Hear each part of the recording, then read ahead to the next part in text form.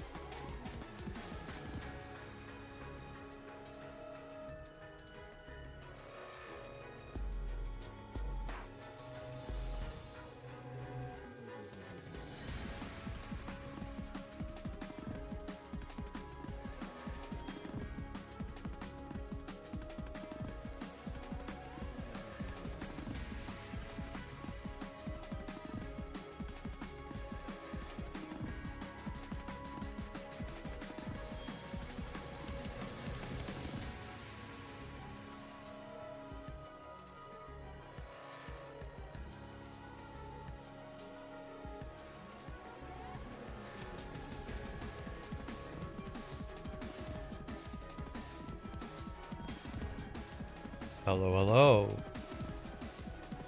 Welcome in for anyone that's joining.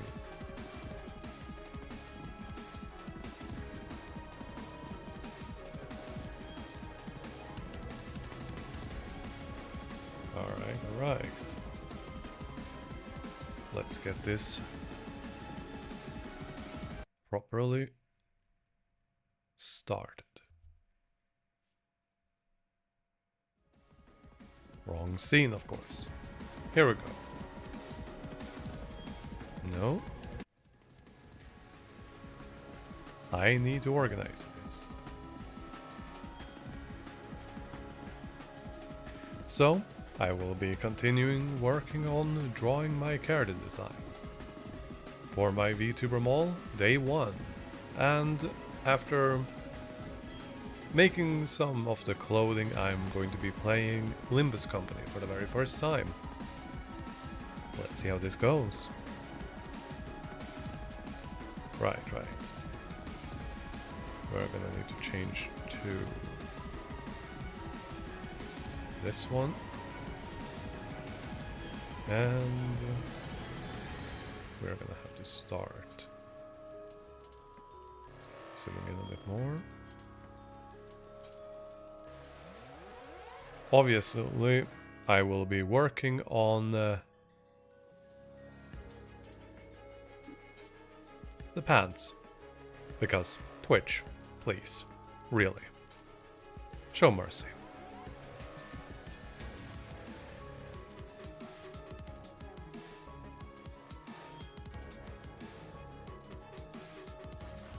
Yeah, as I thought. New layer.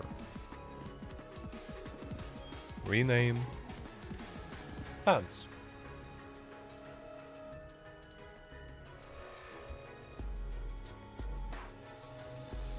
Upper part.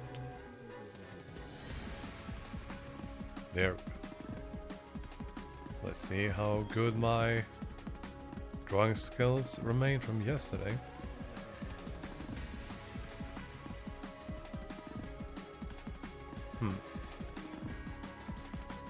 I think I need to move that one. There we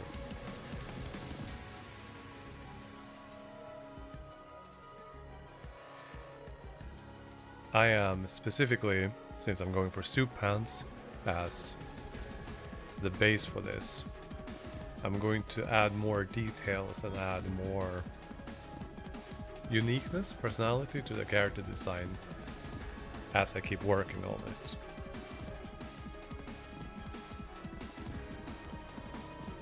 There.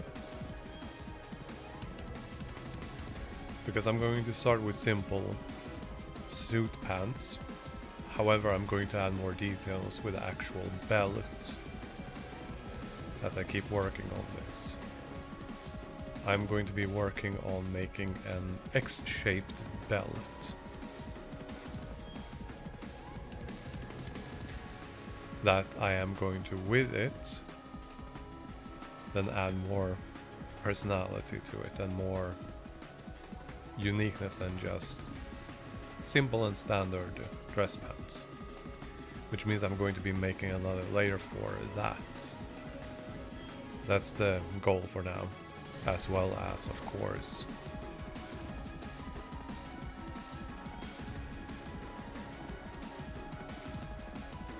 making the pant legs, socks, because character.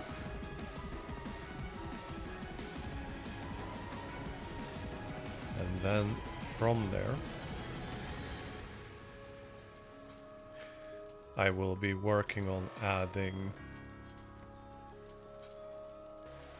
shoes, which I'm not very good at, but we'll see how it goes.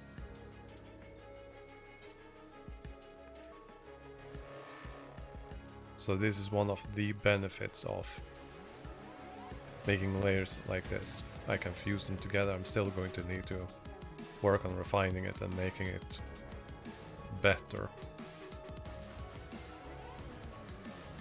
But it is a beginning.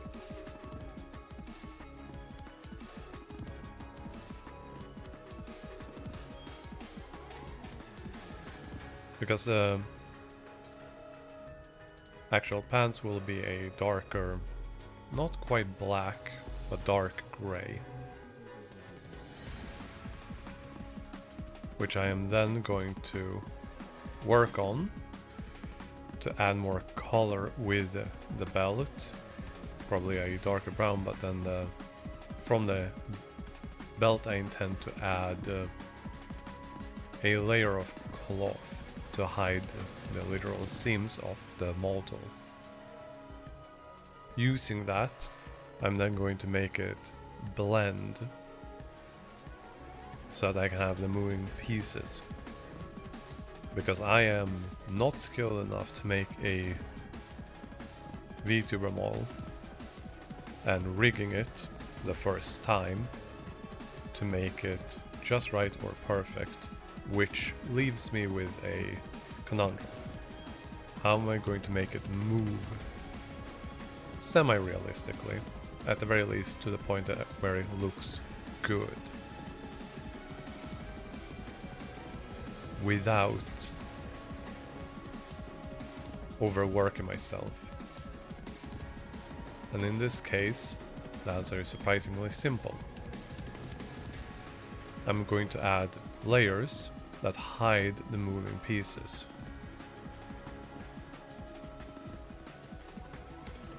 There we go.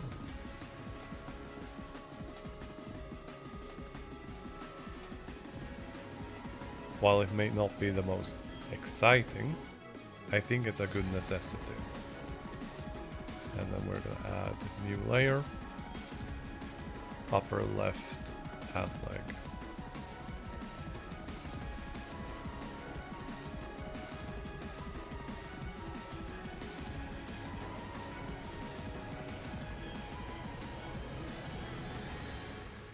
I'm going to also need to change these names to something more effective, which means I'm going to need to rename them. UL.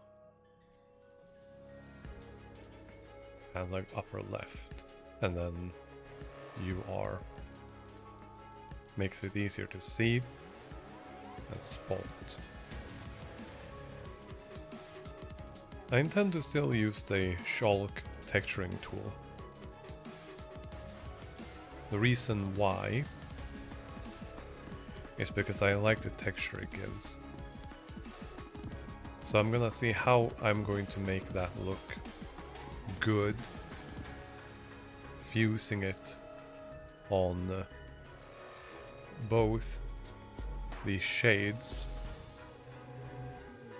on when I make some 3D elements to the pants by making folds and whatnot to give it more of a good looking detail. And to do that, I think I'm going to need to add something. How should I put this? Different shades of gray and darker and lighter to show the folds without looking bad. And since these are suit pants that I'm going to be adding, they need to stick out more.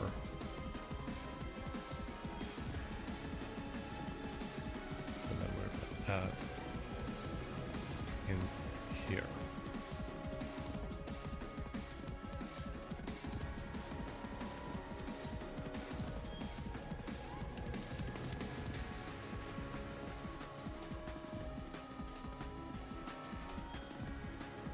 Considering the fact that I have only looked up basics of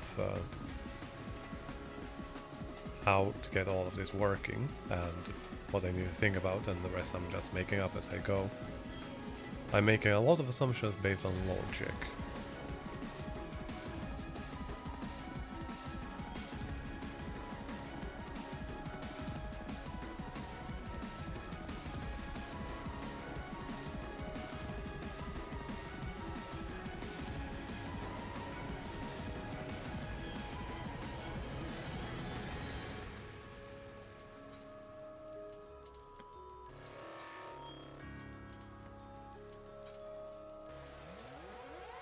There we go. So when I add textures, I'm gonna see if the chalk one looks good like this on more of a gray and dark. But I think I'm still going to use this chalk paint as a texture for the actual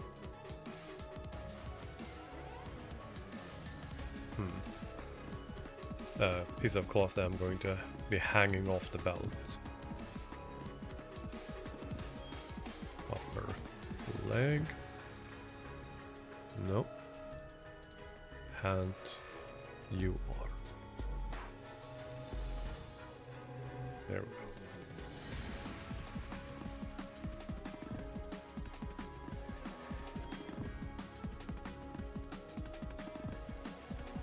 One of these layers are going to be above the second one, which is going to help blend them, or at least I think it will, which is why I keep doing this part here. Since I'm going to have to put one layer above the other, I'm going to utilize this. Whoops. And no, I'm going to add here.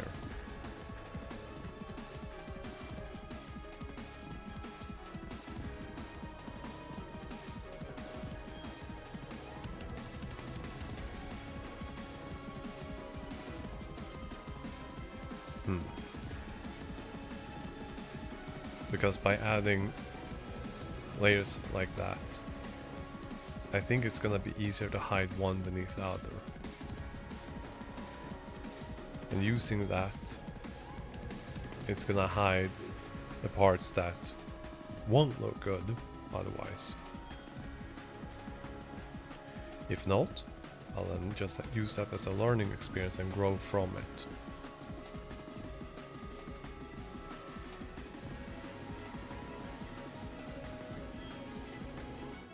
I think that the hand legs are going to end up looking slightly with an uneven thickness, but I think I'm gonna be able to use that because one of the feet are pointing sideways while the other one is more forward.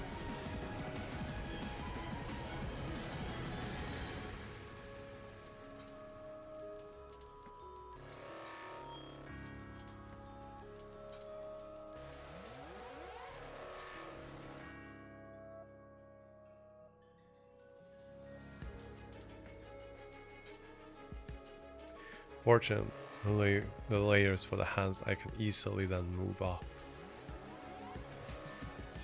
so that they end up being set above this.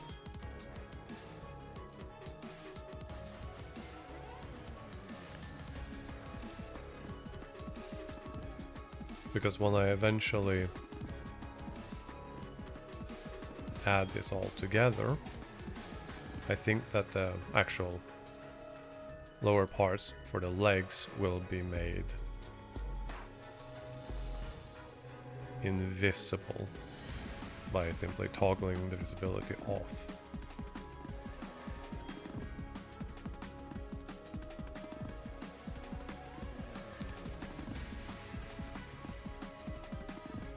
There we go.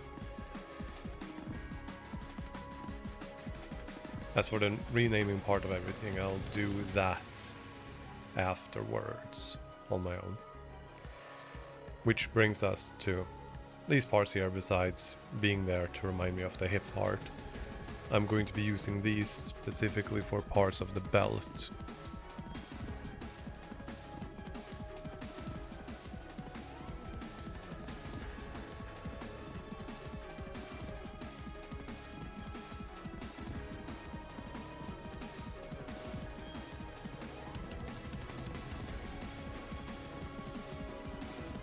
There we go, base for it.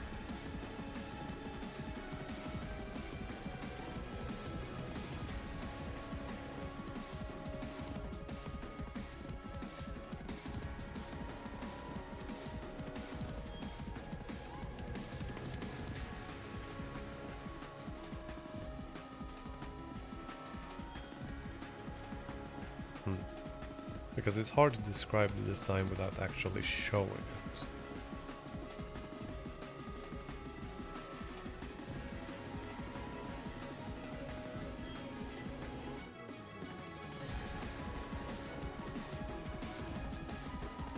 Because I intend to have one higher set of belts that then here, close to the center, is going to go down and then be hanging down close to the hip. No, thighs is the word I'm looking for. It's going to be hanging closer there, leaving a space for where the pocket is going to be accessible. The only question is then what the color of the actual cloth is going to be. I'm either thinking about the orange, which an amber orange as a color is not something I've really seen for other VTubers using. So I'm thinking about making that my color. But only having that black and white can be good. It can most certainly be done. The thing is though, I'm thinking about incorporating one or two other colors as my main ones, which is going to then be either scarlet red, a velvet blue, or a royal purple.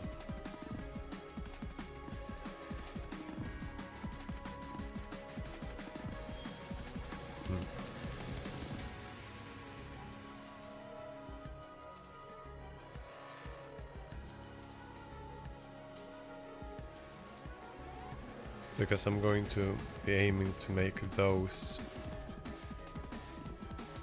the main colors that I'm gonna work with.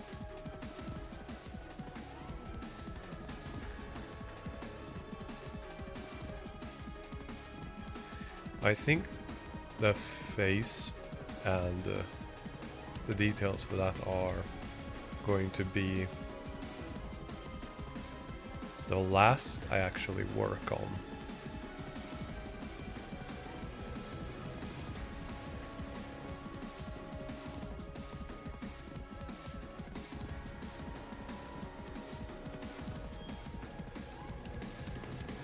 Since that is going to be literally the face of this model, I want to have everything else worked on first. Because then I know how to... what's the best word of describing this? What's the...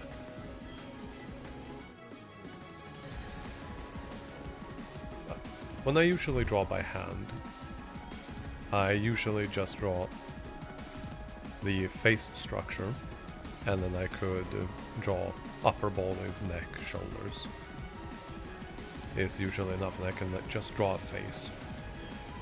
But my method for doing this with digital drawing tools this way is going to be different. I'm going to be adding something in front of the X part here of the belt.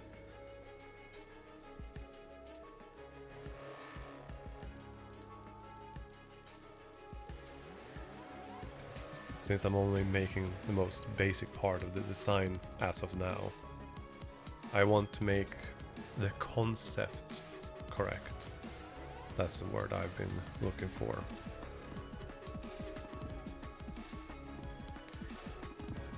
Still working on the English language even after all these years. But I think it's more about me currently multitasking.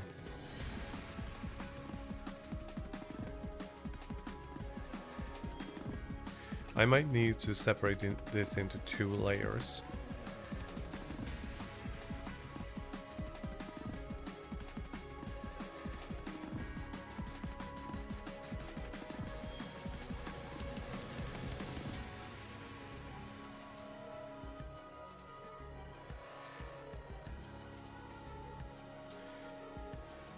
Since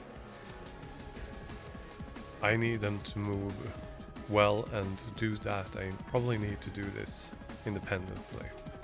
But since this is still working on the concept, that's what I'm working on first, of getting correct.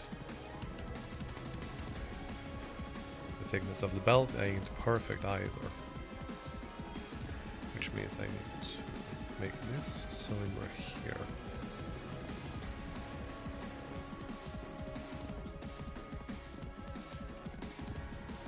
So let's try actually using that razor tool.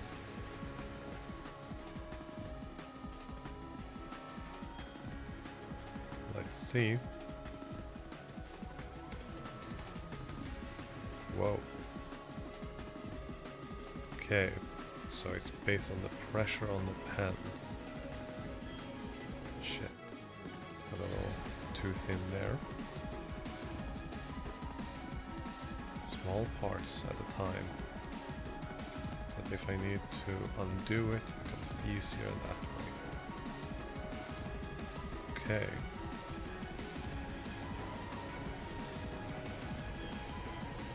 Okay. No. Whoops. More of. Yeah, there we go.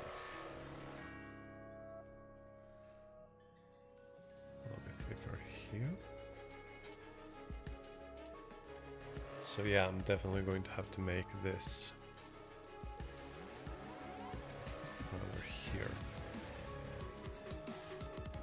This there.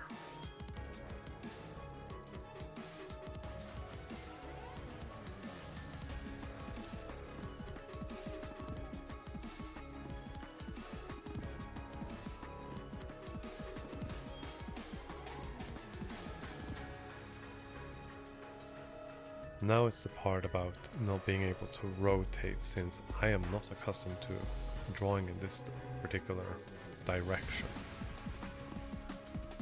Something I'm gonna have to learn how to do anyway, so yeah. Definitely off on the thickness, so might as well make it extra thick and then work my way down using the razor to thin it out.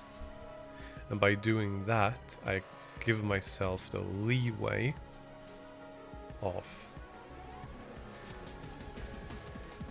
working out the kinks, which is something I usually doesn't consider when drawing on paper.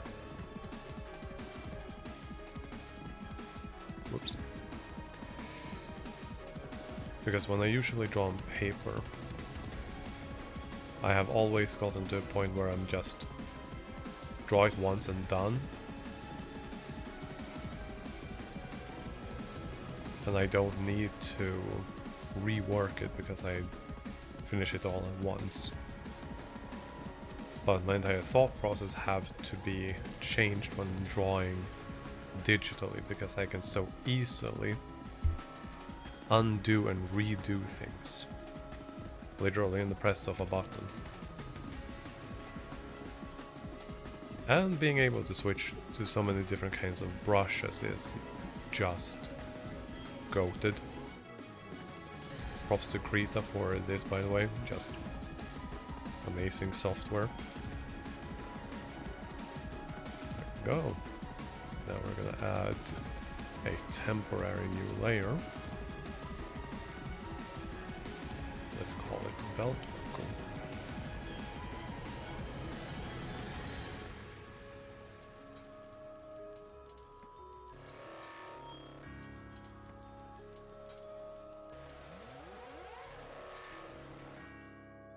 To make it look good, we're going to change coloration to gray to differentiate, because we're gonna need it to be cut off here and here, as well as around here and here.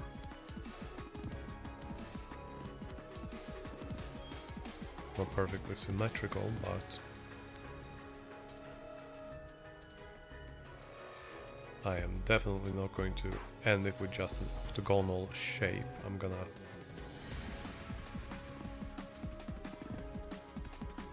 work on it more with details, but in fact, I'm just going to make this a fill. Filling it out.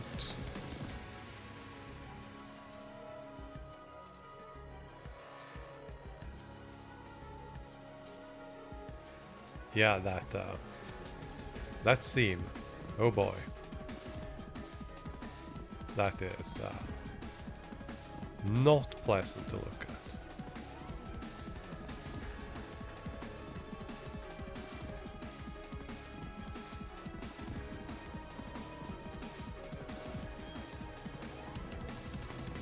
Pen isn't particularly visible. Can I make it a higher contrast? I'm gonna have to check after the stream if I can make this green part that is actually the paintbrush more visible. I'm just making a simple gray for now.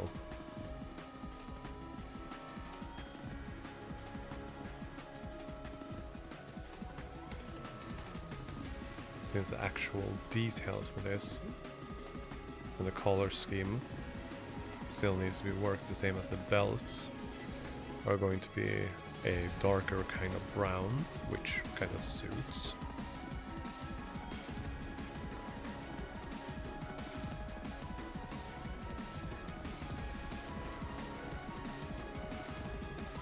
There. Just the belt buckle. Now,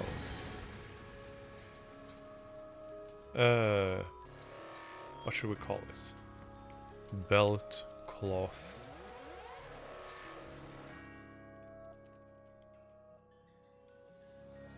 Left side.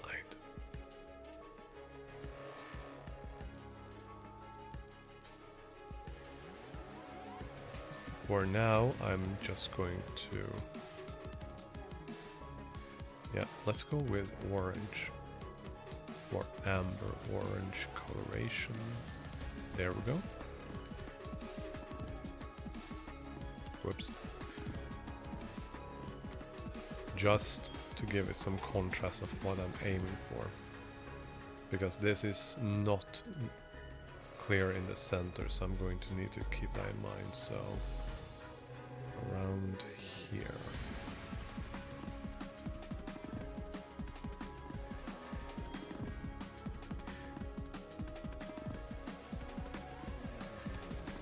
I'm going to be having this hanging down towards the middle of the hip, I guess, is a good way of describing it.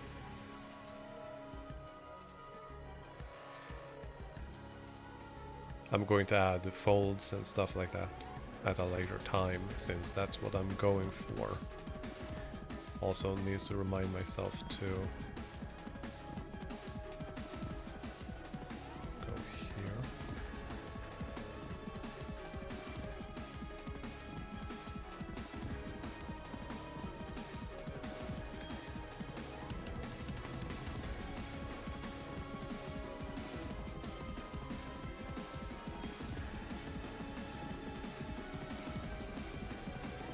having the cloth part go in here, and then I'm going to move it under the belt base. There we go. Which, for the purpose of making layers in the future, I need to remember to always add a bit extra, so that when it moves, it will stay within it without clipping out.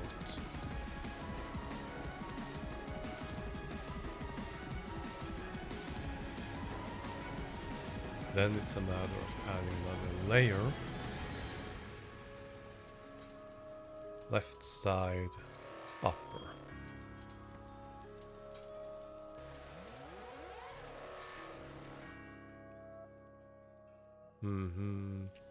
Velvet cloth. Upper. No. Upper. Left side.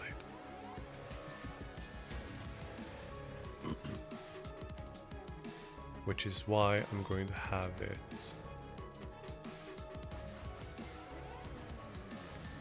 now. I'm thinking about how to get this correct, because I'm going to need it to bend like this here into the fold, because I'm going to be putting a pocket here. Still want reach to it, as this part here is going to be more wavy.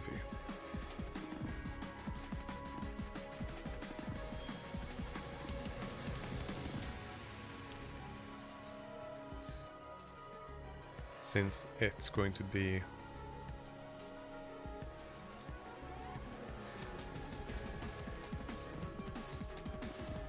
hung from the belt, which means I need to add a little bit in here as well.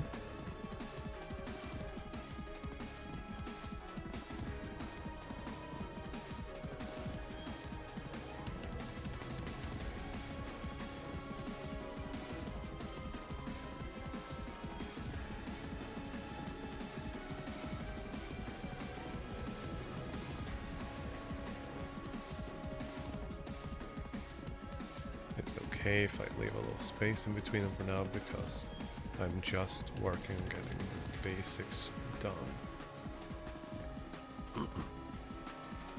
Now it's just a matter of copying these on the right side.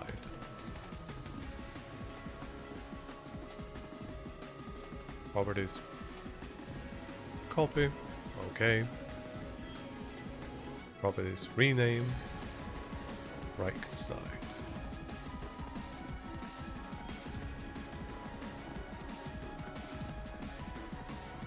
I'm still going to need to work on the belt a bit to get it more towards the center.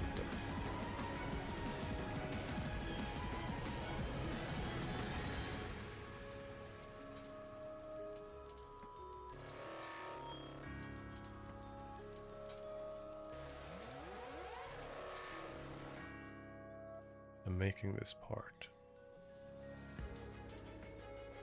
wavy.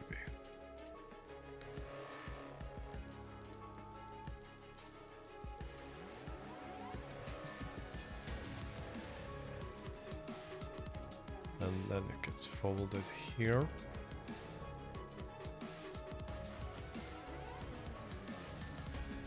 Folded there. As it goes around, all the way down to this part down here. And down.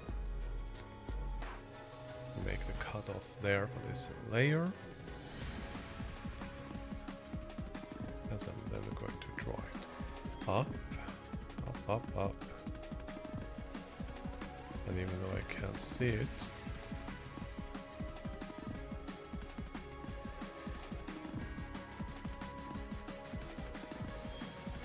there. This layer we're gonna move it down here, rename, make that right, and remove the upper. So with this, we're then going to add closer here to the center. I'm going to also probably going to add a layer in between here, but further down, which will help hide the seams.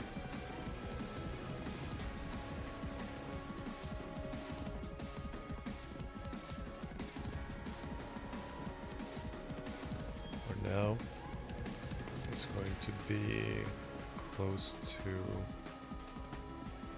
the edge of this.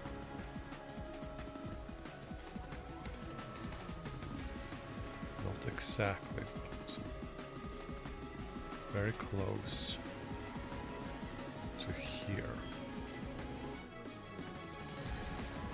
It's gonna need to be made thicker there because it folds. So I need to keep that in mind. As for this orange, it's not the final chosen orange I will use. I will probably use a slightly darker one. But I also need to add a little bit extra to it.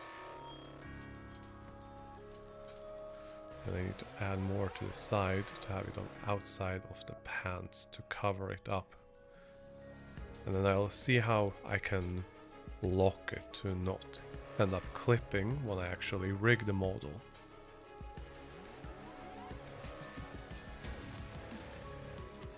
Let's add a little bit here. Not perfectly symmetrical, and that's okay. There we go. Wrong layer.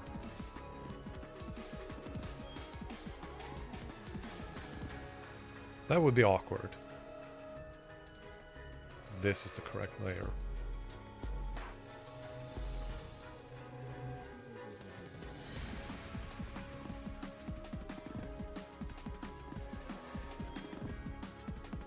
Good. And then we're just gonna add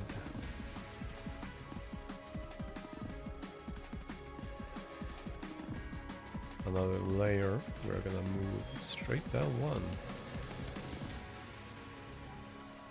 Belt, cloth, middle. Yeah.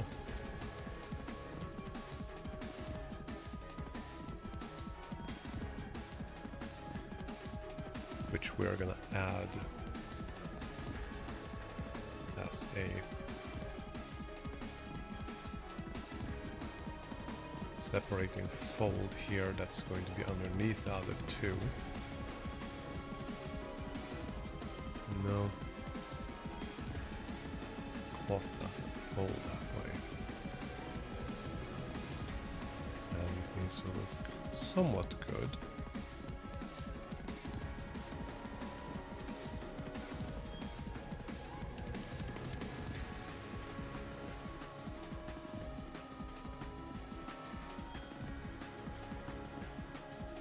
Because this is going to then go up, being hung by the belt.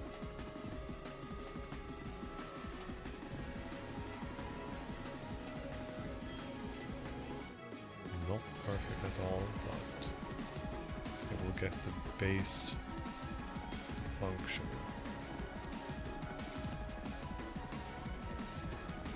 Which means I can also get this up here. And then just move this all the way up.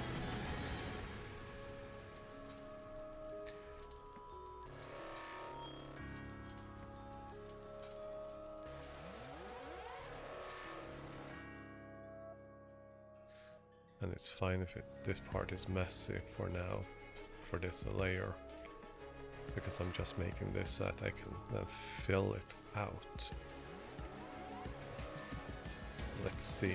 Precision mode off. Let's find out.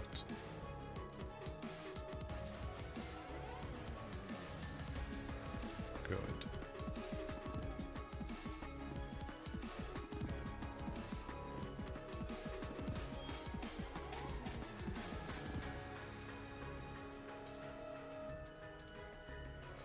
Yep.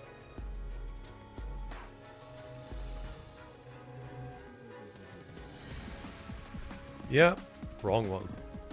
Upper left side. Right side.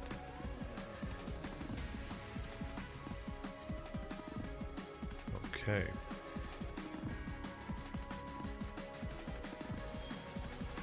This one should be fully made. this one isn't cut off, and that's why. So let's make these invisible. I really like this feature, I'm just saying.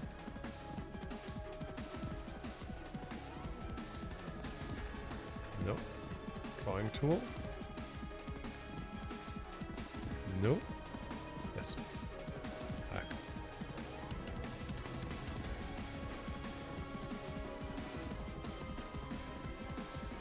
And after I add this, I'm going to need to add a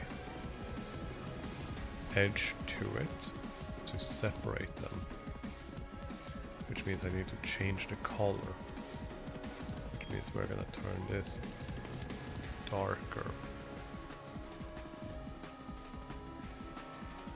and then we're going to go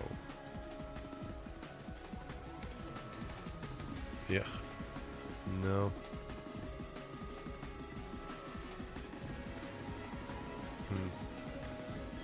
Let's change it here instead.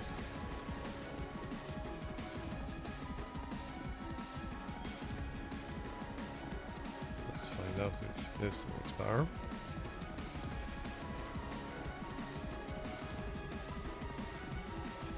It does, but it is not big enough of a difference. Let's go with black.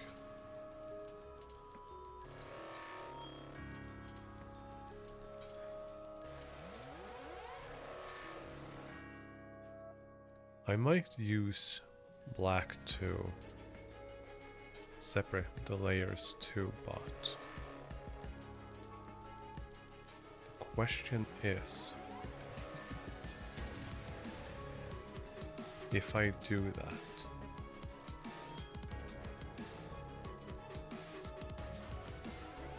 will it look good? Will I like it? Let's find out.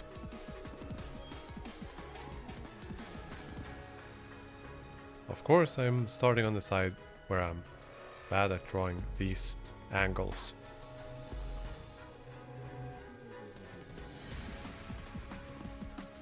What's the point if there's no challenge, right?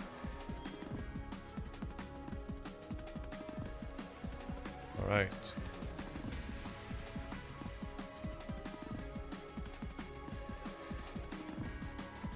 Precision point off. Let's go.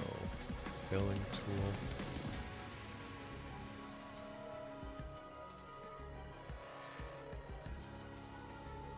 Come on, let's see.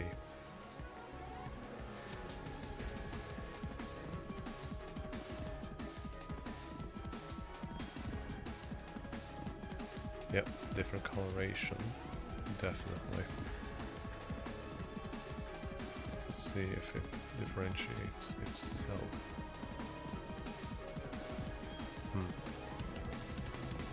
Yeah, the only issue is sample this, fill this.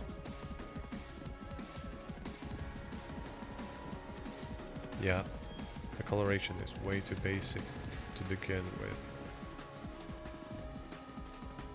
But starting somewhere, adding details later, good. Now, new layer down.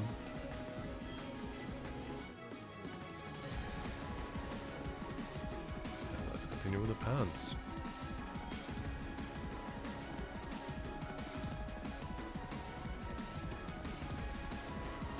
Properties. Lower left.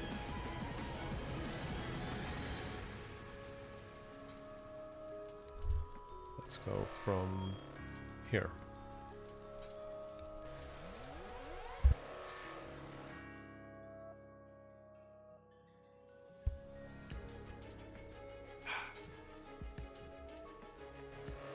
Hydration. Very important. Whoops. Alright. Color black.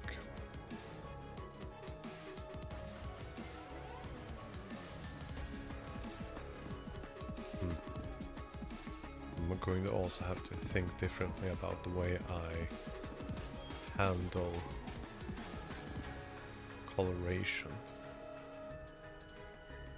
Usually it's a matter of how I press a pen, and I can always just smudge it.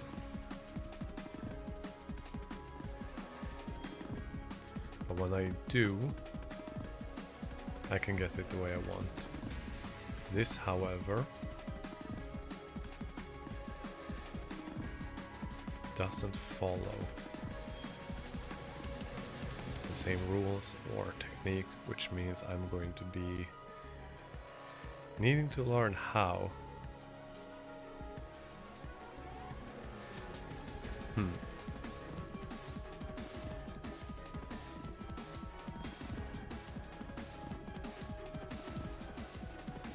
It's gonna be a good question. Suit should go to around ankle, which will hide that seam as well. And then we're gonna take a more gray, and we're gonna add where the fold for the leg is going to be.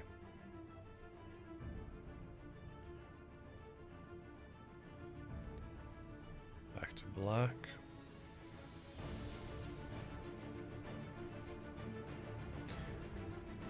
There we go. Might as well move all the way up and start from here.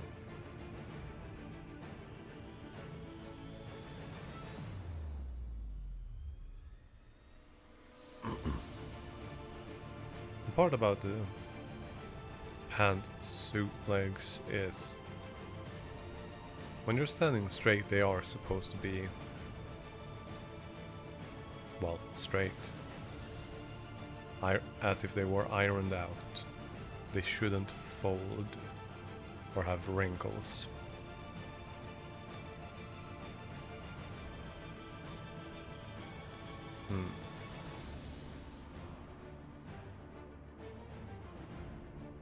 So they definitely cover the legs more, but not entirely. I'm gonna need to zoom out to see how this will look.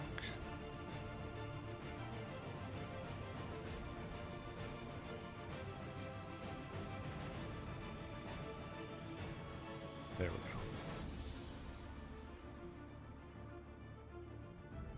Yeah, they're definitely a little bit too wide, and at the same time a little bit too... I need to slim this part here a bit.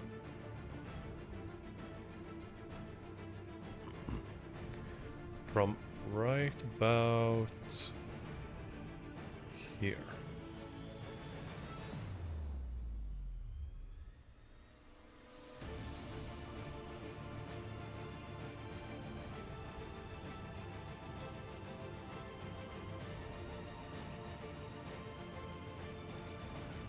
Because of the calf being here, it needs to be a little bit thinner.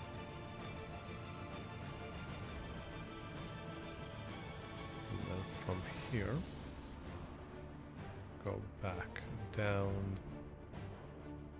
like this.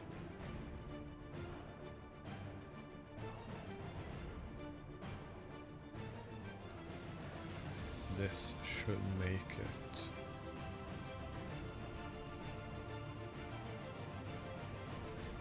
fuse together a little bit more nicely. Yep, that should be good.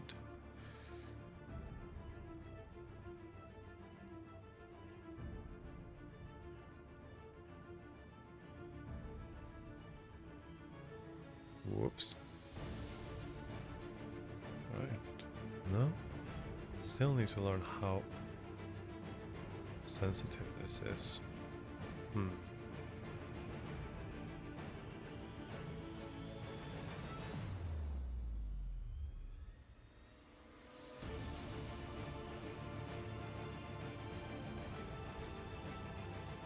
Good practice though.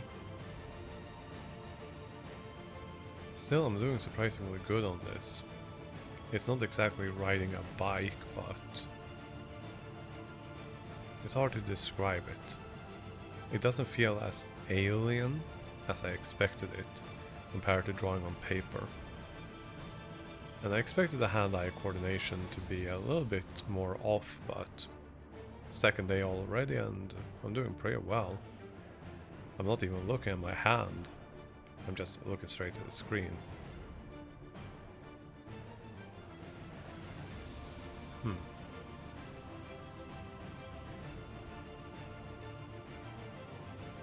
Wouldn't exactly call it talent, but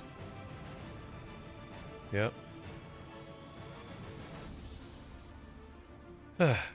Bots. Regardless.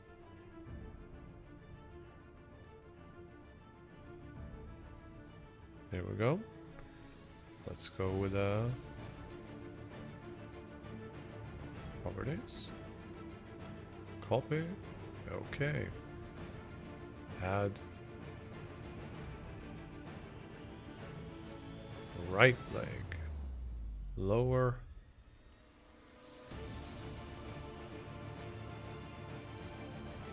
Leg.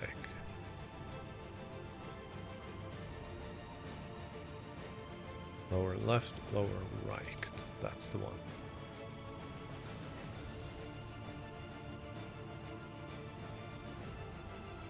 Go back to this.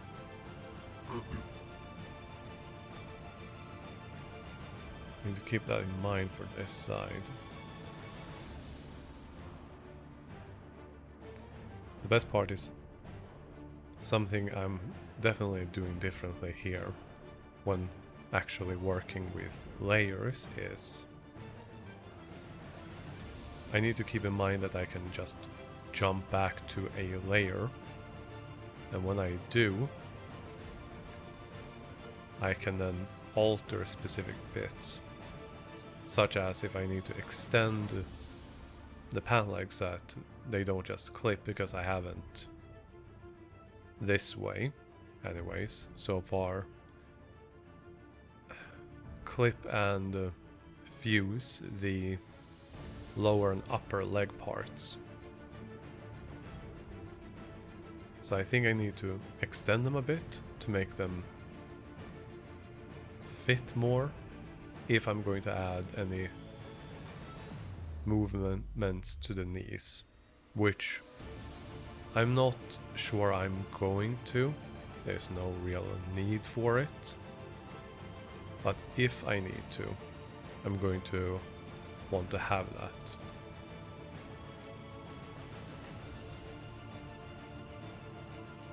Like here, I have this cut-off layer here, which I'm probably going to need to move up maybe even more, question mark.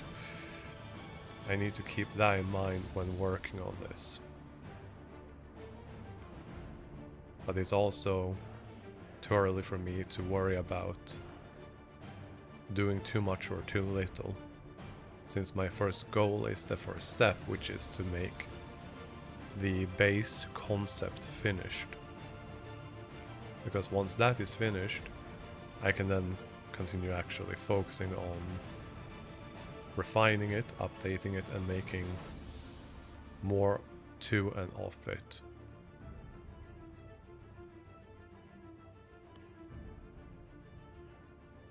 Turn this a bit.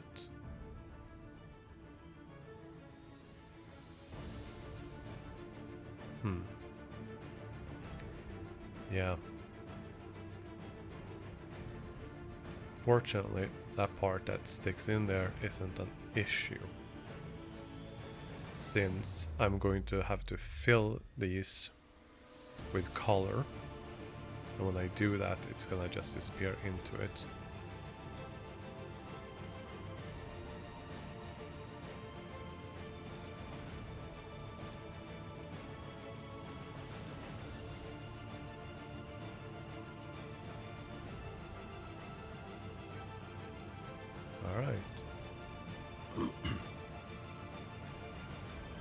Got most of the basics done correctly at the very least. Now, I'm gonna jump back up to the belt buckle and I'm going to move that down a layer. And then I'm going to sample it. Then go back to drawing. Because we are going to need to move this, which I believe is this tool. Whoa, that's unfocused.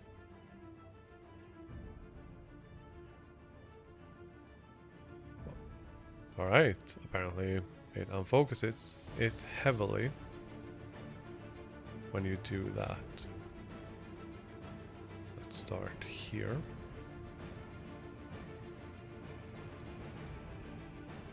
Closer to the center.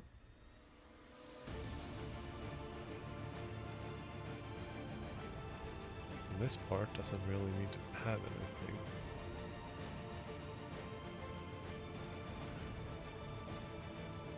Not quite where I want it. There we go. With this, it should be more central.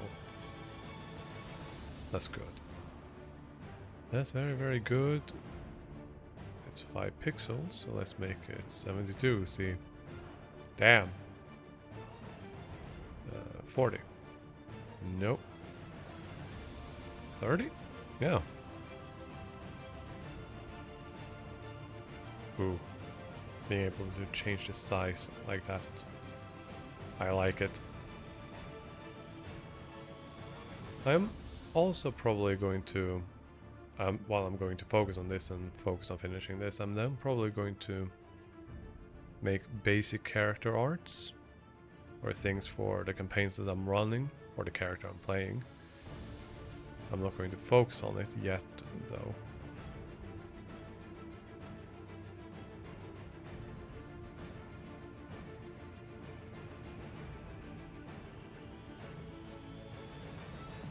There we go. Back to 7mm, 7 pixels. Good.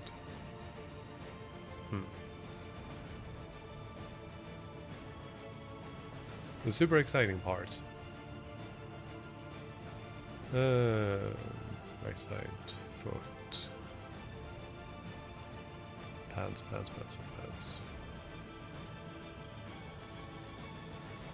Nope, those are the legs. Pants, there we go.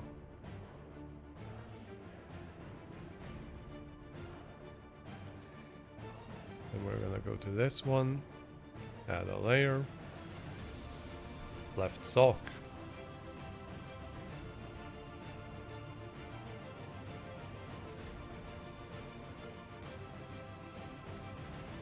Now the thing is, I'm probably going to make them white, but if I do it on this background, it's going to be noticeable.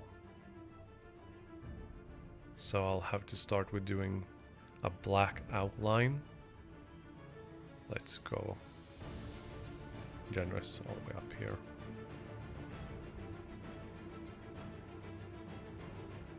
Convenient gray, good to know.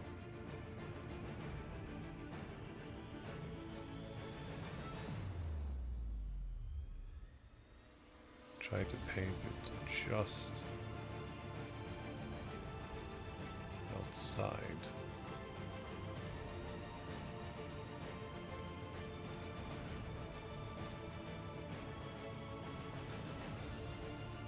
Because then I'm gonna paint the shoes, which is going to be something I don't do often. I don't usually draw shoes.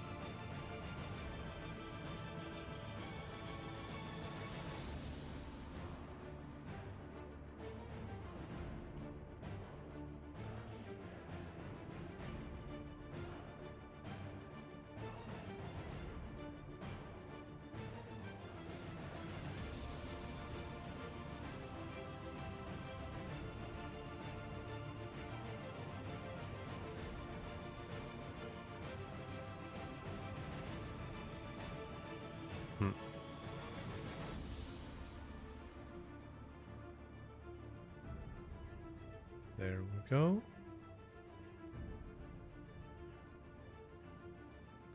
As for the shoes, I'm thinking about more of the classic, stereotypical shoes, dress shoes, that you would wear with a suit. As for color, either black or dark brown. But once again, I'm gonna try to add some color to it to make it more noticeable. But I'm also not going to make it overt of blindingly orange like it currently is.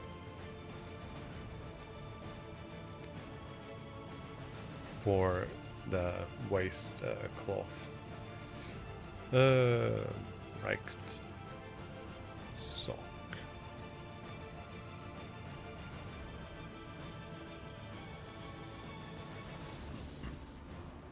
Close the top here.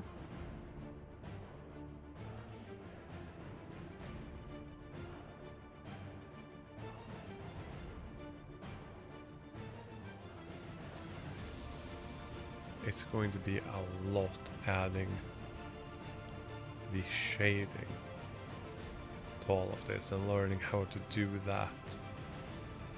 Not a bad thing, mind you.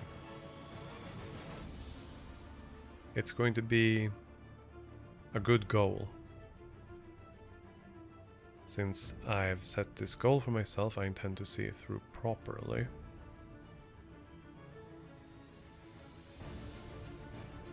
Such as learning how to draw in this general direction.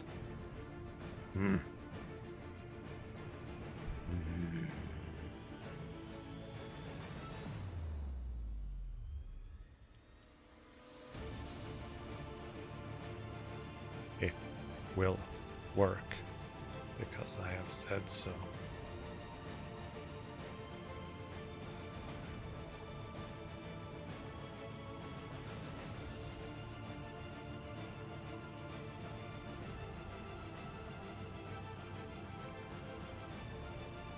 Fortunately, I will probably not need to have this many layers when it comes to the socks like this.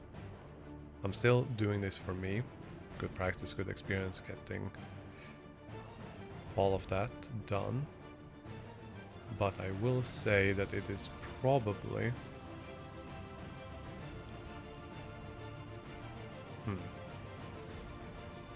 There we go. An unnecessary addition, depending on how I'm going to rig it. So it's good to keep in mind not to overdo it, because if I am going to end up with a, I don't know how many layers, so let's say 1,000 layers, which might be way too much, when I actually only need 100. Which I do not think. I think the layer count would probably be a couple of hundred, depending on how many moving bits are made.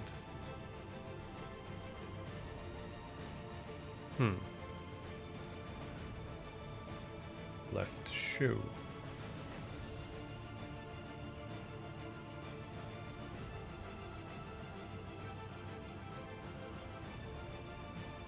Alright, time to change color again. Let's go with a good kind of brown. Whoops. So I think about this. Whoops. No. Not up there. Makes it easier from here.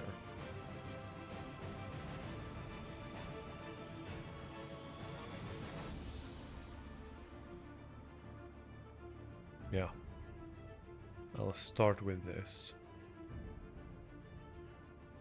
It's going to be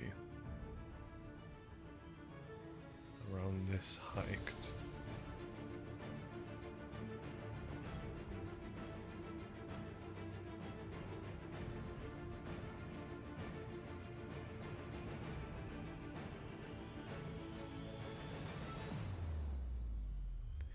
I'm then going to have a flap that goes up here, which is going to go from here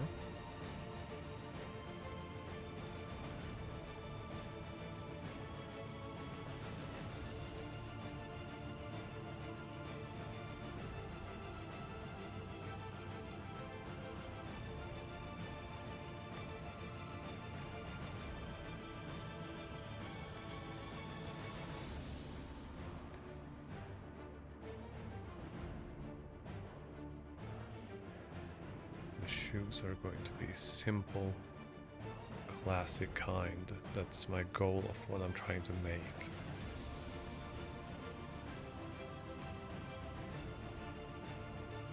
Go here, and then they will go down.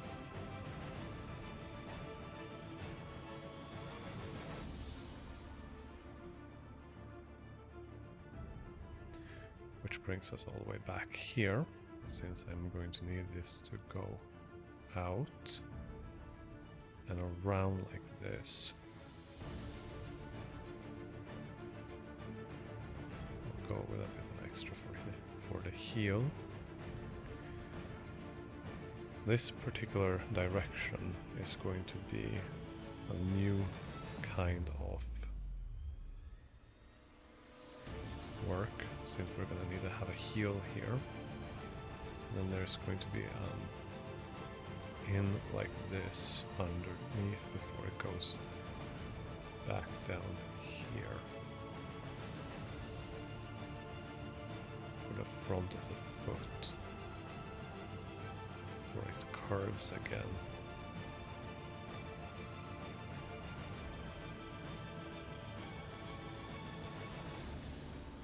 It won't be completely accurate, and I'm definitely going to need to work on this. Then we're gonna go with a lighter brown. Could this be it? Yeah, let's go with this. Where we're going to... Nope. Way too light. Somewhere around there.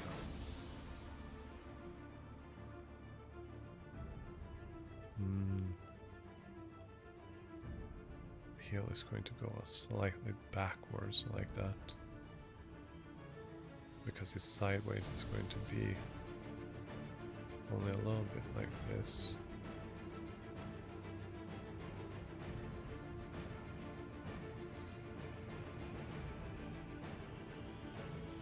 Well, the front part is going to have it slightly visible like this.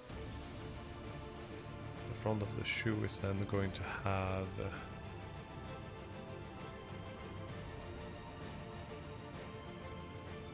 another piece of leather rather than leather, or, well, if you're going with fancy, probably actual leather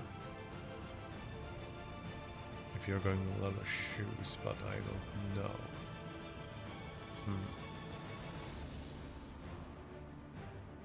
This is going to be cut off more early than this part, which is why we're gonna go with a black here, as the front part of the shoe will, from approximately here, go up to around here, as this part will go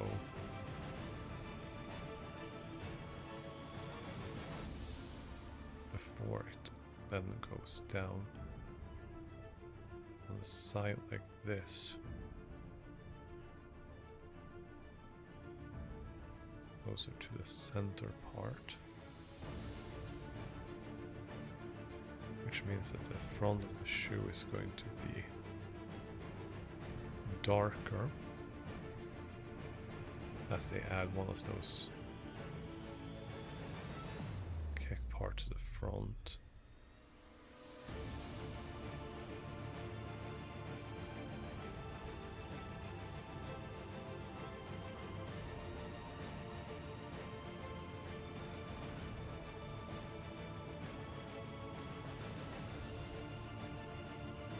I'm still going to need to work on the perspective of getting it looking better.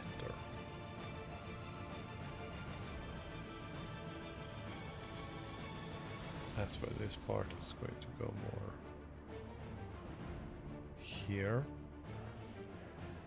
This will go more here. And then we're going to have shoelaces. Let's go with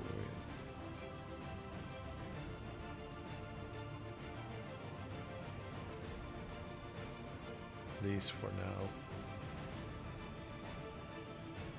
We're also going to need to add studs that they add here. They aren't necessarily always there, but first we're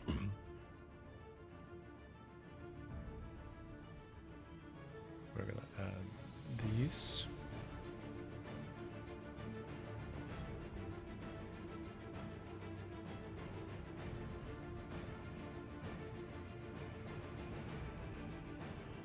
They won't be nearly as visible from that side, so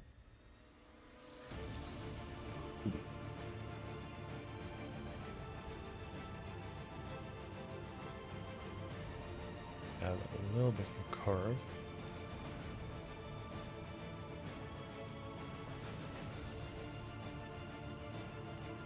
More of an up on this one. Nope, too much. We'll go from this one there.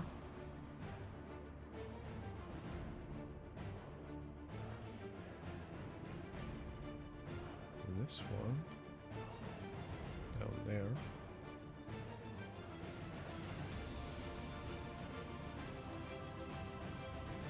Go from there.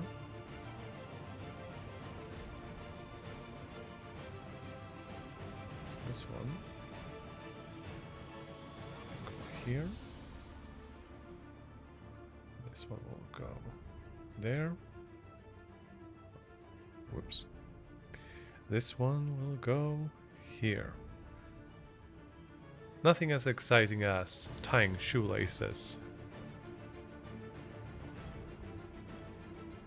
Still, it will add up.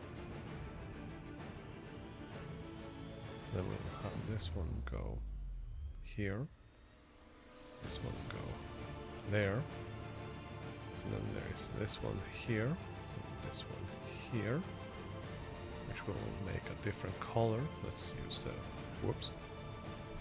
brighter here, and just add a clear distinction like that.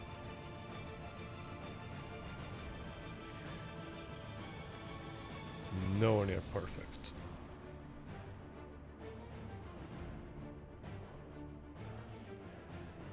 But that's what I'm going for to begin with. While here we're going to adding a bit too thick here and here and there, there, and up there. There. As we will then be adding on this side. Smaller.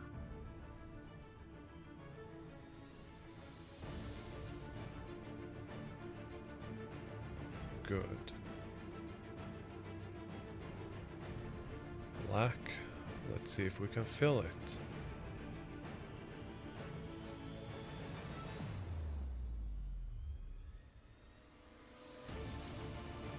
Nowhere near perfect, but it's good enough for now. We're gonna need to add some dimensions to this by drawing here with a different shade that is much brighter. So we will have to make the upper part. No, we will have to make the upper part lighter.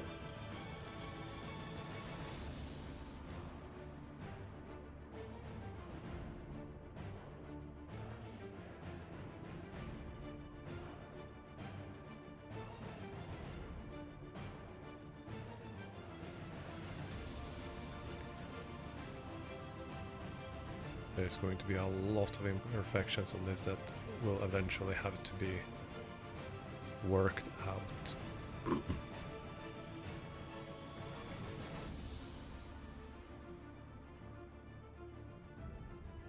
But since I'm only working on getting the basics done with this for now, I'm also going to have to study up more detailed pictures on these kinds of shoes to then, well, I could just take a pair of my own, except it doesn't have this part in the front.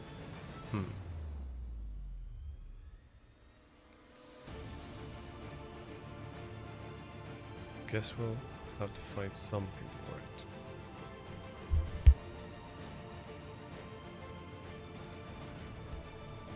Had to sneeze. Then we're gonna add my nose. Sinuses.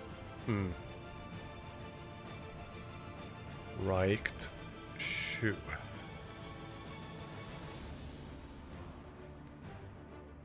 Let's start with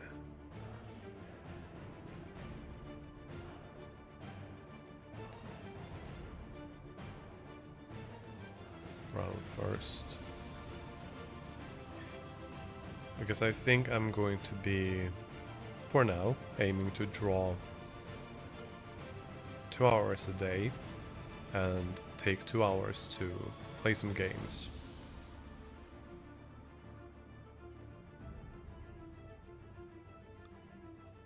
I think that's my first goal, to not draw too much, to not work myself to the bone and lose steam, as well as avoid burnout.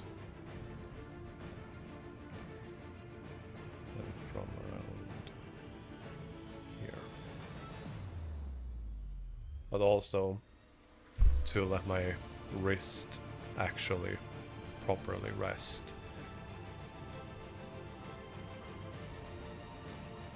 To avoid ending up hurting myself because I paint too much. It has happened. And the artist that really gets into it knows what I'm talking about. Because you just have to finish it.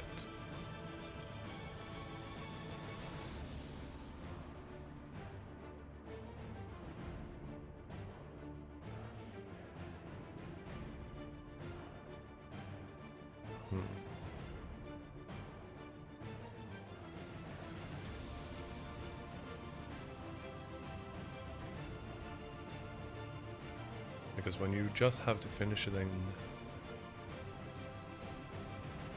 you just get so absorbed into it. It's really being in the zone, but the downside is you're in the zone. You get so into it that you forget everything else for a moment.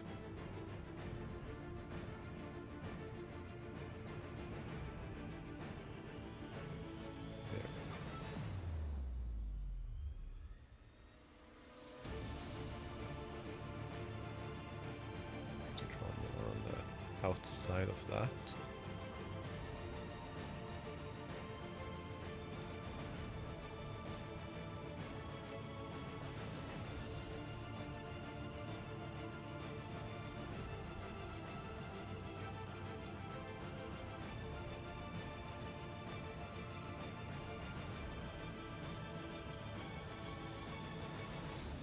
And then we're gonna have the flap go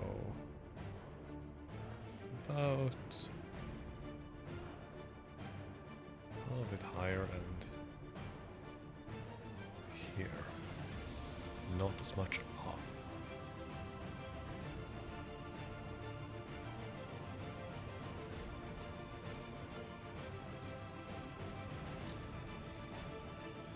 So for 1.5 hours, so far, doing pretty good.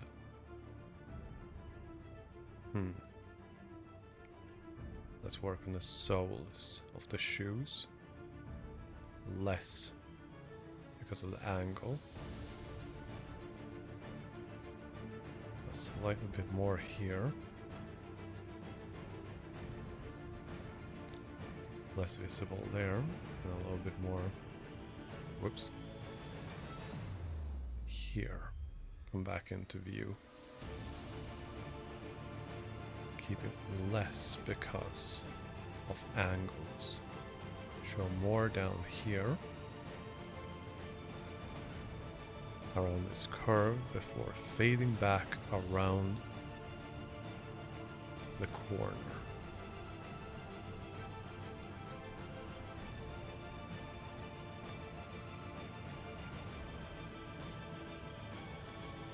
I think this is how they said.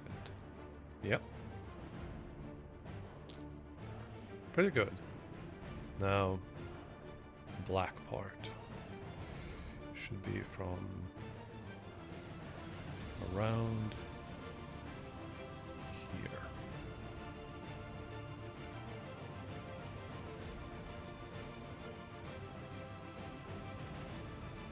Should be close to the center, pointing towards that. Close to this. After which, down here, and go for around the corner, where I will then carefully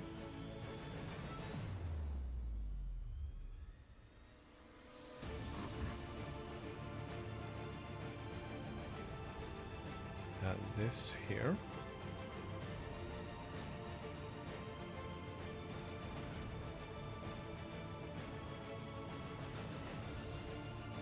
Go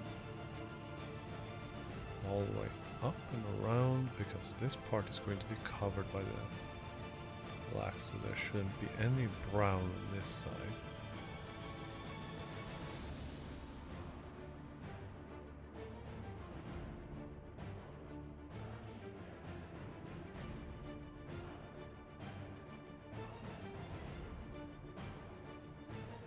There, that's closer to the center part. Which means I'm going to need to shave off some here. I'll go back to black.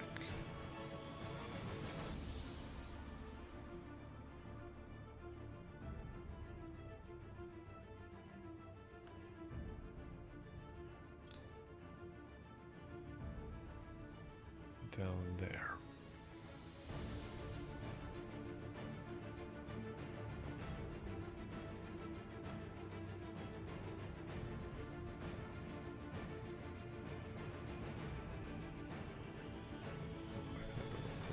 Again, make this part slightly more like that, and back to brown.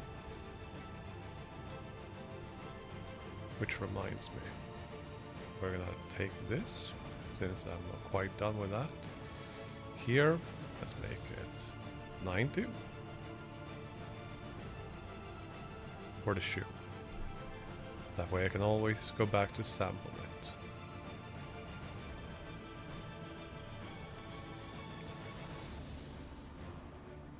Whoops.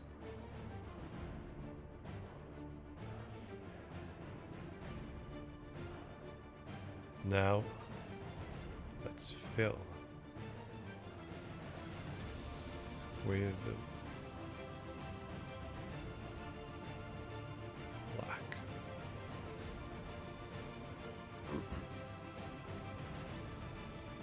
All right. Brown dot.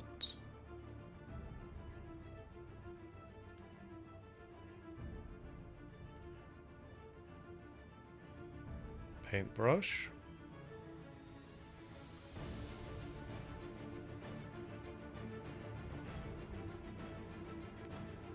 And I know I don't need to do these parts yet, but I want to.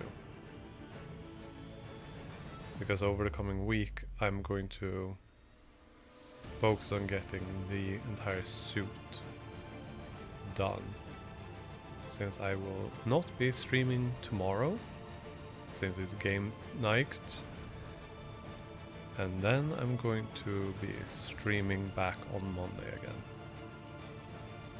Which my goal is to stream Mondays to Thursdays around the same time. Schedule is subject to change, but that's just a primary one that I have set up.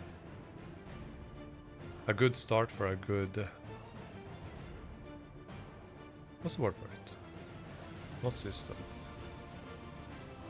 Habit. Go here.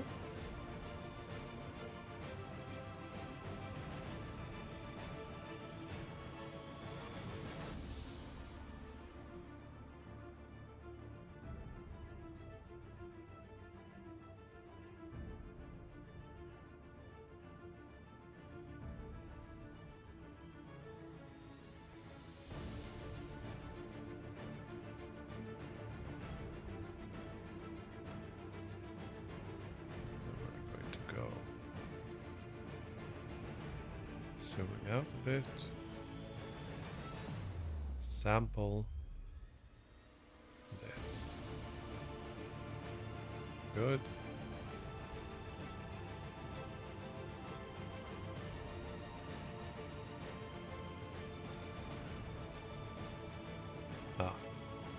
Drawing. We're going back to black to make some of these. 1, 2, 3, 4, 5, 6, 7. There's going to be one up here. 1, 2, 3, 4, 5, 6, 7. Alright. Now take that, take this, let's get to work. From here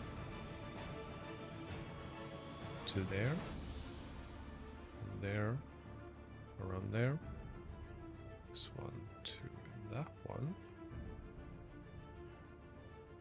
this one up here, this one up to there, and this one up to there, well, this one back here.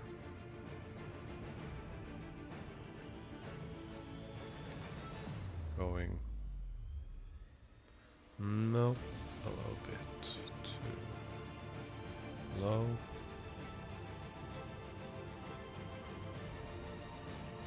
Wrong one. This one should go there. This one should go a bit here. That is then going to go there.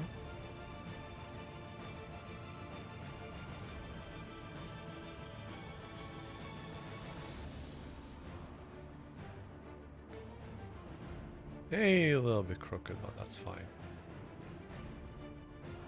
Because we're gonna draw those and those.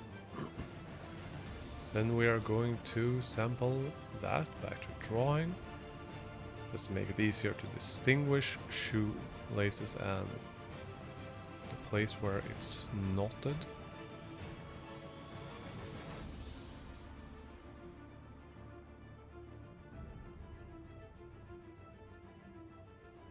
There we go.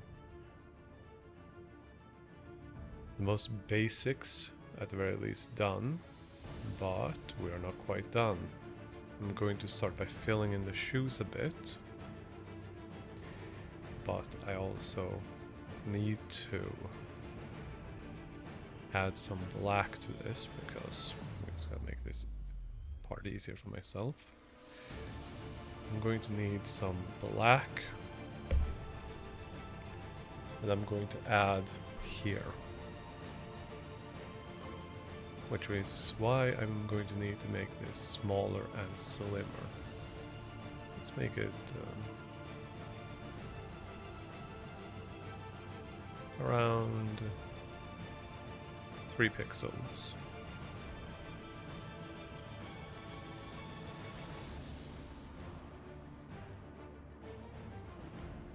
I know I just said I don't need to do this with any particular detail, but I feel like it, so...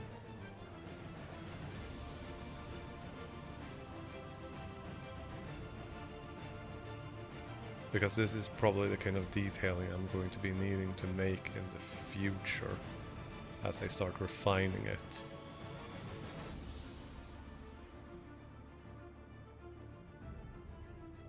Because when I do, I'm going to need to add this to add distinction between layers so that it doesn't end up like the belt cloth I made earlier.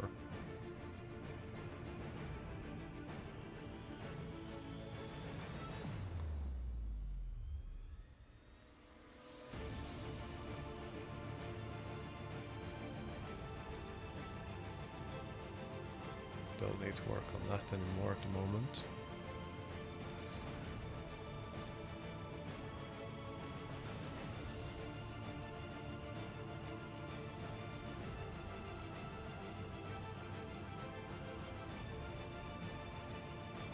Since the concept art phase I'm working on is going to be more easily distinguished this way.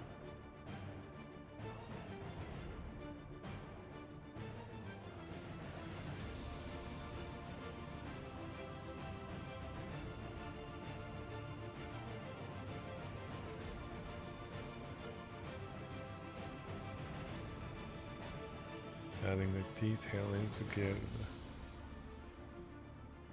clarity of which part is what.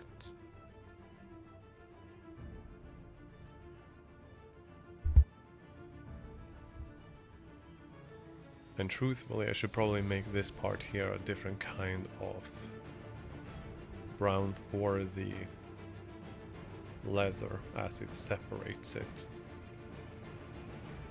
Should probably make it either a darker or a lighter, so the actual color of the shoes I should make a little bit brighter than this.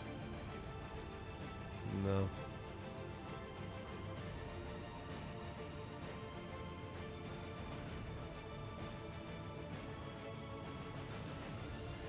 Yeah, this part here needs a bit of...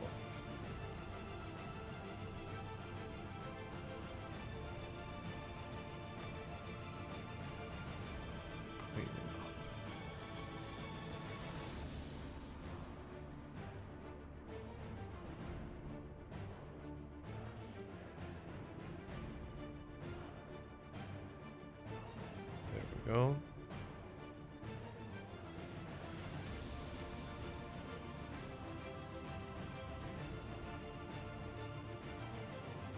And then go back to this brown here.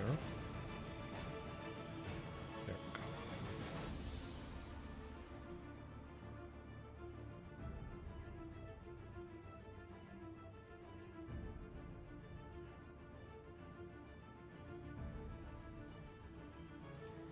No. There we go.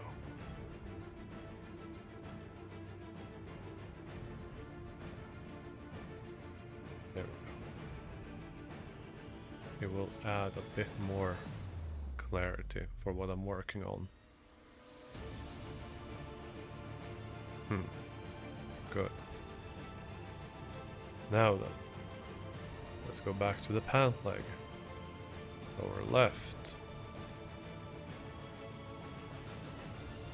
Does not have a top part. Which is why... Make this 7 pixels again.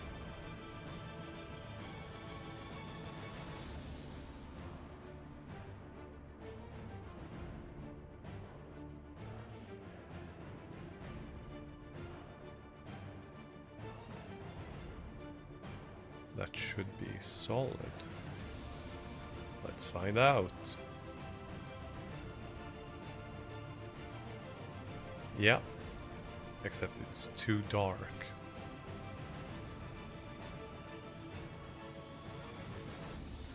Which is why we have to change the color of this. We're going to go with a... this kind of color should be good.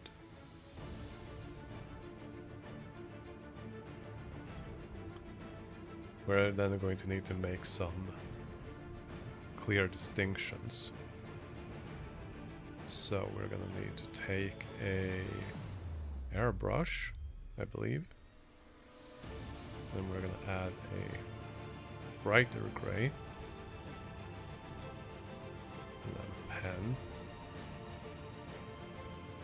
That's 600 pixels. I think that's a bit too much. Let's make it 70.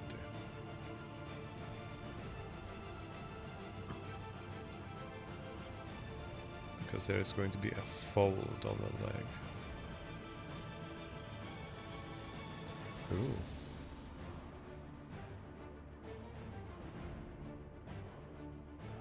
Close to the center of it.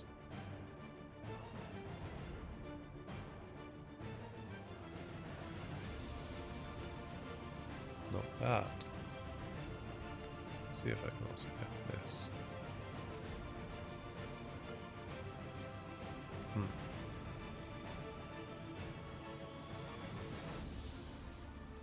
And then we're going to take this again and lightly brush.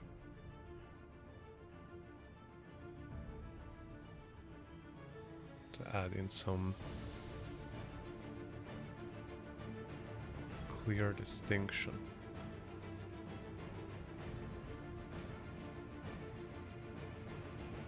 While on the opposite side we're gonna make it a little bit darker.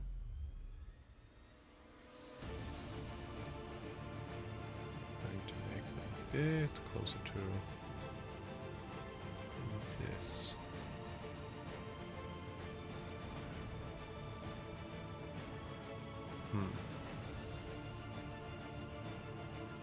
Nowhere near as noticeable, so it needs to be darker.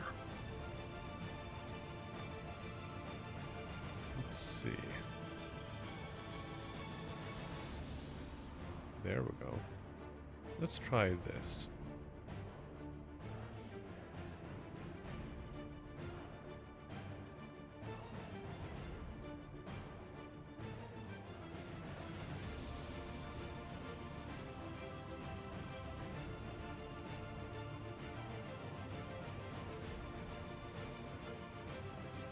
All of this is obviously subject to change.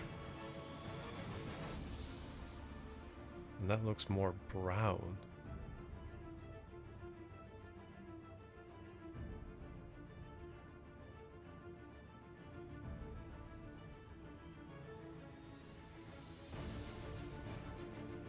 There we go.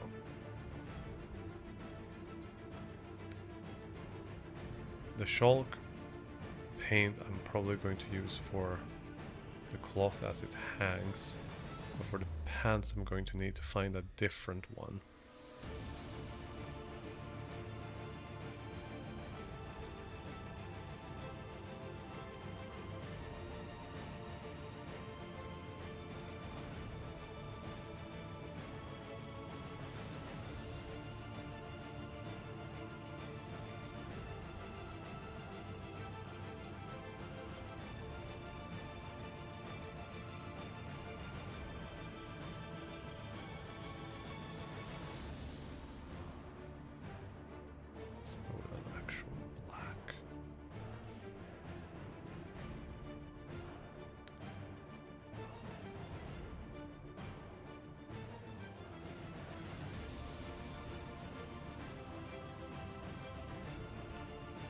There we go.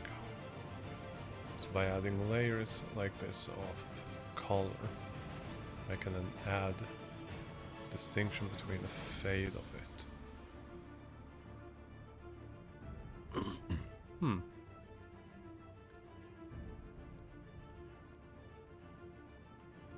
Good to know.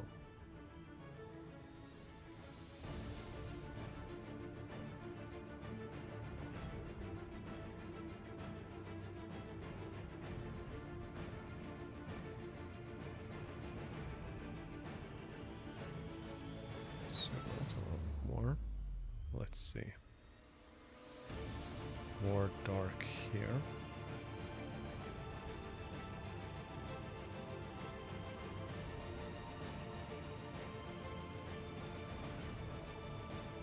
We're still gonna do this black, but less so. So light airbrushing here. There we go.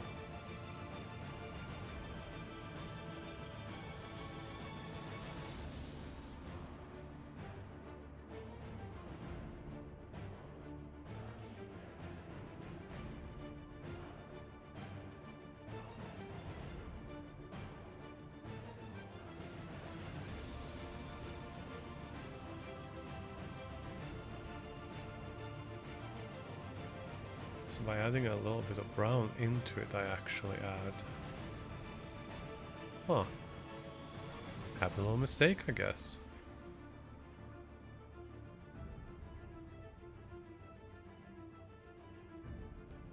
By having the shawl texture. No, that one became a little too dark.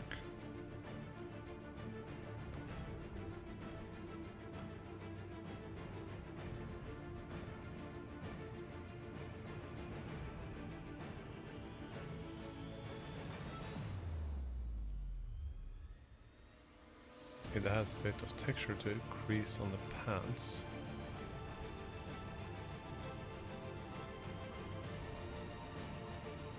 We're gonna need a bit darker here on the outside of it. As we're gonna then leave the lighter part there to create a bit of a fold. Still, pleasant little surprise. And we're gonna add slowly that. There we go.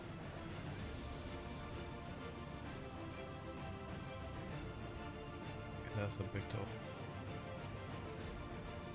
extra here.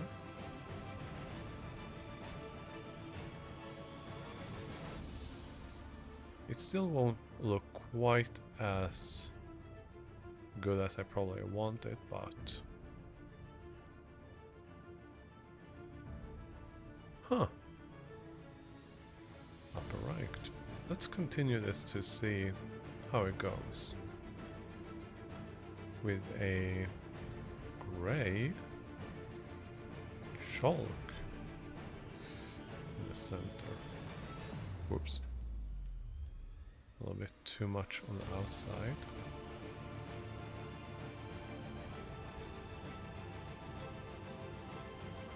See if that became too thick.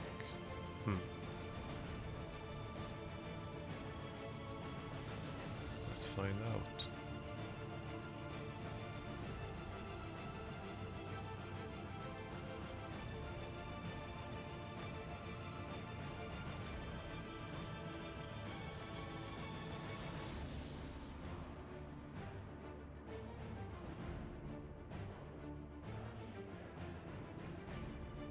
Huh. Sorry I've been so quiet, it's clicking my head how I can work with this in ways I didn't think about before. So it's just connecting now.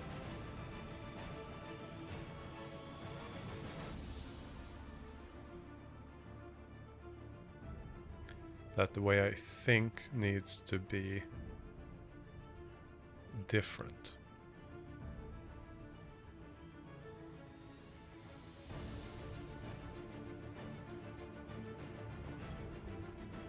There. Then we'll go with a black one again.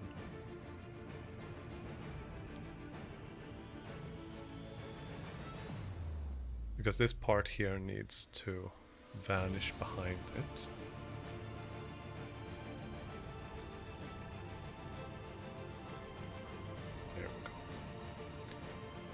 The hand is also going to then go above this.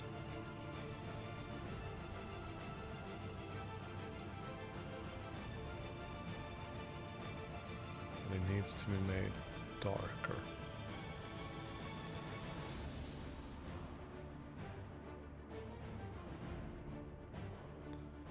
There we go.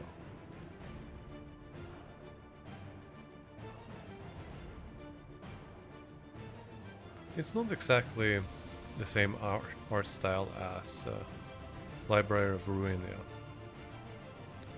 but it's getting there. Since that is what I am aiming for as the starting point.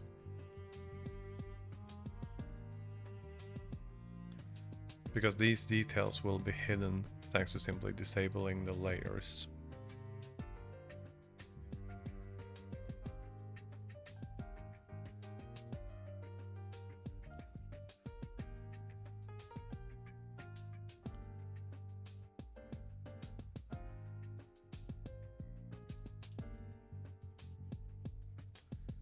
Then it's just a matter of getting all of the layers of how dark it is match up.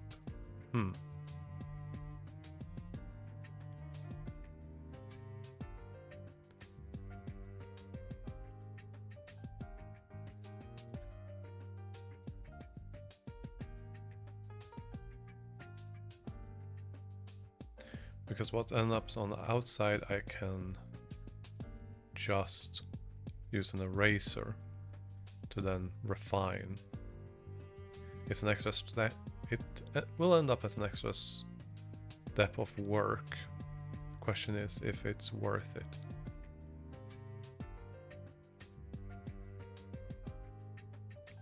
The difference between the layers will be then hidden.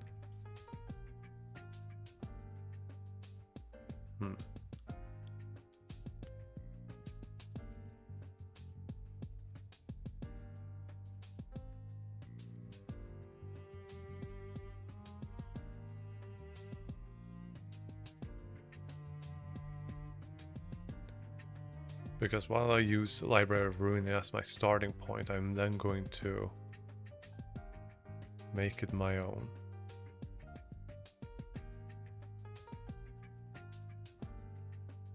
There we blur it.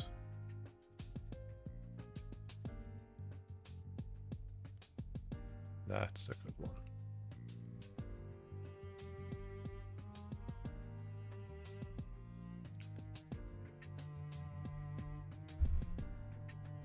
It still doesn't quite match up, but experience and practice. A few light brushes of gray here.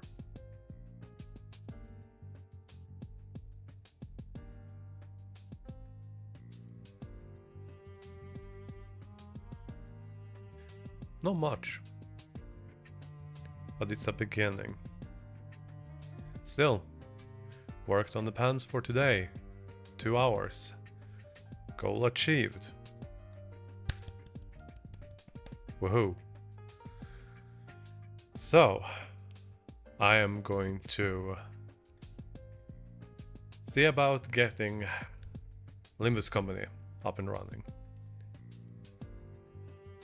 First, save.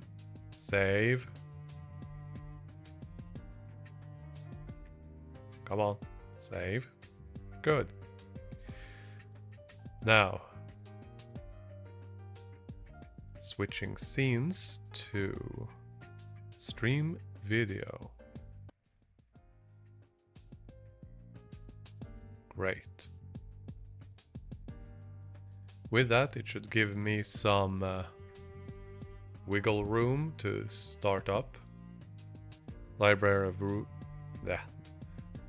not Library of Ruinia, but 𝓜𝓐𝓚𝓝 Company. Should turn off the music while I'm at it.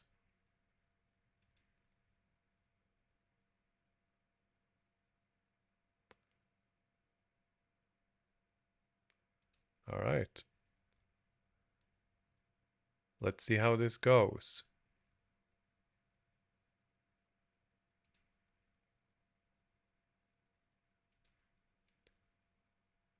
Window capture.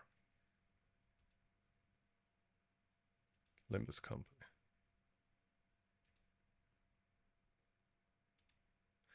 That's loud.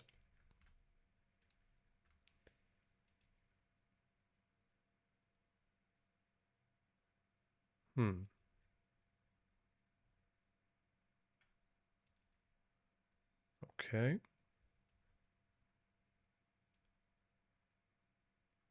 Let's see if I do it like this. And then change it to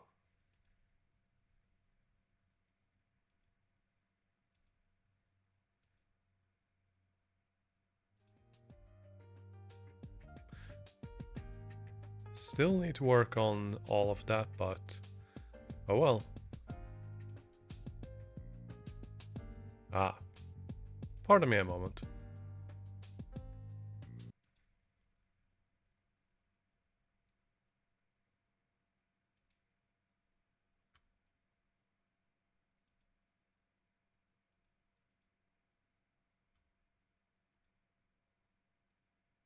And yeah, I will.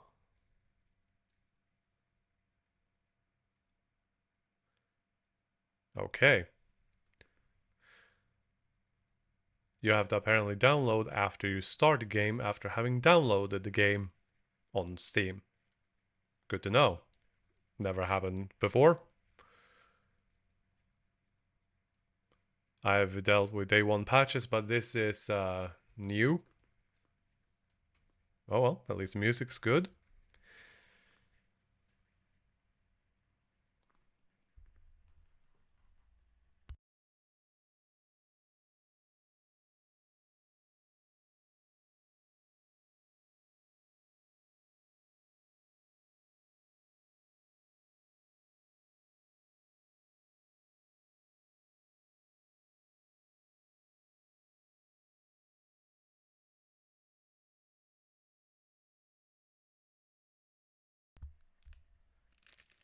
I'm probably going to be quiet for a little bit, just packing up the drawing pad and whatnot and putting it away for today, since I'll not be using it. And apparently this is downloading, which I'm going to keep in mind in the future that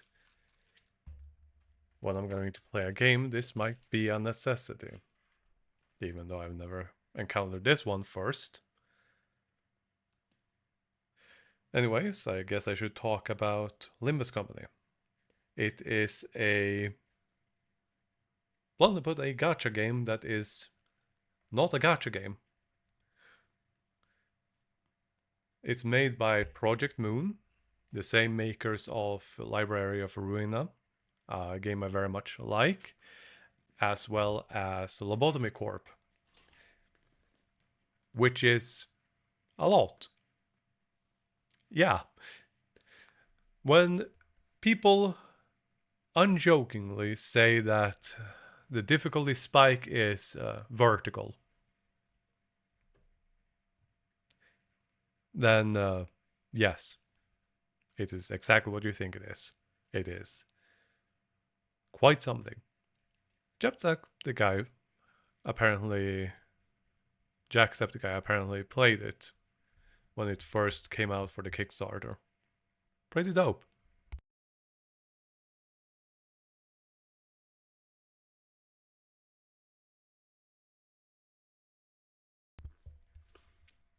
As for a Library of Ruinia,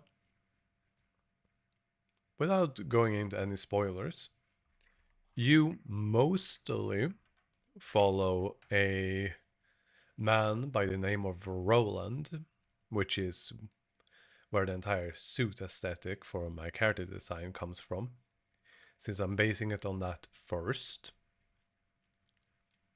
Then there is Angela and the other head librarians, which are connected to Lobotomy Corp. Everything that I could say about it would be spoilers.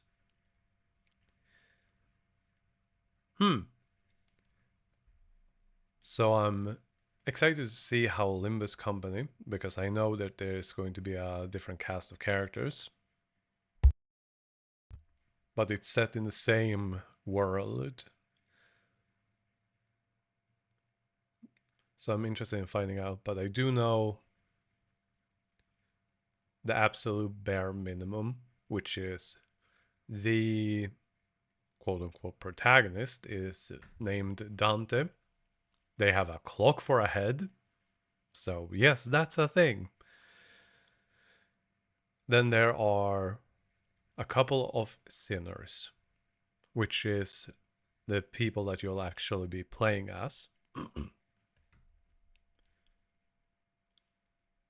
Beyond that, I don't know much. But I think Dante, with literally a clock for a head, probably have some time powers, which I believe is T Corp. Because, of course, it is.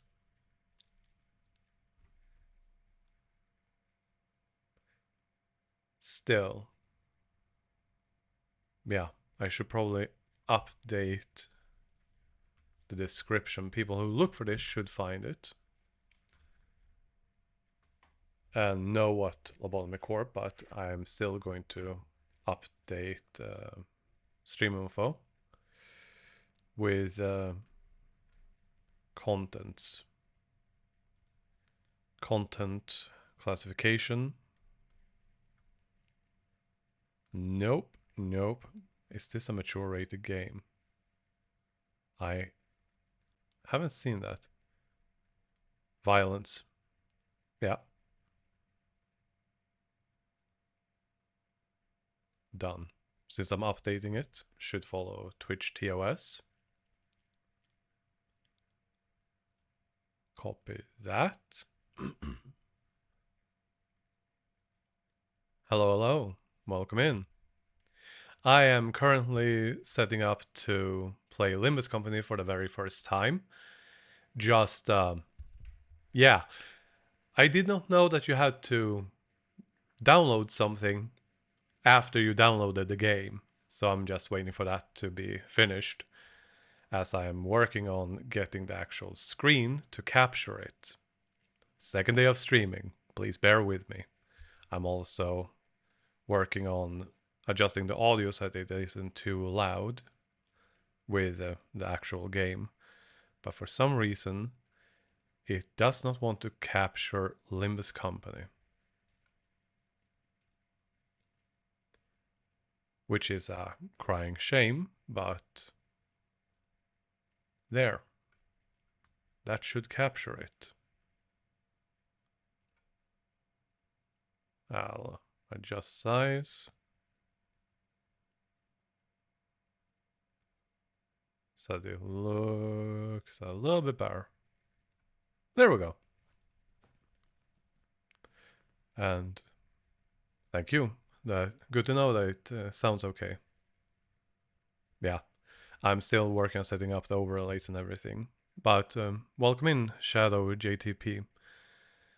First viewer. Well, I have no idea what I'm doing, but I'm working on it. I guess I should introduce who and what I am. You can call me 𝓜𝓐𝓚𝓘𝓝. I am a VTuber in the making. I spent the past 2 hours working on my model as I'm streaming that. And I am also going to draw, sketch, and design my model, and then actually rig it, which is part of what I'm going to do as a streamer. Then I'm also going to play games, starting with Limbus Company, which I am very excited for since I finished playing Library of Ruinia literally yesterday. The ending was awesome. It was quite a ride. And I love, love, love the music.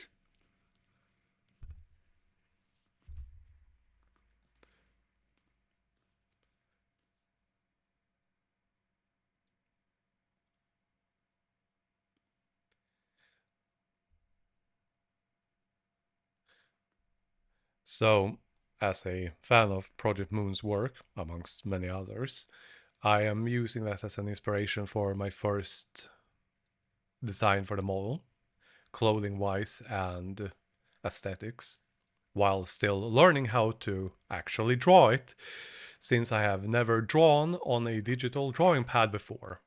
I am completely new to almost all of this. Hopefully, I will not crash and burn. Haven't so far. Doing something.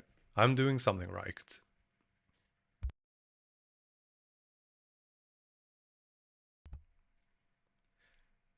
In the meantime, might as well also switch between these so that they're visible for anyone who ends up watching this later. And also going to make sure I remove that one, since I was going to remove that spam. Oh, where is it? Where is it?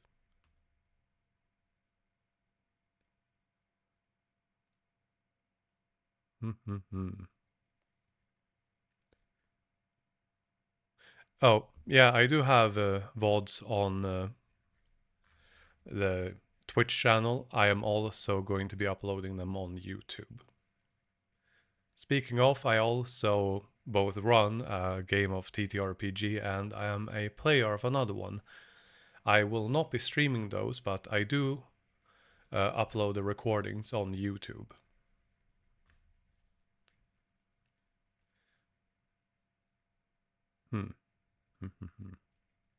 Copy that name.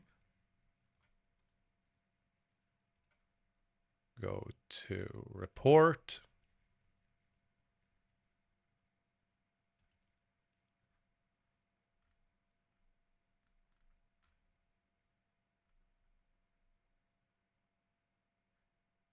Right, got it.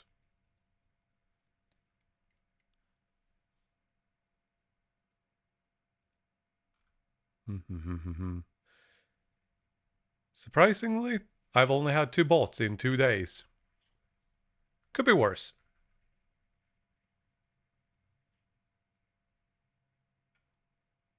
So with that, I should be able to easily then send a report.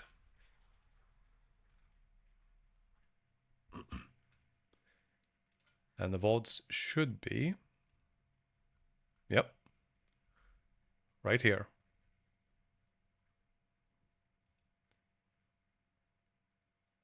Sorry for jumping back and forth a bit. I'm still working on all of this. And I have so much to learn.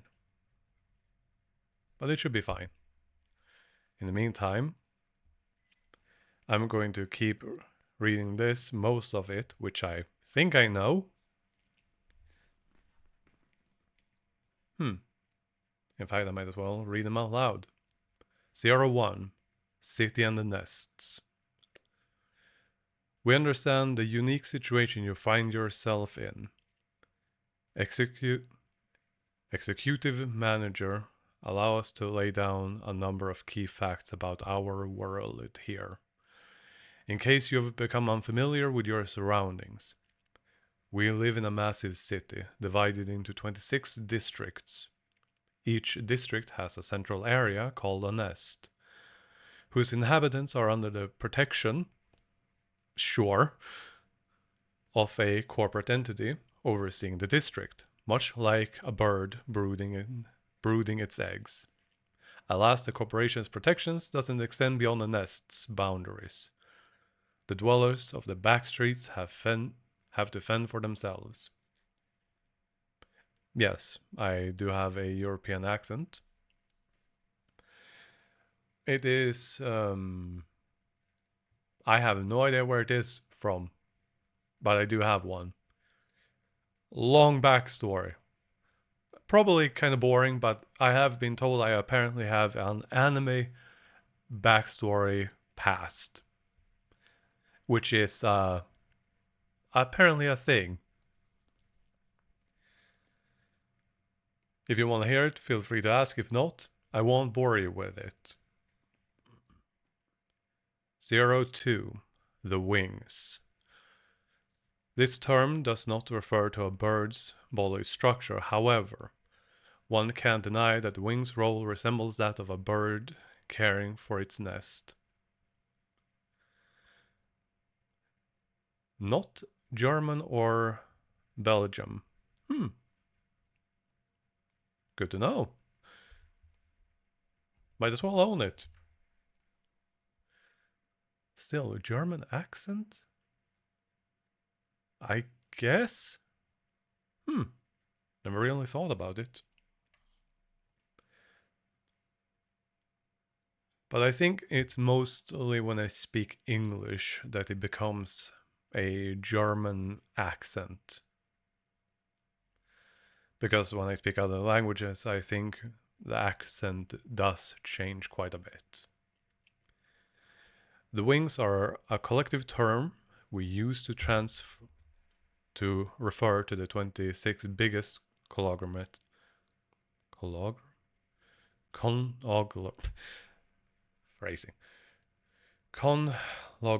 in the city. These wings contribute to the quality of life, sure, in the city via astounding technological feats known as singularities. Under the jurisdiction of a wing, the citizens of each nest enjoy comfortable, sure, and safe, very safe, sure, lives. However, that changes the moment a wing is snapped or plucked off its feathers. Historically, the fall of a wing has accompanied events of considerable magnitude. In time, a new wing will rise to fill a vacant spot. In the meantime, though, no one can guarantee your safety in its fallen nest. Definitely sounds like propaganda. Good to know. A former wing, 03, Lobotomy Corporation. A former wing that was located in L Nest. Because, of course, every nest of the city is, of course, one letter of the alphabet, and they all name their companies after that letter. So, of course, Lobotomy Corp is Nest L. At least they have consistency. Lobotomy Corporation, or L Corp, LC for short, was an energy company that produced an ample supply of power for the city. The corporation has fallen since the White Night and Dark Days incident. And the spot of the Nest L wing remains unclaimed to this day. Because the former L Corp electric grid had encompassed the city. Its branches were built in various places, though these branch facilities have all fallen to ruin with the collapse of the wing. You should still be able to find valuable goods, along with possibly the most dangerous being you'll ever face. Not completely inaccurate. Within the depths of these facilities lies the Golden Burrow. 04 and the Golden Burrow. I need to read that first. The essence of Lobotomy Corporation's energy production technology, or what's left of it. Its appearance is exactly as the name suggests, a tree branch radiating a golden glow. Huh. It's been a while since I played Lobotomy Corp, so yeah. I forgot about that part. Of course, any citizens of the city would be attracted to the promise of infinite possibilities these items possess. The task of retrieval will not be as easy as grabbing goods from a convenience store. We implore you to collect all the golden bows with prudent decision making.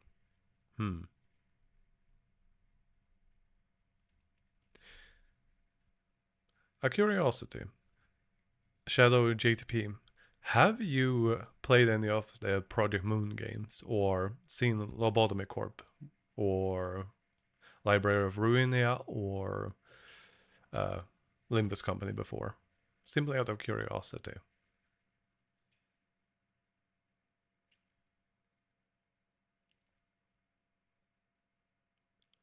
05. Abnormalities. Lobotomy Corporation used to produce energy using creatures they dubbed abnormalities. As the term suggests, these particular entities ranged from the unfathomably bizarre and terrifying creatures to outwardly unremarkable beings capable of causing potentially catastrophic events as a result of incorrect management procedures. After the wings' and swift collapse, most of the branches were subject to a burial protocol, trapping those creatures underground alongside their likely oblivious employees. By now, the employees have most likely passed away, but abnormalities don't succumb as easily. You can expect them to still prowl the ruins of these sealed facilities. Okay. So we might actually be going to L Corp. That is going to be a blast from the past.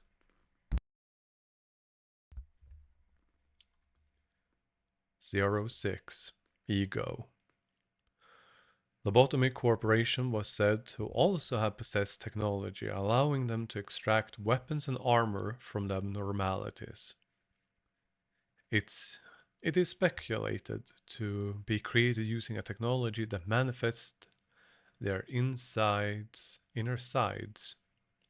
in material form, but unfortunately, we were unable to recover any means to replicate it. The relevant departments predicted that your sinners will be able to manifest ego of their own depending on their course of action. In addition, they expect ego from abnormalities to be available via emotional attachment. Okay.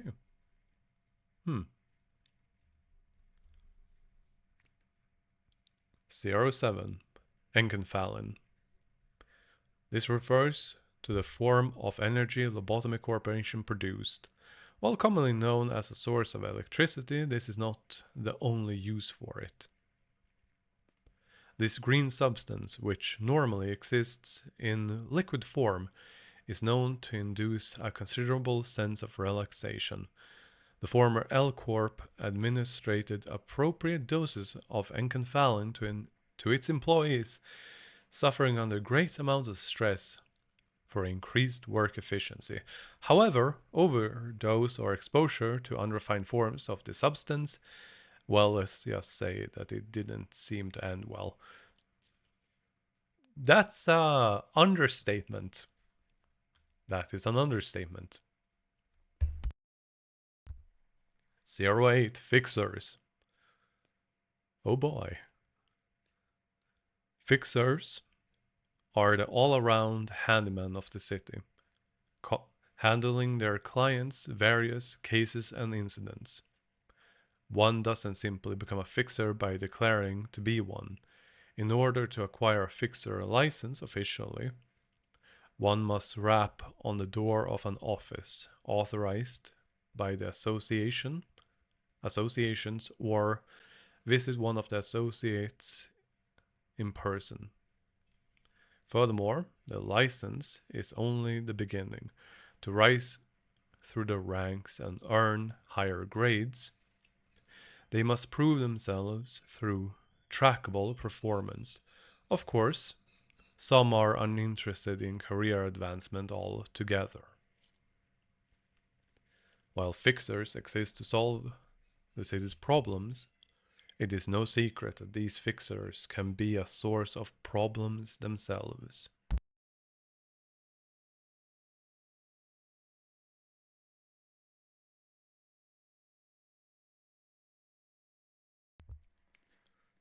𝓜𝓐𝓚𝓚𝓘𝓝𝓖. The Association and Offices. The associations are major organizations that supervise and manage fixers. And the HANA Association is at the center of all fixer-related affairs. Cases occurring in the city are handed over to associations according to their specialities.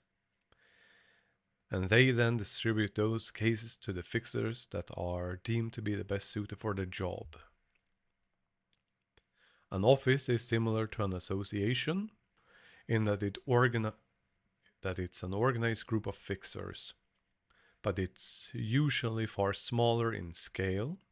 Some offices are directly affiliated with an association that issues tasks to them, while others seek clients and requests on their own. So, as some aptly put it, there are as many offices as there are fixers. A great number of offices exist in the city, seeing constant waves of new entries as well as those sucked up by metaphorical riptides. All right. Still, only 52% give or take. In the meantime, I guess I will be yapping away a bit.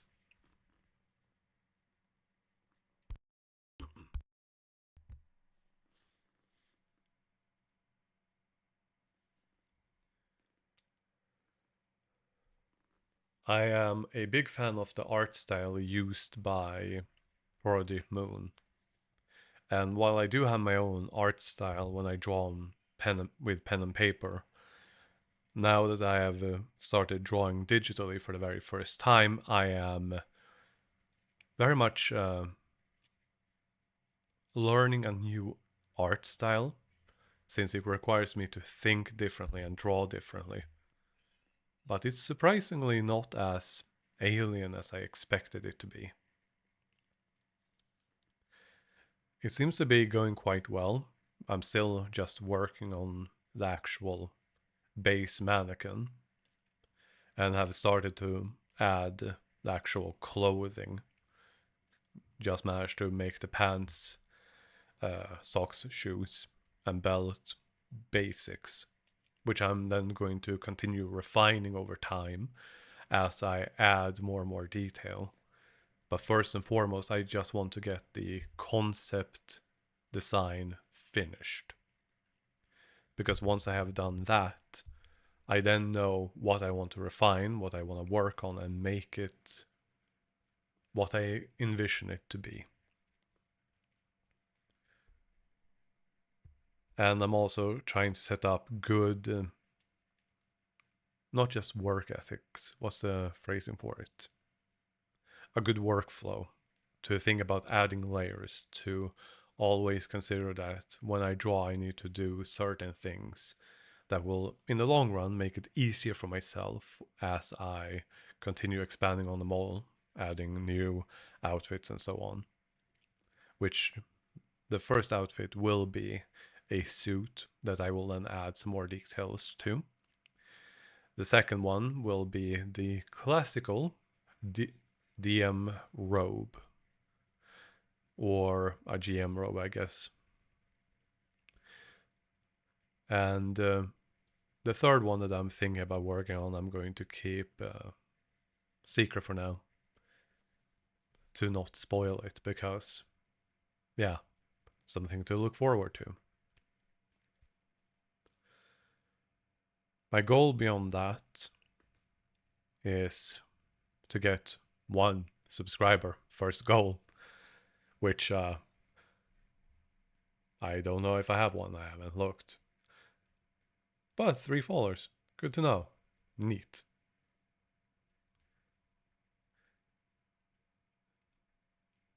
But yeah, other than that, in the first year, my goal is to get 10 subscribers. And after that, if I somehow manage to make it big, I want to do charity live streams. I want to do good and just make things that helps and makes things better. I'm very much inspired by 𝓤𝓤𝓤𝓘𝓝 doing a lot of good charity streams. And I'm a big fan of Neuro and Evil. Evil is cute, simple as that. And I think what Vidal does is very interesting. I have been a member of the Swarm since the Mayori model. Not as early as Osu though.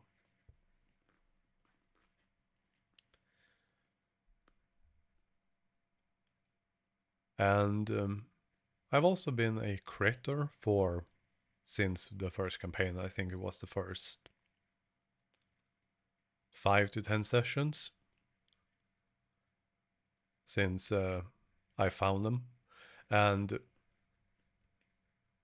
I've been interested in TTRPGs ever since.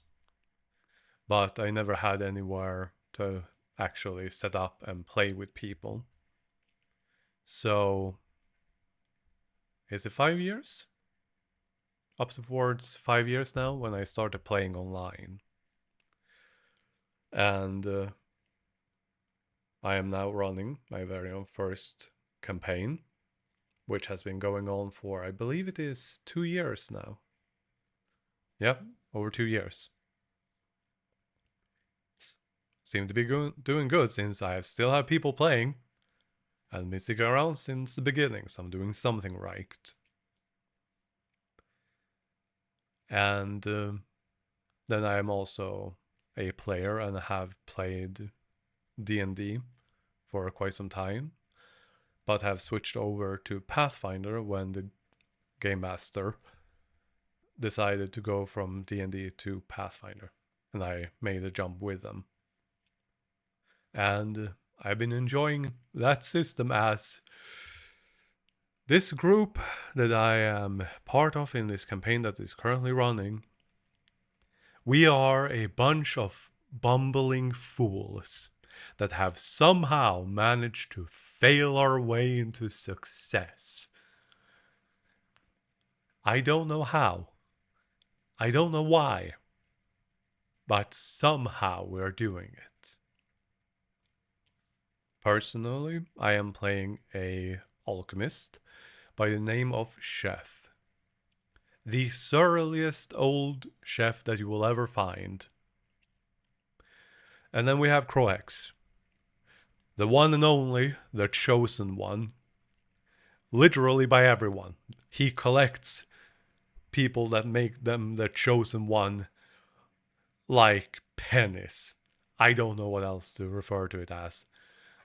They have like 5, 6, 7 different ones at the moment that are just, yeah, you're the chosen one. You are picked by me.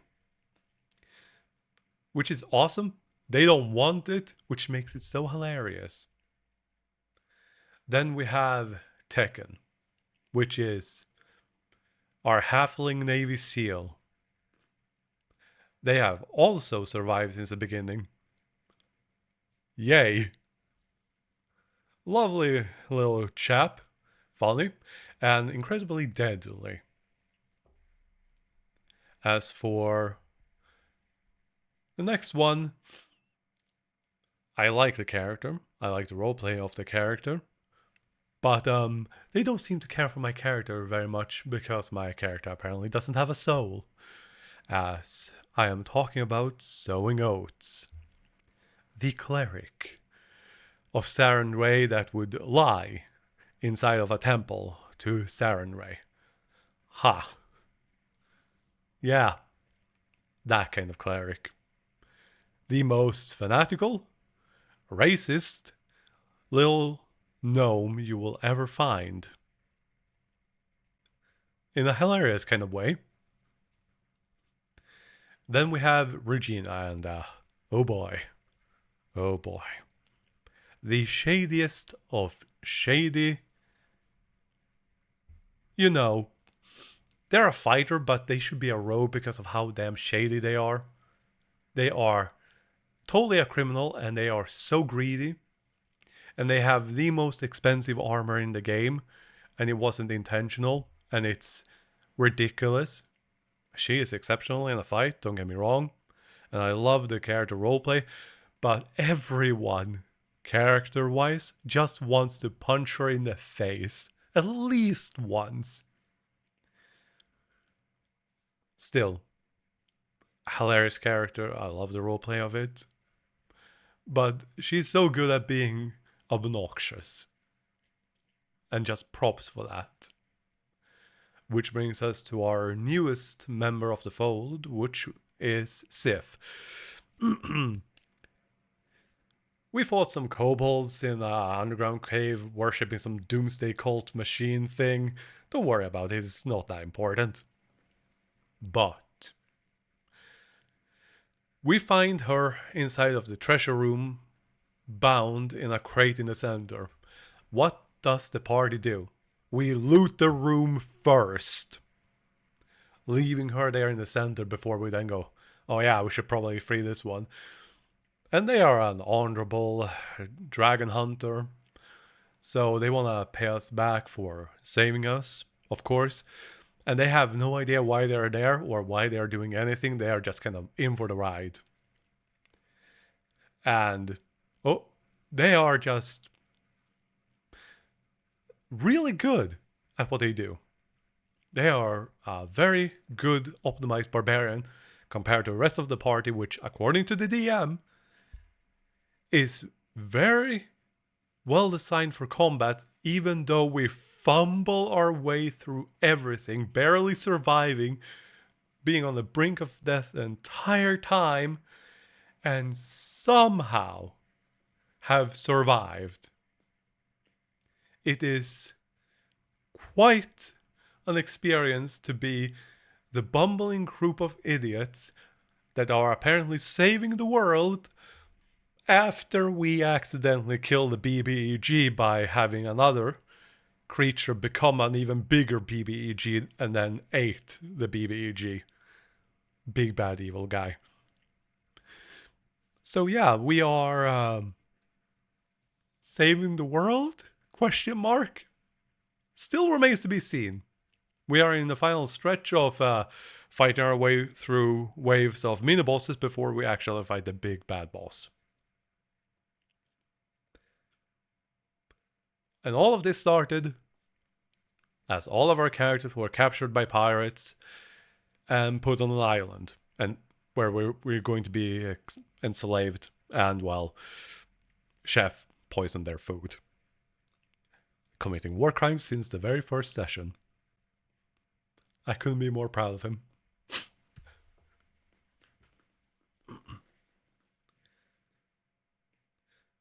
Other than that,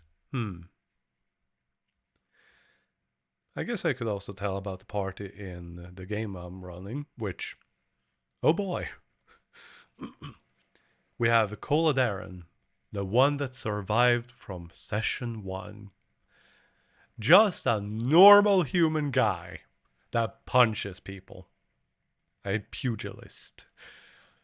And they are way over their heads. They don't know magic. They just punch things, and they do so incredibly well. They are just really good at it. And they're just a good guy. Not a good person, but a good guy. Then we have Mina DeVere. No associations with any other DeVeres. Purely coincidental. And you have to see her to believe her. You have to literally just see an episode of her to believe her. She is a lot, but people seem to like her. And I do as well, but she's that character that you love to hate and hate to love. I will leave it at that because, yes, that's a good way of explaining her. Then we have 𝓥𝓚𝓚𝓘𝓝𝓖, which, spoilers, everything about them are spoilers. So I will talk about Will instead. Just a nice little ranger trying to help everyone out. Yeah. When you have a player that doesn't want to spoil things for other people and want to have their own little secrets, everything they do and are spoilers. To be fair. Still an interesting and good character, but yes. Just yes. On the other hand, then we have Hamish. That is just that one good guy that's a druid that likes to make medicines that absolutely doesn't have a tragic backstory at all. Oh boy.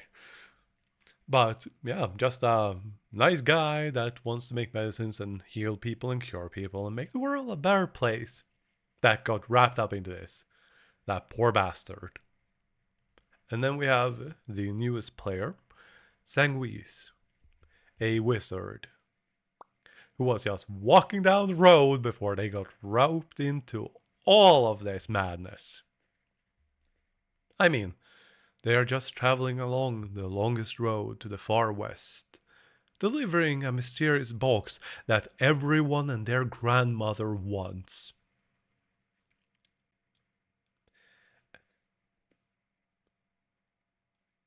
I will not say much more than that to avoid any spoilers. A lot of those episodes are already uploaded on YouTube. I am still going to be uploading the Pathfinder games to YouTube, but it takes quite a lot of hours to upload 4-hour sessions to YouTube, especially when you have a limited space and speed on internet. Which, yes, when you have more than 200 sessions to upload, it takes time.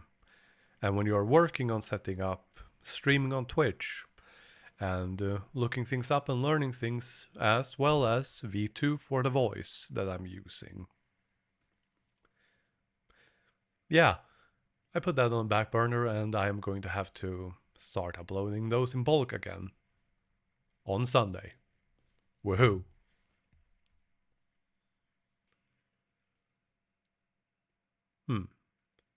89%. Let's go.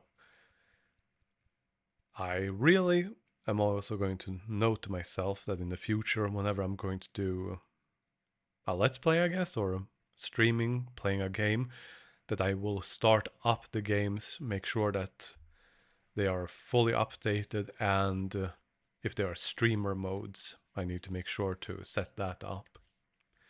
So this is a learning experience. The one good thing, and I apparently got one viewer out of it, somehow. I'll take the win. In the meantime, I'm also going to set that up.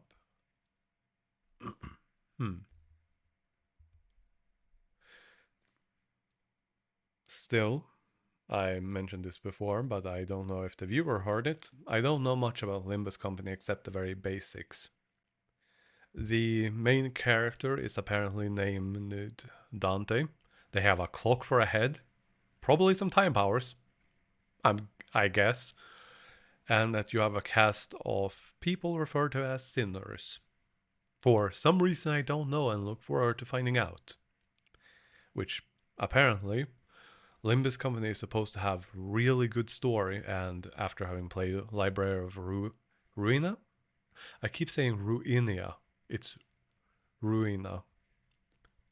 And yeah, after experiencing that story, I look forward to finding out this, because apparently this story is better, even if apparently the gameplay of Library of Ruina is deeper, because this is supposedly make it easier or simplified.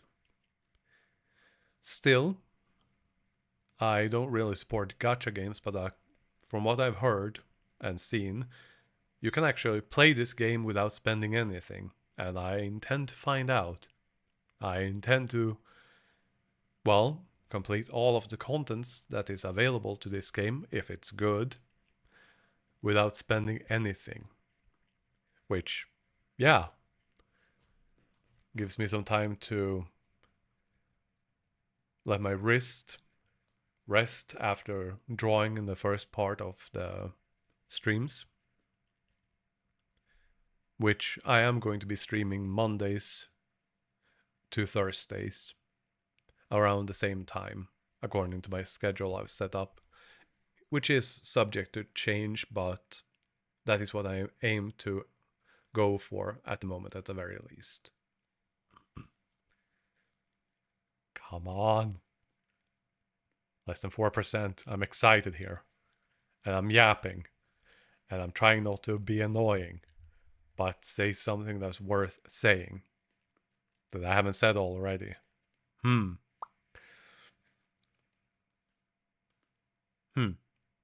That's a good question. I know it's probably something I should do at the beginning, but yeah. I do have a Discord that I've set up that is purely for the VTuber model. That isn't my personal by any means. I also do intend to do things like react contents on one of the days as a way to just have a chill day when I don't do much except just hang out and chat with people. So if you ever want to jump in and join, even if it's just to give a suggestion or two about something to react to, feel free to do so. Because apparently it's very good to interact with viewers. I have looked at a few tips for how to actually make this decent, to be able to get an audience of 10 people. And apparently you're supposed to do that. So, hoping for the best. Come on, 0.5%. Come on. I'm waiting. I have been waiting all day.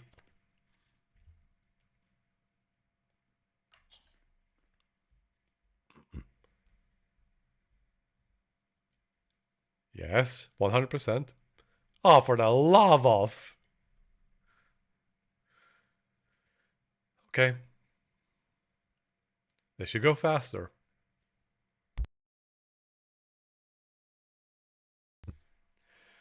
All right. What do I know of the contents of the Library of Ruinia versus the contents of Limbus Company? I know that the combat is going to be more simplified. That you don't have to make every decision of which card or ability that you use against which one. But you are apparently supposed to make combos and build them. It's going to be interesting to find out how I'm going to play that. And I really hope that stagger focused builds are just as good as the Library of Ruinia, because staggering the enemies is the most amazing thing in this game. I hope.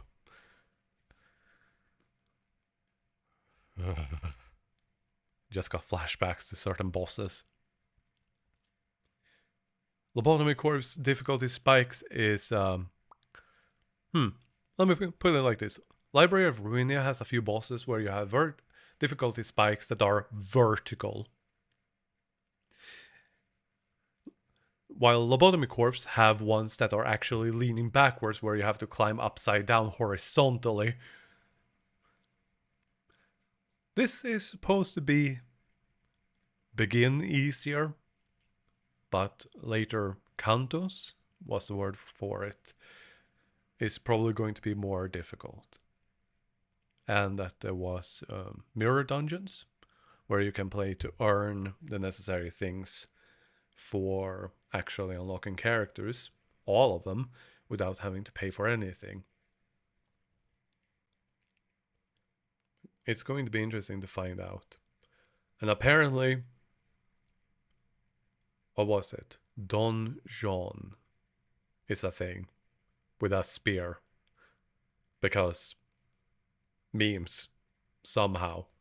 out of everything, that's what came through. Right.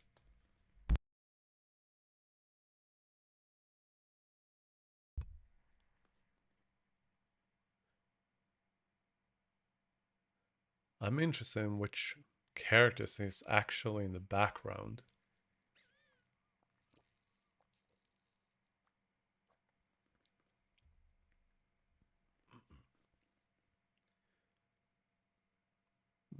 Because this is from the Library of Ruinea.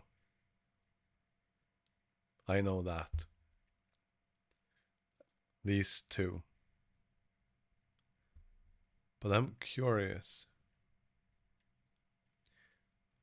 There are some of them that I don't recognize, and they must be from Limbus Company.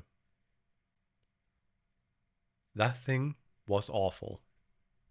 Just awful. I'm just saying that is awful.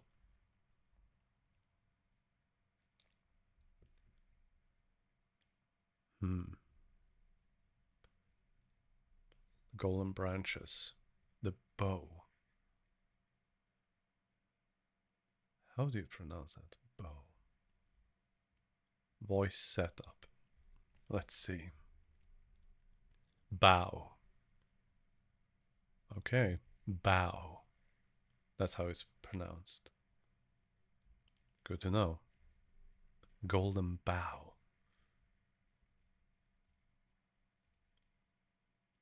Why not use branch? Bows. Okay. Good to know. Still, unexpected delays. We'll learn from this to never make that mistake again.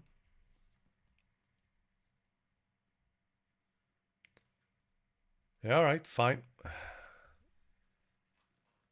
Might as well, while waiting, just plug the drawing pad back in, since this is apparently going to take some more time than I expected. And I am having less to yap about.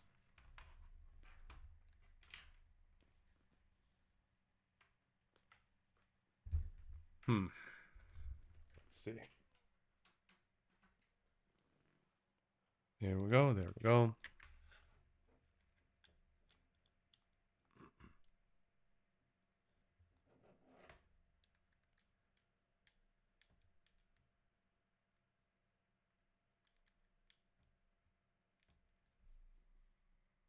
Come on. There we go. And there we go.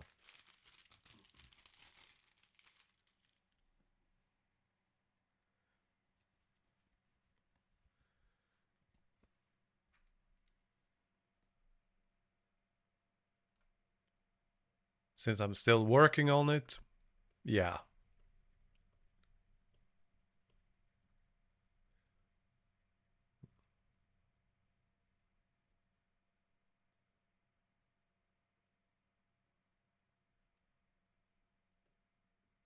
Here we go. Since that's gonna take a moment anyways to apparently do its thing, I'm just gonna keep working on this. Probably not the content that you joined for, but hope it isn't going to be too boring while we wait 5-10 minutes for that installation to be completed.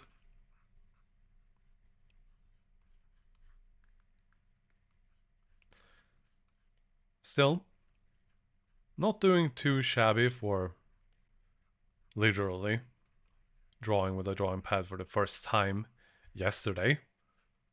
So I'm doing something right.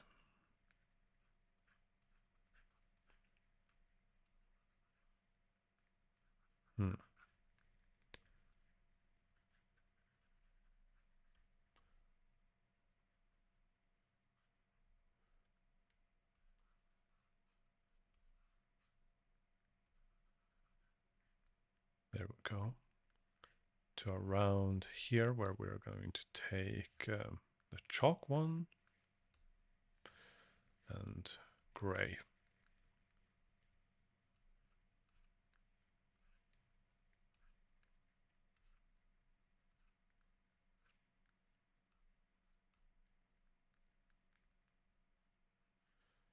We're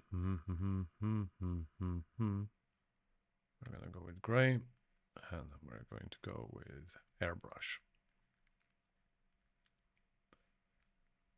I should probably be able to finish this by the time the download finishes.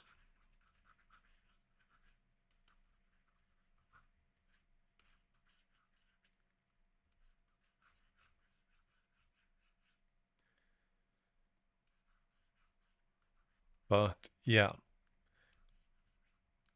the first outfit I'm going to be working for this is specifically going to be a suit.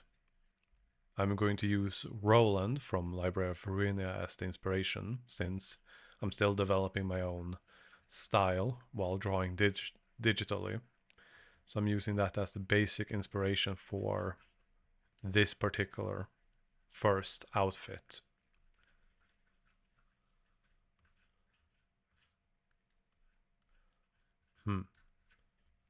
Don't know much else I can say about it right now, except I'm starting with something that is going to be simple, which is a suit that I'm then going to expand upon, adding more detail to make it my own.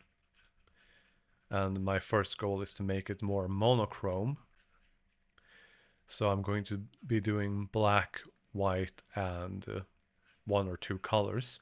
One of them, which is going to be orange. Probably because I don't know a lot of other VTubers that uses orange specifically as their color. So I'm going to go for that and make that my own. But I'm also probably going to then mix in a bit of red as well as velvet blue and royal purple.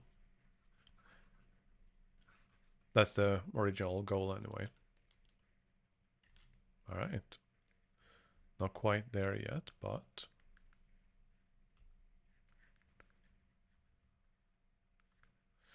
getting there.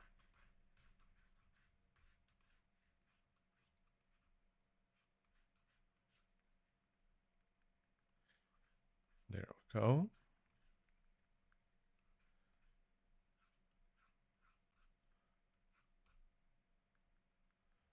Because we're gonna make this the fold of the pants leg.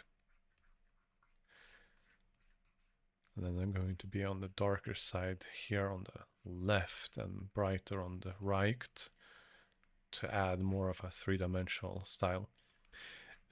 Even though I'm not going to be focusing on making this super detailed, since this is the very first base that I'm then going to work on refining on. Because I don't expect to be able to do a high quality model from the very first get-go. It's an unreasonable standard to put on myself, which is why I'm going to start with a simpler one. And then work on it and refine it from there. And fortunately, because of the program I'm using known as 𝓥𝓚𝓚𝓝, and I think it's pronounced 𝓥𝓚𝓚 if you speak it in Scandinavian, then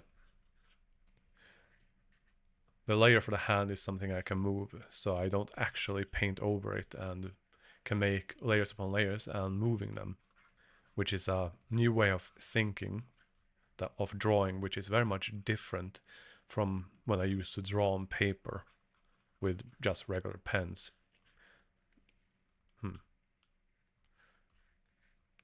It causes a very clear distinction of how it's different, but it doesn't feel alien to me, drawing digitally. I expected to have more issue drawing while not actually looking at my hand, but to look at the screen. I guess playing video games actually helped with that, since doing so, hand-eye coordination Might actually have helped out with that quite a bit. I'll make it a little bit darker here to blend it.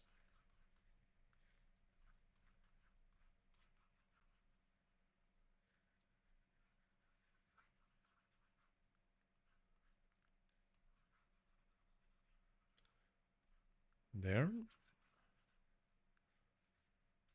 Let's gotta darken this a little bit, and then we check back if the update is done, and then switch back to actually playing the game like I was supposed to. So close.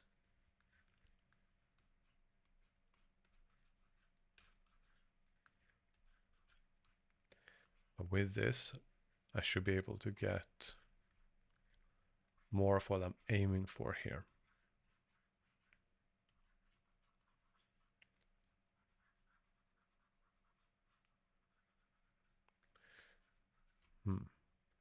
I'm gonna have more on the darker on the left side, make a slight bright on the right to differentiate folds while still making my own. And I can rework parts that I need to later.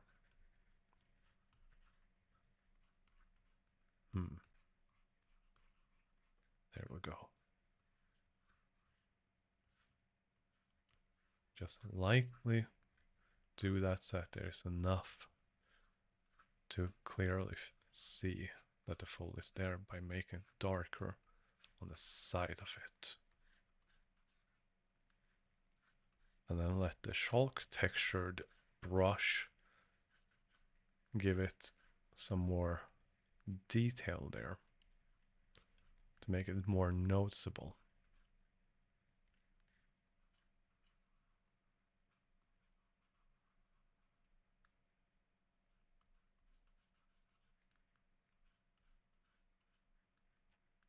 There we go.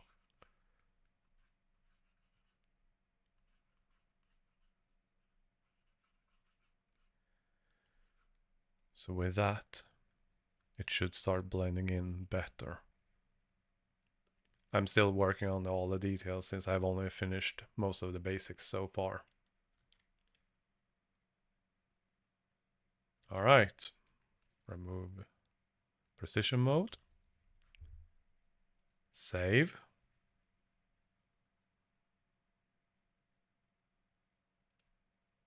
Minimize, focus. There we go. With this, it should be done. I hope. Right? Come on.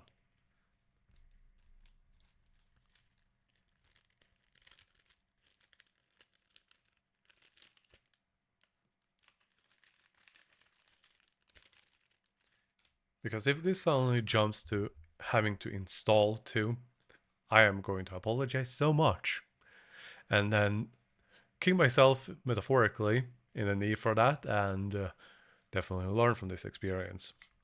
I am not gonna make this mistake again.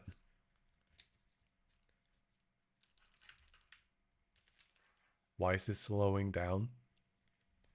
Why is this slowing down when it's less than 1%? Thank you.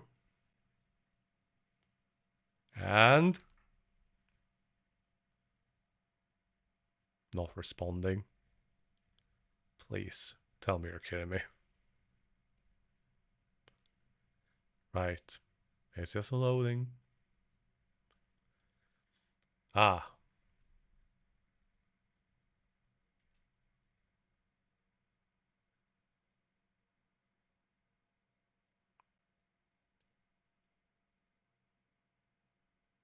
Alright, here we go. At the start of battle, your characters assume the sin resistance of the lowest grade ego that they have equipped. Okay. Good to know.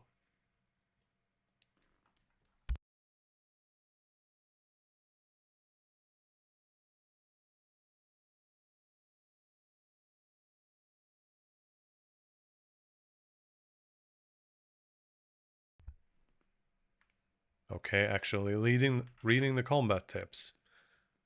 Corroded sinners will lash out indiscriminately, so be careful. Okay.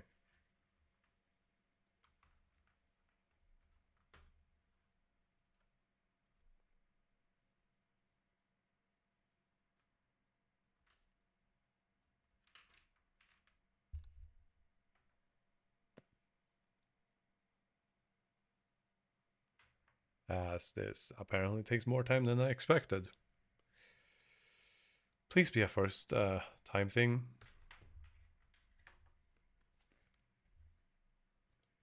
Right.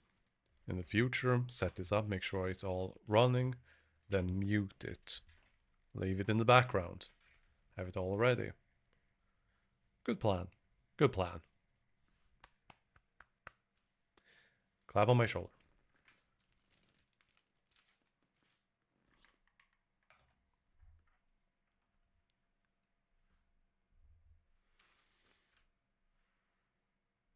Come on.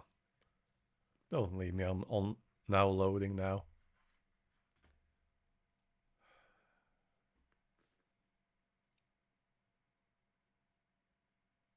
Right. Of course.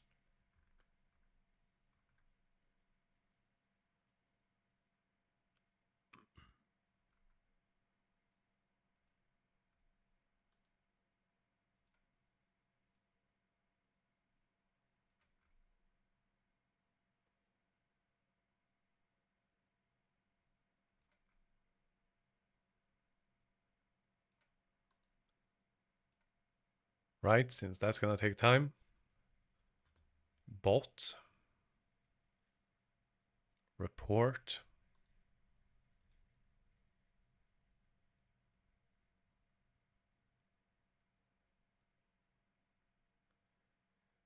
Where did I put that?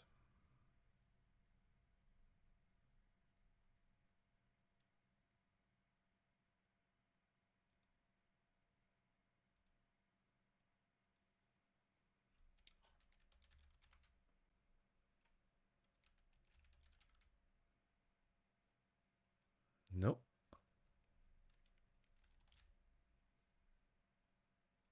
I'll go there. Go there. Ban, so that I can do that later.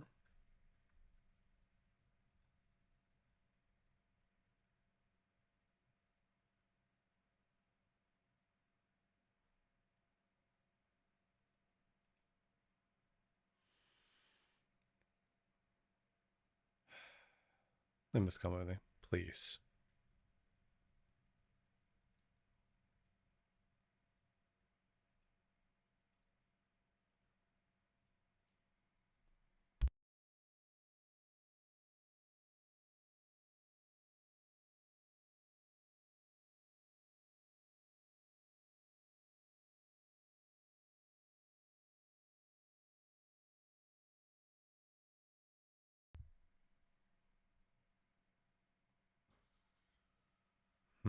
Hmm.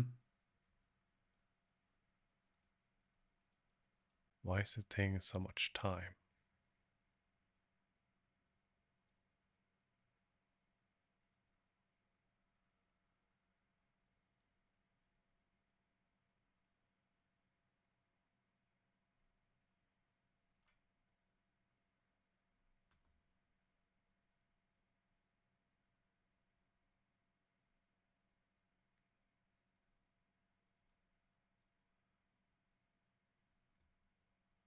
Well, gold old fashioned.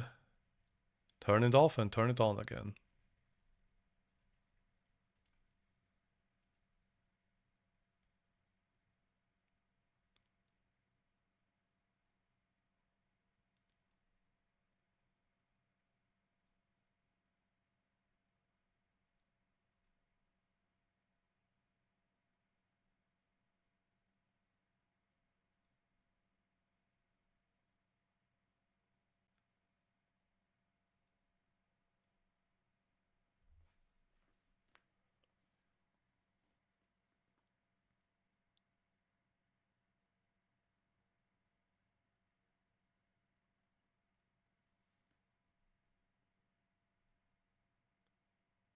Now loading.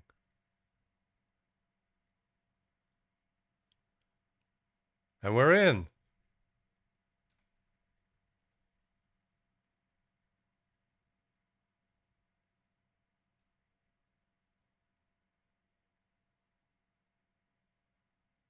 There we go.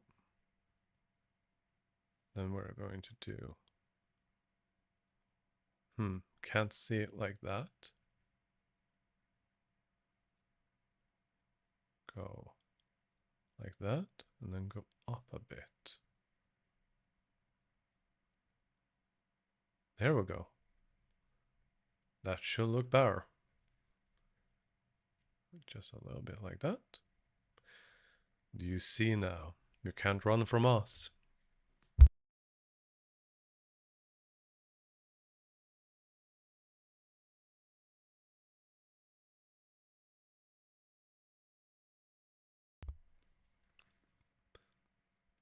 You dare interrupt me just as I was engraving the something.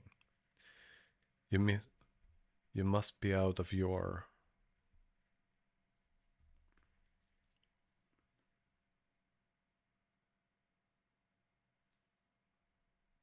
Hmm.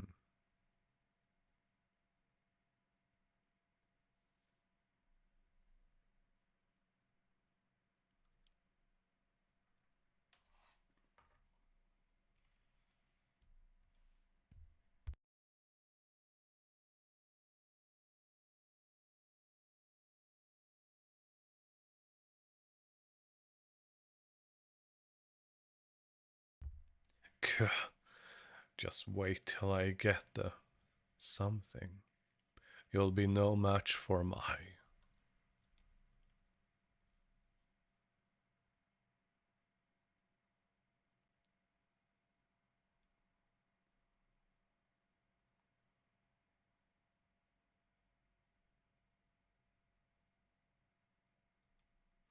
Gah.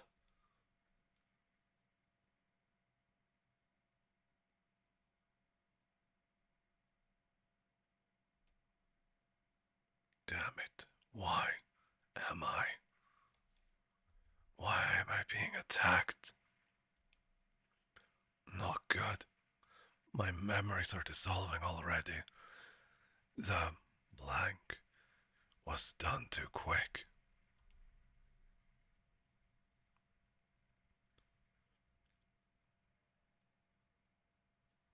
Hmm.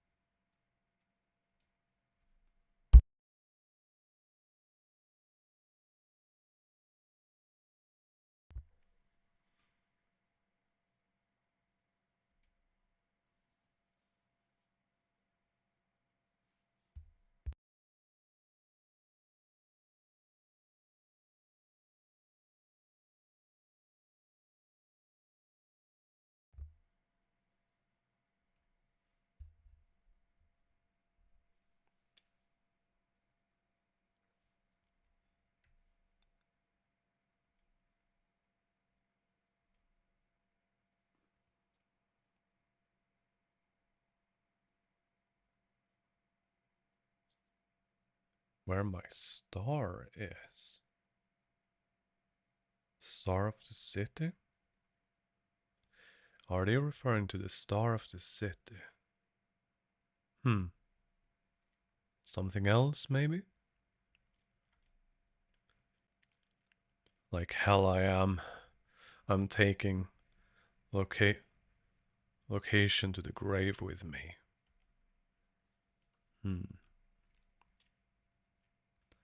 Damn it. Where was blank supposed to be again? My memories are escaping me too quickly.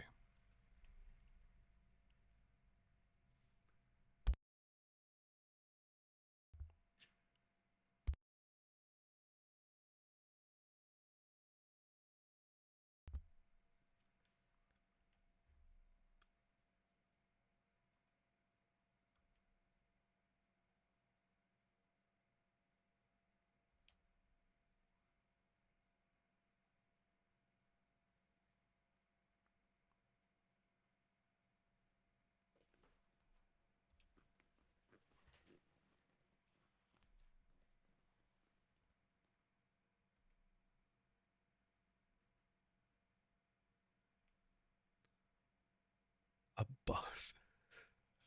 Limbus. Limbus. Ah, they really do put. Hmm. Alright. They are literal. Got it.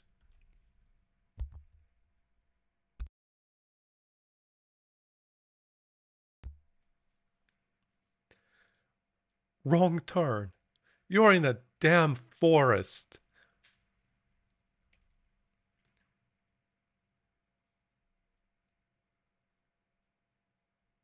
She's about to get run over by a bus, isn't she?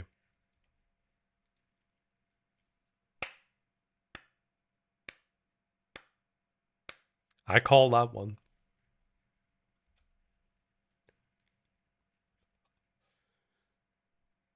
Right, superhumans. Superhuman strengths. There's actually a reason for them to be surprised. Called it.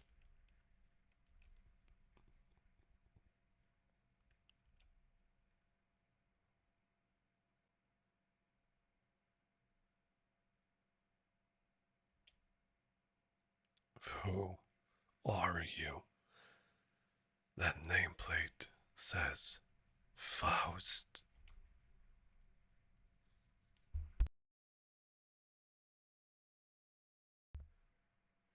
I'm sorry?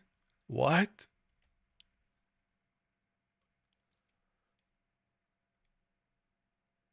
That's. I could simply lift my head to find a star.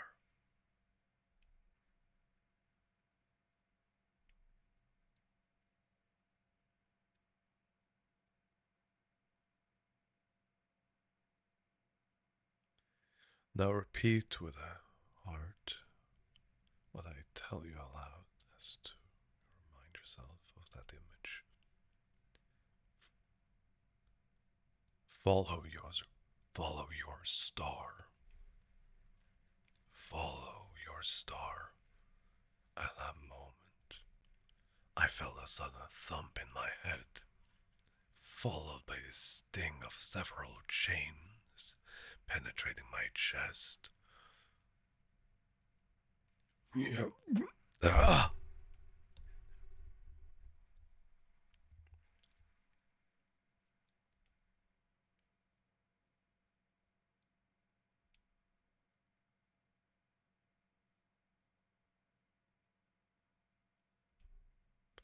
What do you?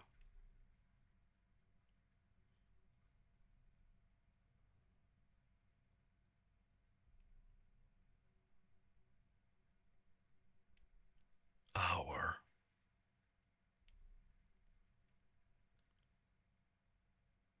Ishmael. Faust, Dante, Ishmael. They really are inspired by stories and old books. Huh. Yisang.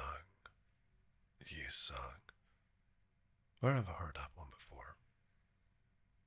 Hmm.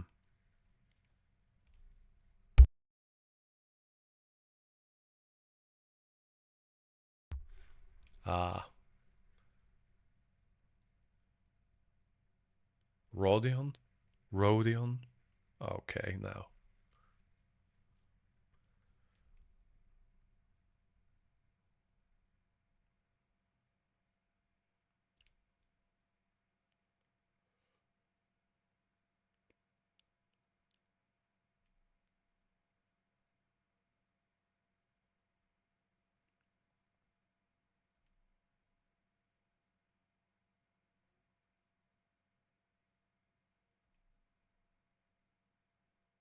Who are you people?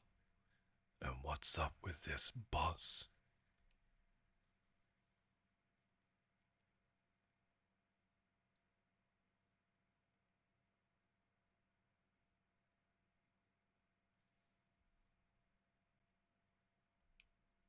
Justice? Bus? I don't.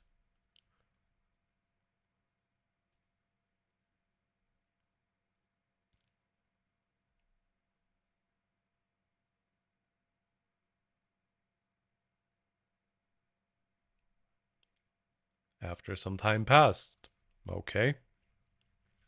So, if I'm not mistaken here, and I do as you said, those tall strangers will fight for me.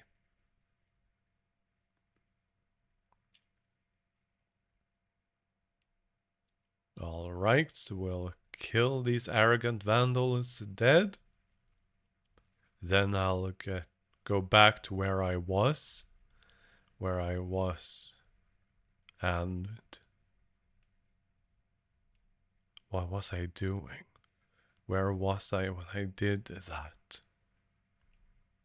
Something extremely important was upon me. Something I shouldn't forget.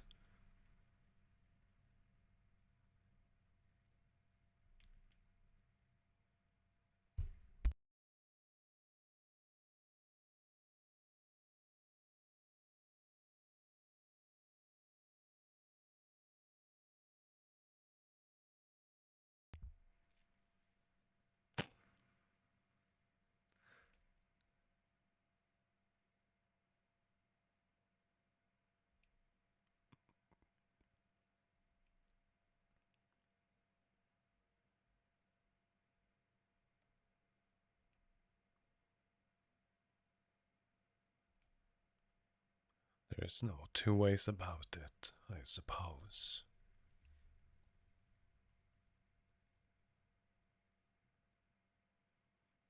Alright, let's find out if the combat really is as simplified as they expressed. Yes, please and thank you.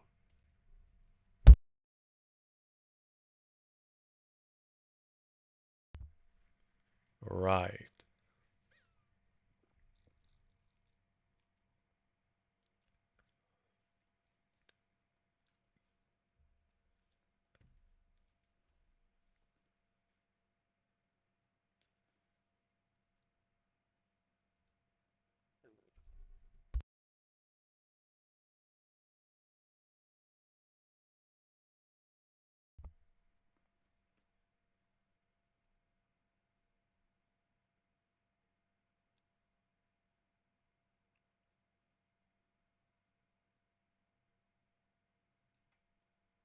Okay. That is most certainly simplified. Bludgeoning, slashing, piercing, bludgeoning. Right.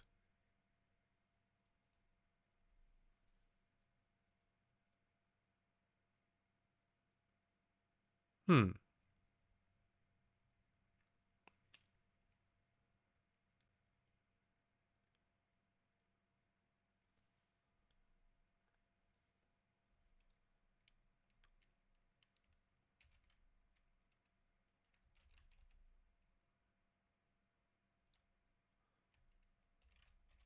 Hmm.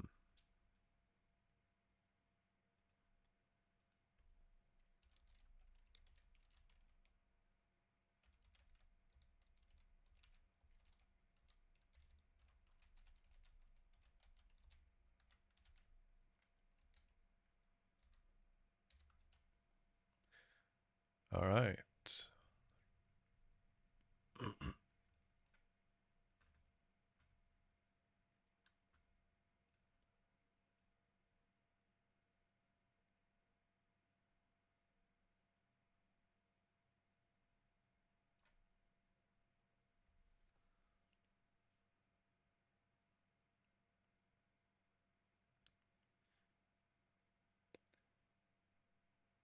Damn.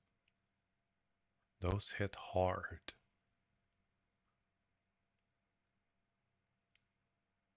Okay. Scripted fail.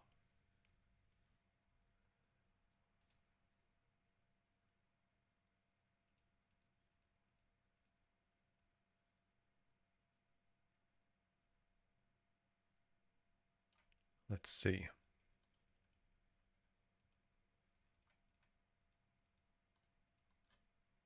Okay, can't see any details on them. No? Green, green, green. Blue, blue.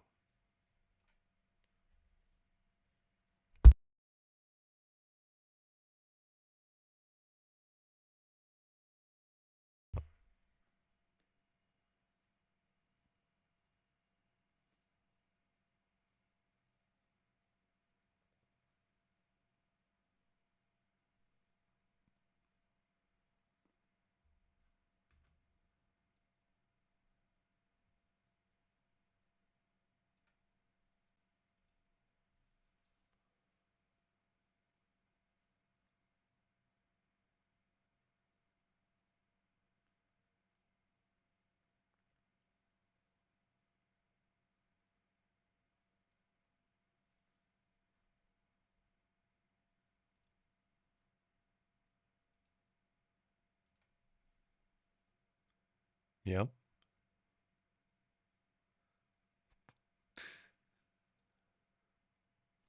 Yeah.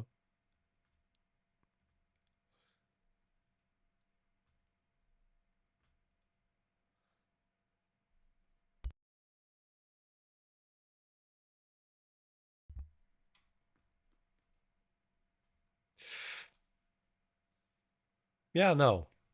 I don't think so.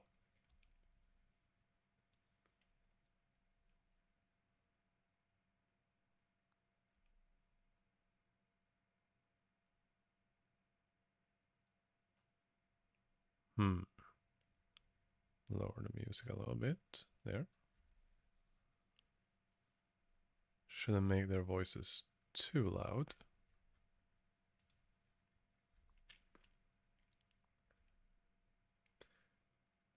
Oh.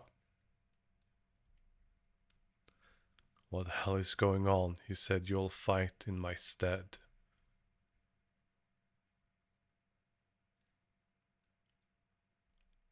What?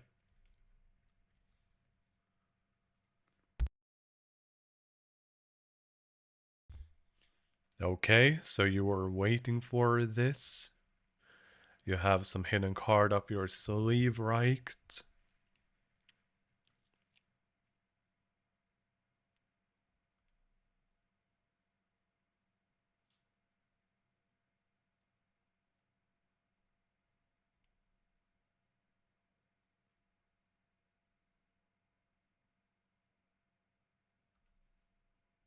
What? What am I supposed to do? They jumped in triumphantly, only to die like flies. Gah. I can't remember a thing about the past since I repeated what she said. Is this how I die?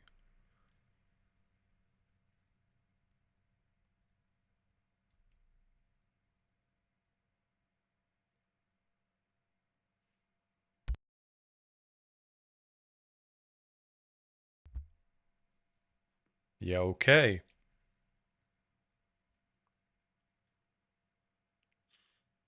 Ouch.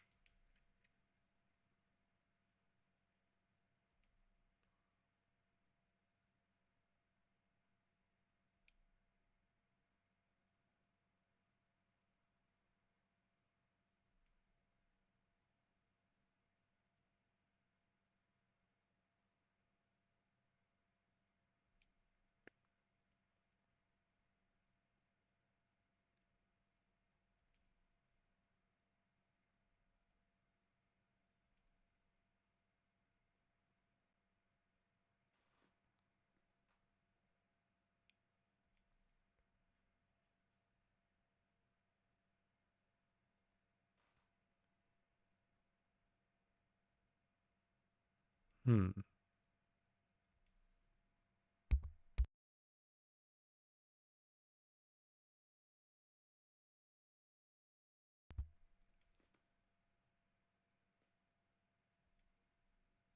Who are you one of them? You're too late. They're all already.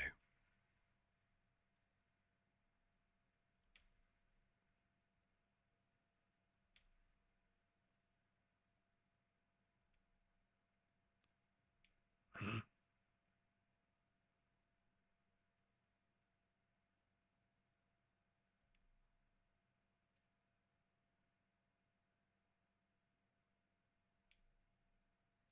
Grah.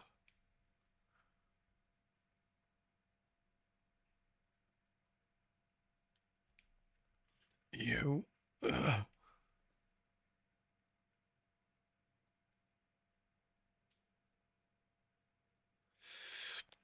Yeah, okay. It's even more colorful than Library of Ruina. Good to know.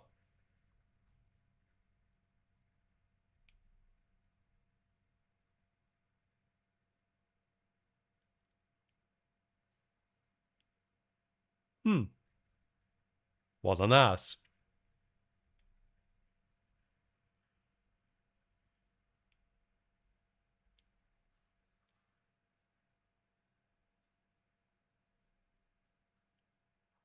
I hear the howl of a beast somewhere. It cries ceaselessly. Is it wailing out of hunger, war?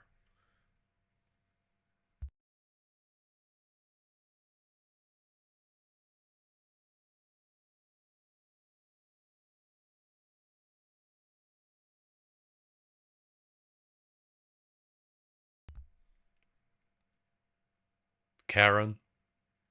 Bus? A bus and Karen. Right. Dante, Karen, bus. Got it. Right. Mm-hmm. Yeah, she needs head pats.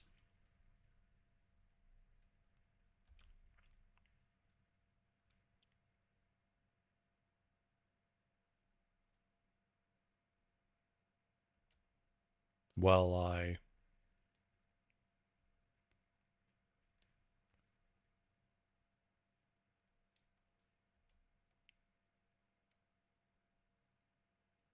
Vergilius.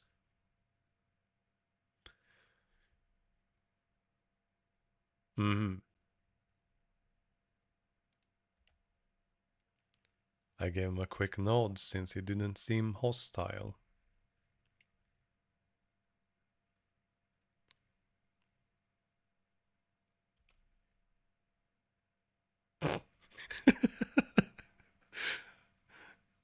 Good mix of comedy with all the dark story elements. Good comedy. Vroom, vroom. Why is that so funny?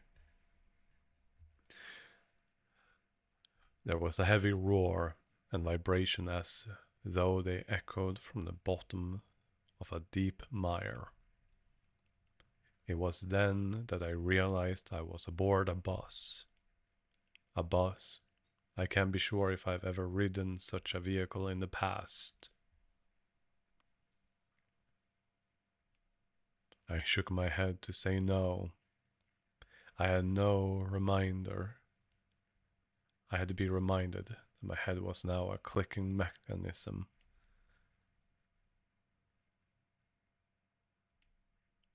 I nodded. I sure feel like an idiot.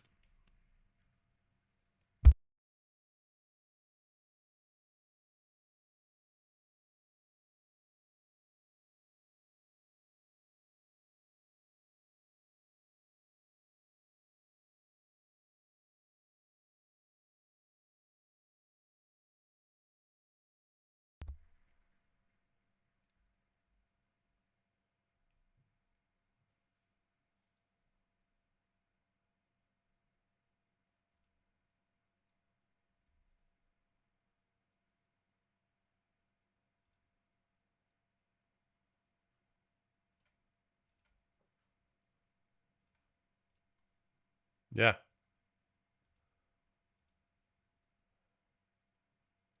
Stop being weird.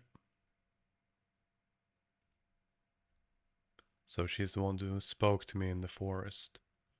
Her silver hair that glistens even without sunlight gives off a rather mysterious air. Sure thing, Faust. Dante.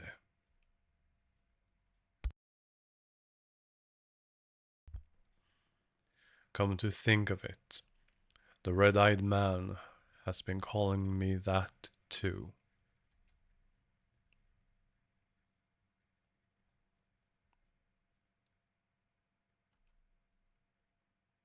Sure looks like it. That doesn't sound like a familiar word.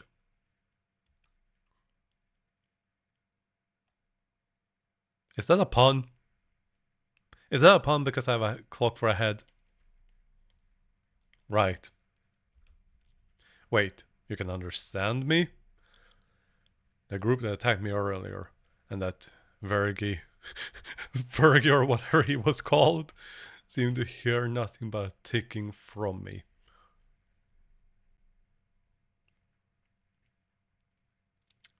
Third person. Speaking in third person. Got it. You really can? But how? I don't even have a real mouth.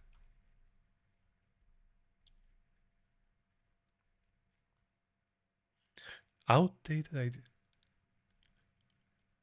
Really? Wow. Faust, just wow.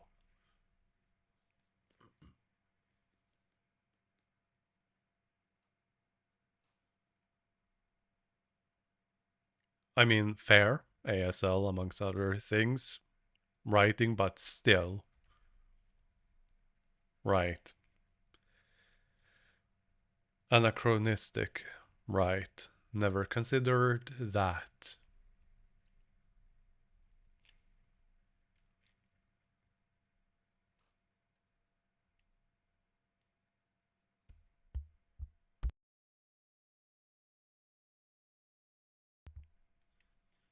Sinners.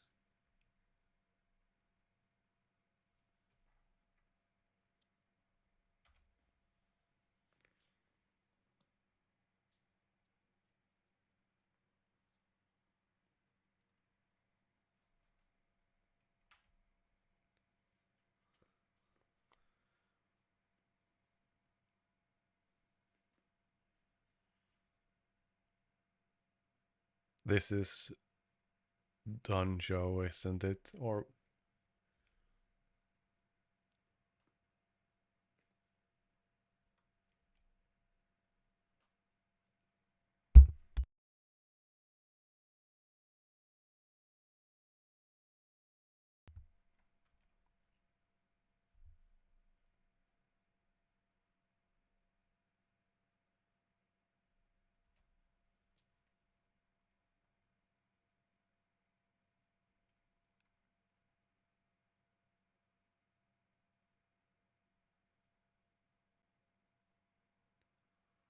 this is going to be an absolutely adorable and fabulous cast of characters that are going to be all rainbows and sunshine. Right?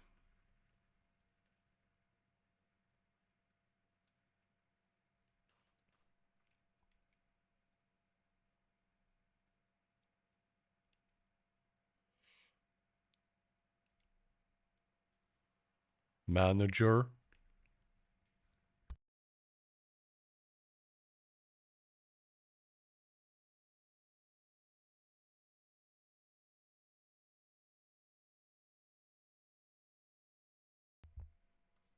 Okay, that is fair.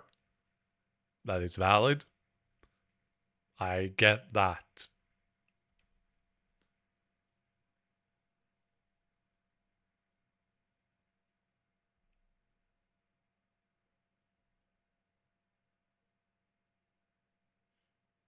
Is that a sword arm? I've been meaning to ask. Is that a sword arm or is that a chitinous? Is that a bug arm? Alright, he has a bug arm and people don't make a big deal about having no head and a clock instead. Right. I am not in the mindset for this at all. Right. Everyone's crazy. The world is weird. Everything is odd. Got it.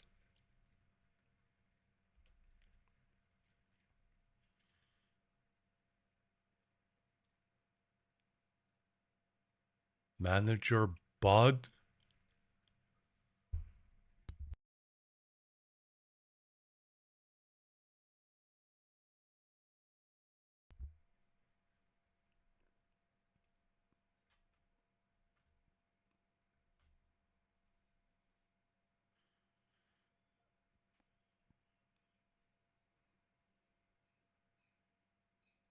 Of filthy rich?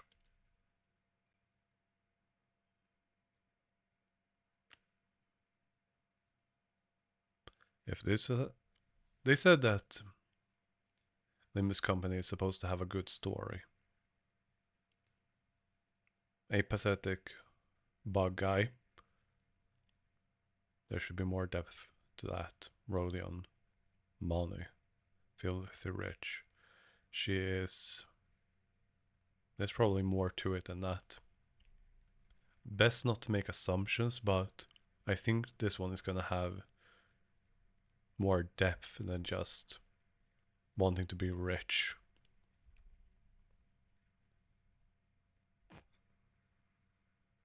Sure, Greg. Rich? What's that about?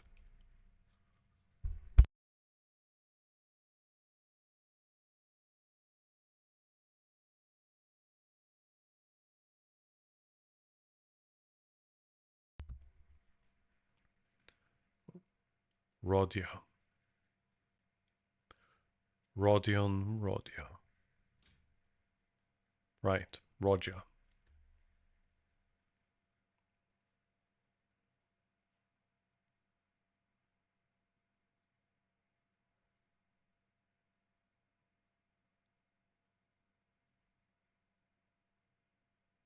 Right, money, gambling, betting.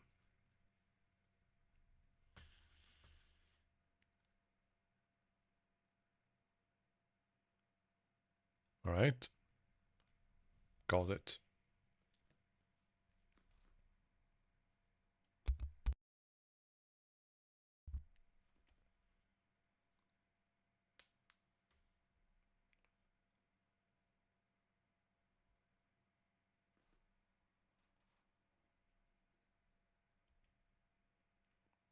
She does have sociability. I'll give her that.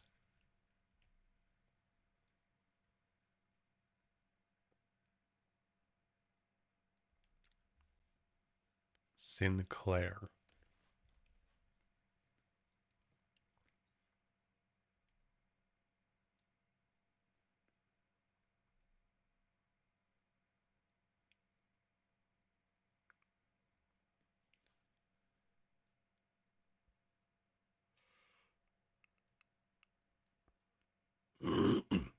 Hmm.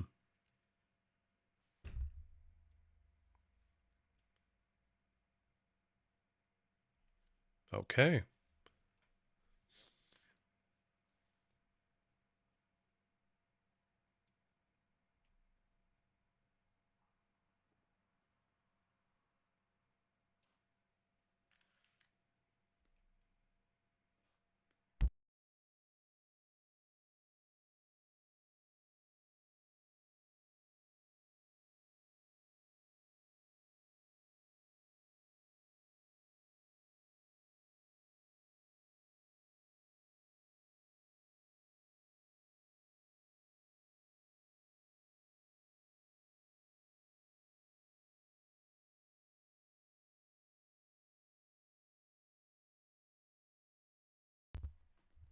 Chief Researcher. Okay. Redacted Wing. It would be a kind of obvious twist if it was L Corp. So, research. Besides the ones I'm unaware of, leaving those aside. T Corp, R Corp, M Corp, W Corp. Which other ones? That's gonna be an interesting one. That's it.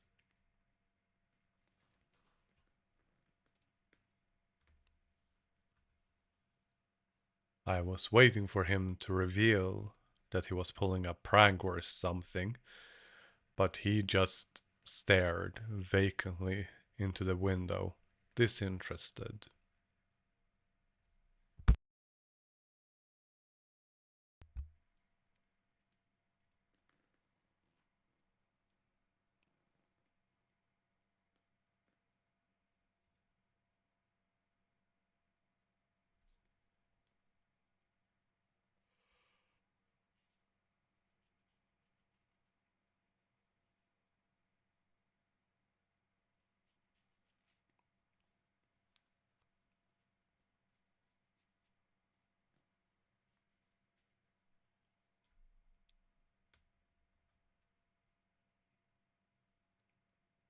All right. Huh. All right.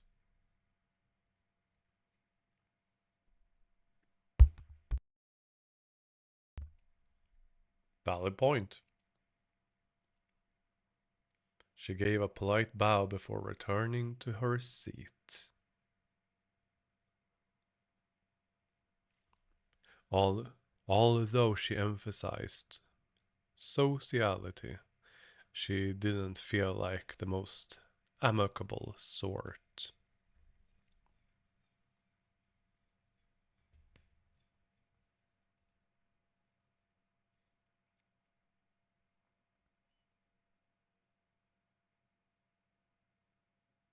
You okay?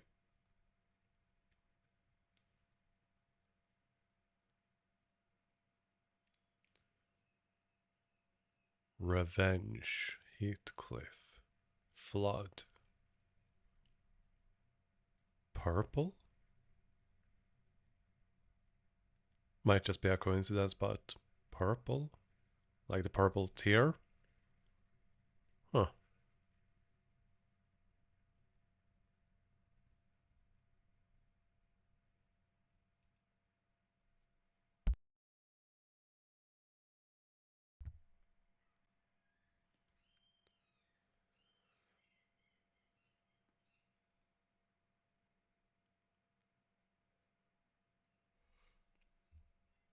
So a thug at first glance to those that bothered him. So he's probably the kind of character that maybe when he gets attached, he really cares for you. Who knows? Let's find out.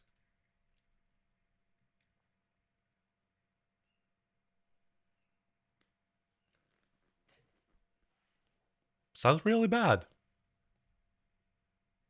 He would fit into any company. Or bastards.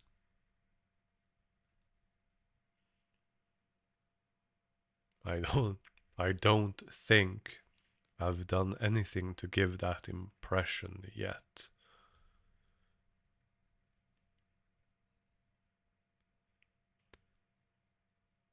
They weren't kidding. Don Quixote. Don Quixote? Don. Don Qui. Don Qui. Yeah, got it. Sueno impossibile. Sueno impossibile. Really? Yeah, okay. Little Miss Sunshine here. Right. Right. Right.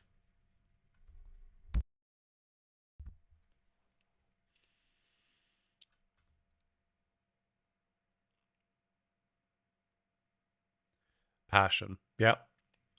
Totally a Little Miss Sunshine. Fixer related merchandise. Okay. So immersed in the role of a righteous fixer, hence the exaggerated mannerism akin to that of an actor. Has such a thing ever existed, really? And advice play along with her for a smooth mission. Don't qua. Right. Don't qua.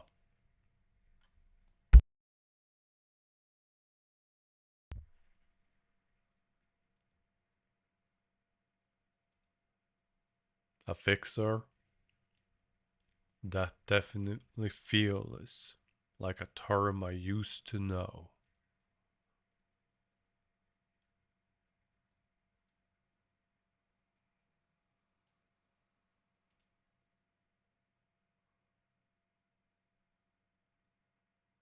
Yeah, she is 120 in a 60.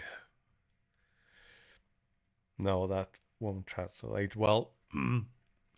She's someone that lives life at 150%.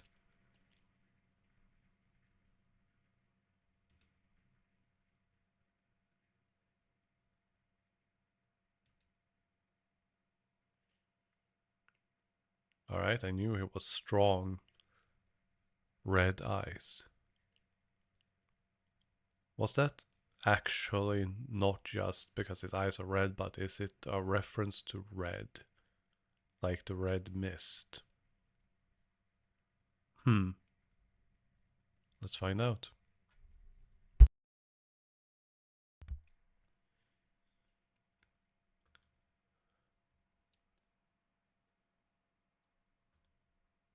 Okay.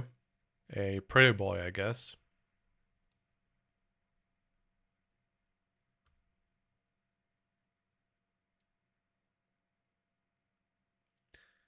Before becoming our company's asset. Or bastard.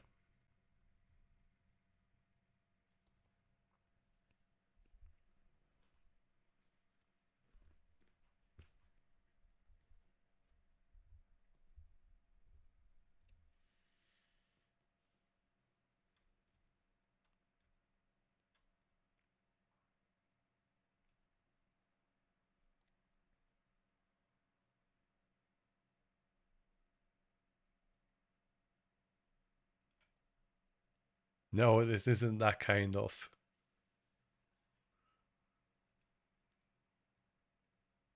Yeah, he's one of those.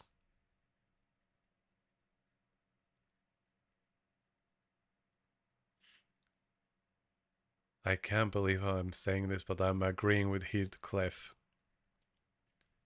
Please don't let him be one of those. Hmm.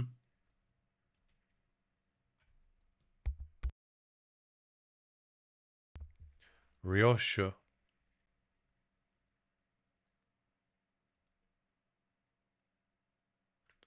Fingers. Oh, damn.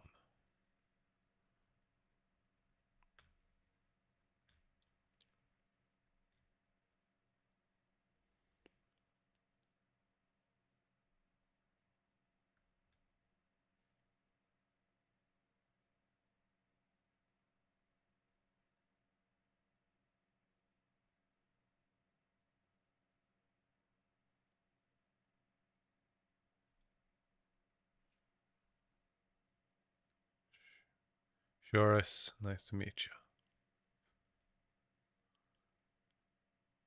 At what point was I supposed to laugh? The pun.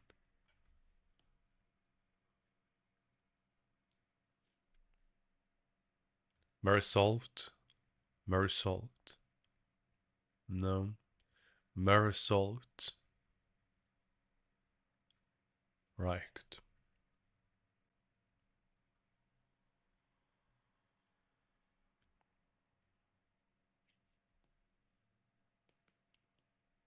Hana.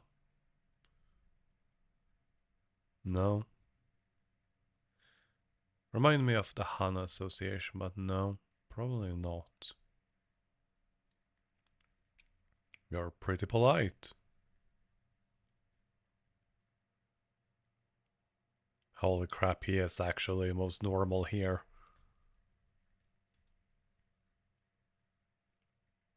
I'm almost touched. Merci.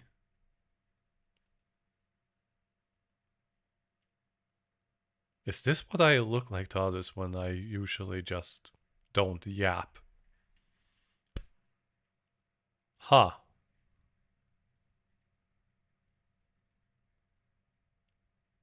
It's not that bad. Still, need to keep working on my yapping skills.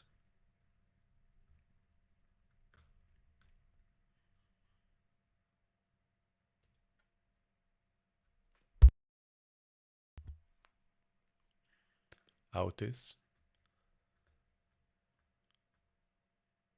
The way she scanned me up and down was a little daunting.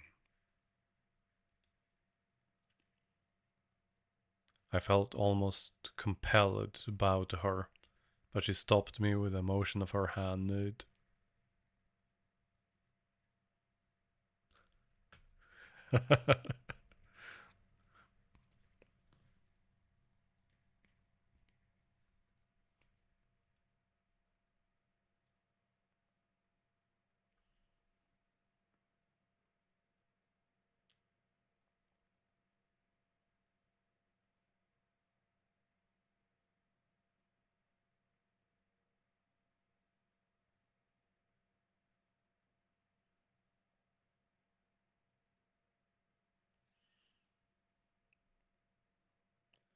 Don't recognize that one.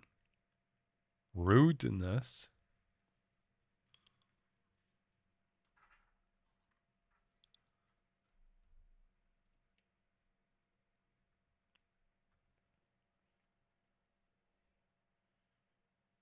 Bullshit. Huh? Sorry?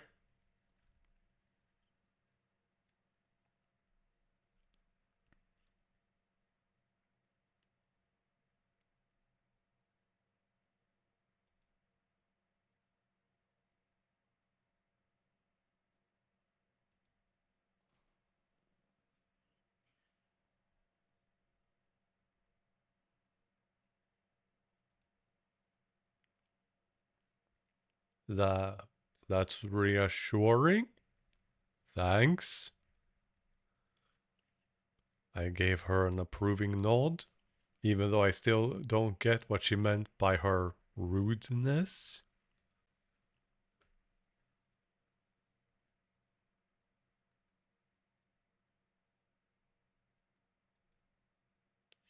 I think I see now.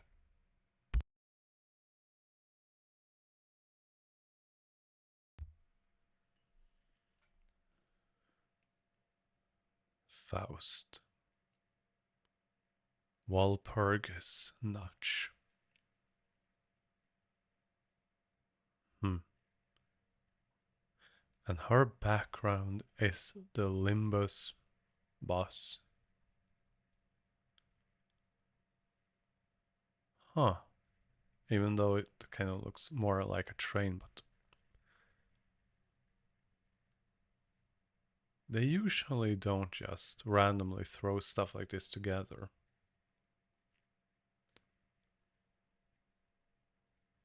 As in order to develop the engine of the Mephistopheles, the boss operated by a Limbus company. Makes sense. Her library of knowledge and wisdom. Really?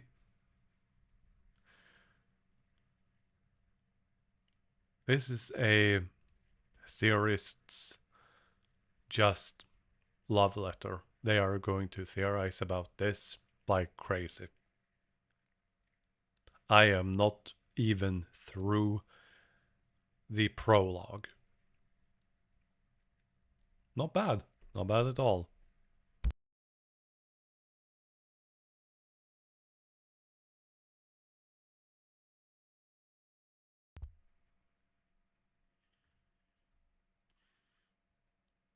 Oh, so humble.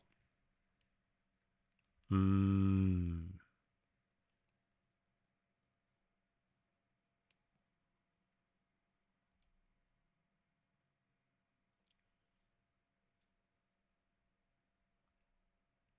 Learn what?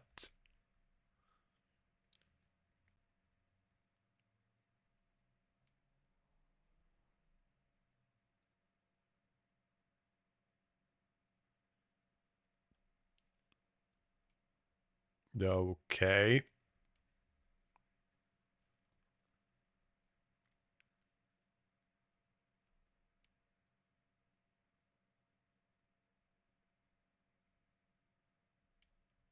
You mean as the manager?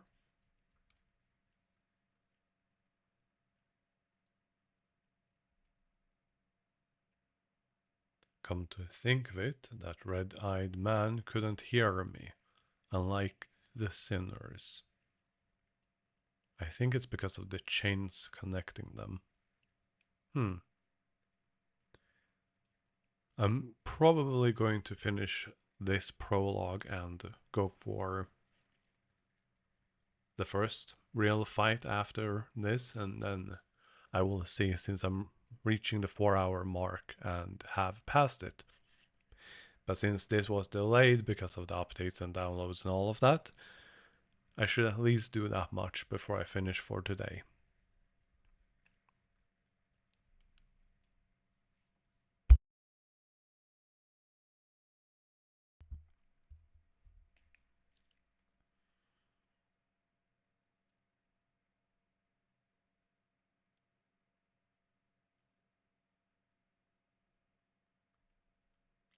The Inferno.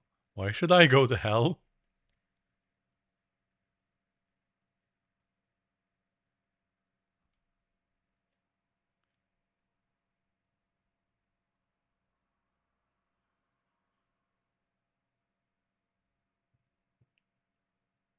No,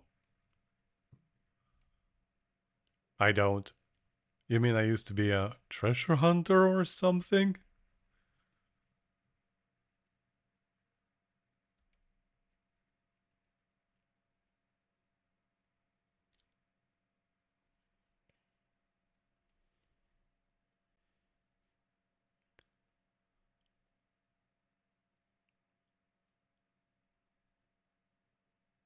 Was he the one responsible for what happened to Dante?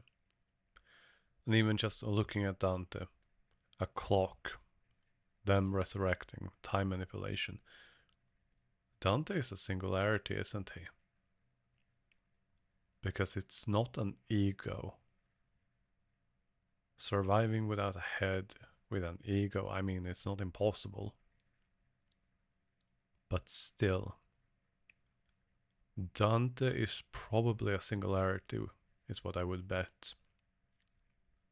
With a 20% chance that it's an ego. Hmm.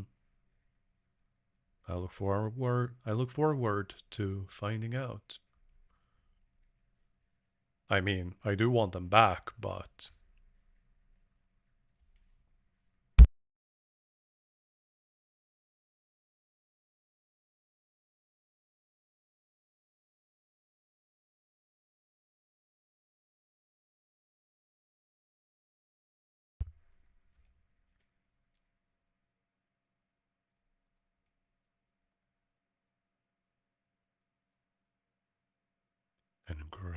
engrave the aspect,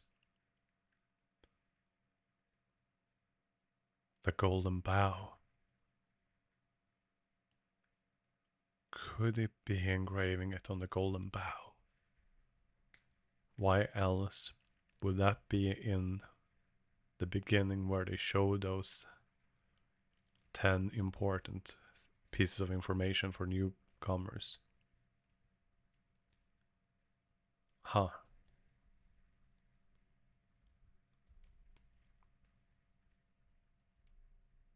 Aspect. A word that strikes my mind intensely. Even though my memories are gone, my underlying instincts are responding strongly to it. Led by intuition, I make my choice.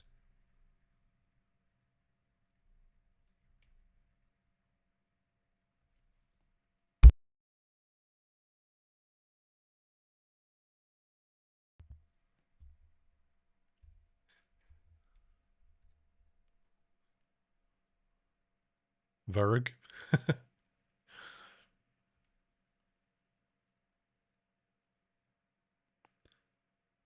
Weirdest we're hanging in front of. She named the boss. She named the boss Mephi. That is surprisingly cute of a name. She's a breath of fresh air.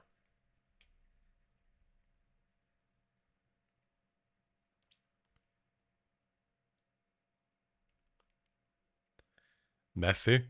Who's that?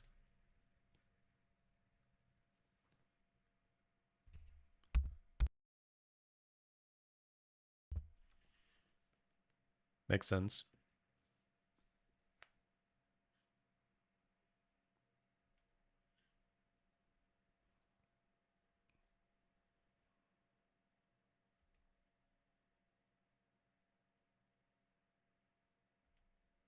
I wasn't sure what he was getting at, but so I turned away and looked through the window instead of giving him a reply.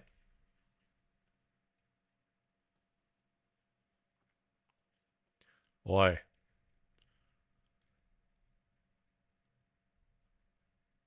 I was about to say spoilers for the ending of Library of Ruina, but I don't know if this is set before, during, or after. So fair enough. Still.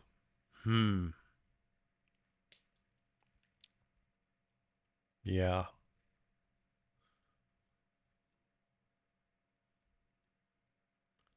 The liked.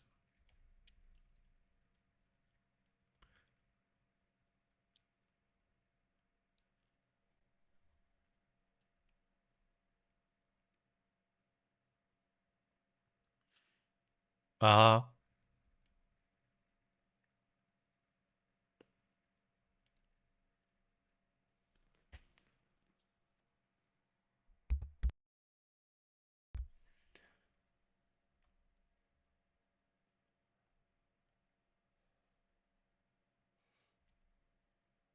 Pain? Revive? You mean what happened earlier was.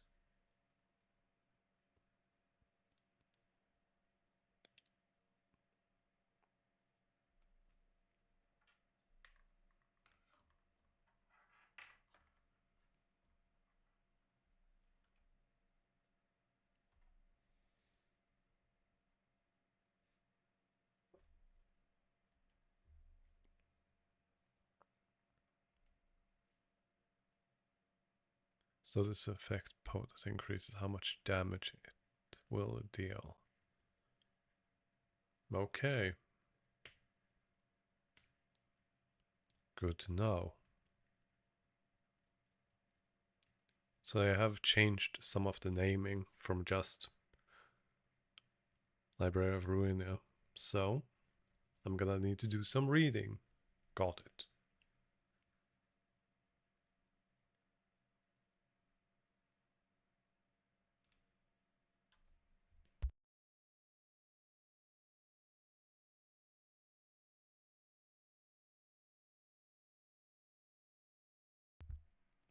Right.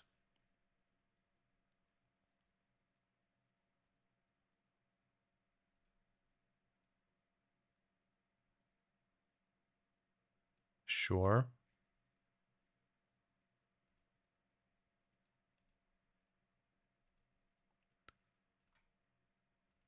Yeah. Did I want to choose her?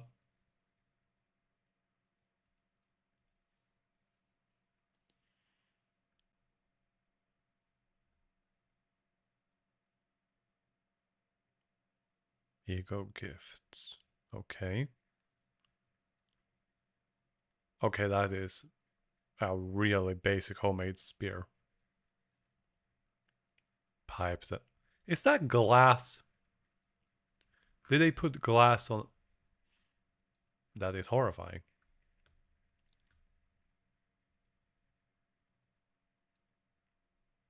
Okay.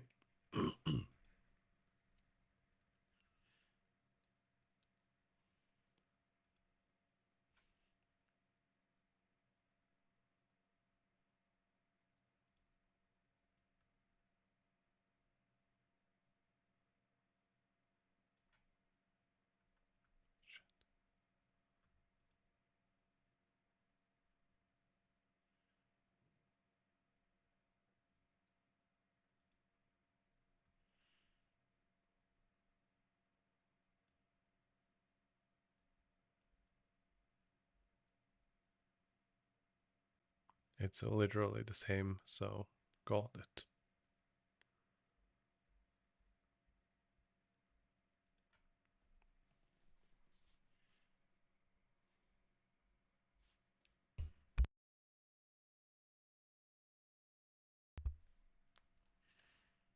All right, just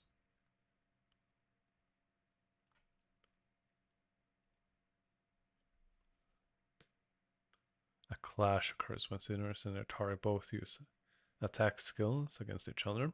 Yeah, as expected. Determined by the skill that they're using to clash. Bigger numbers win. And skills with a higher power wins.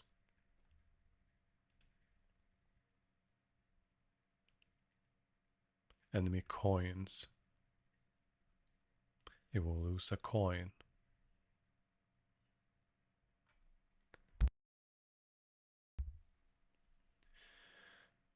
Even if a skill loses a clash, as long as it is a remaining skill coins. The two skills will continue to flip their coins and clash until one of them loses all coins. Damn! Okay.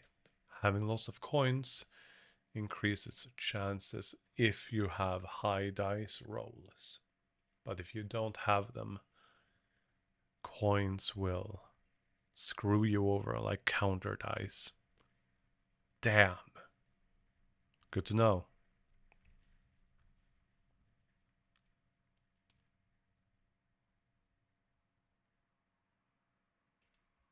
Mm-hmm.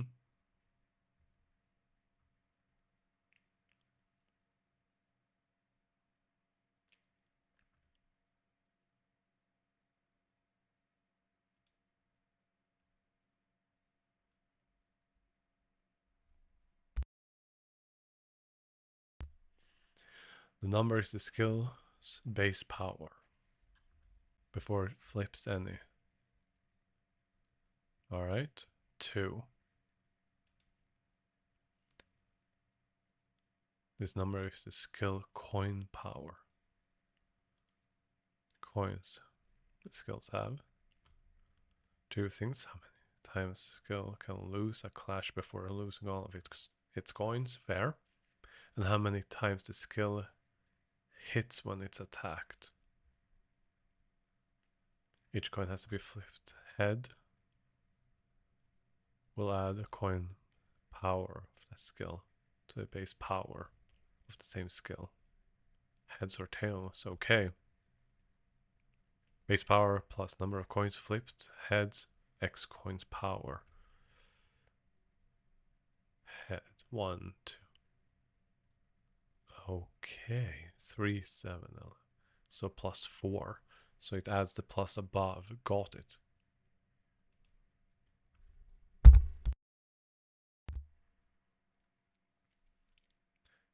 The result and skill power is displayed here.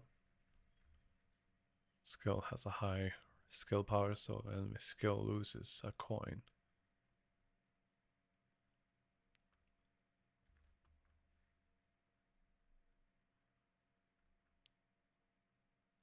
Got it. Fundamental aspects of winning a battle.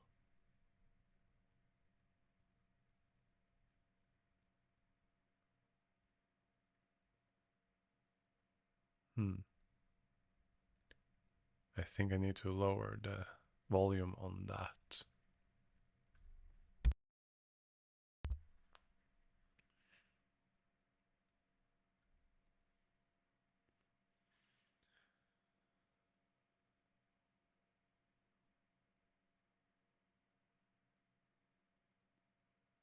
Okay. Okay. Good to know, good to know.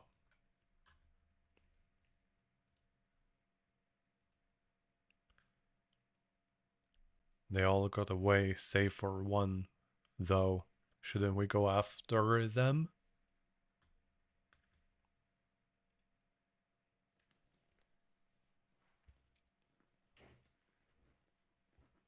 Oh, don't tell me she's good.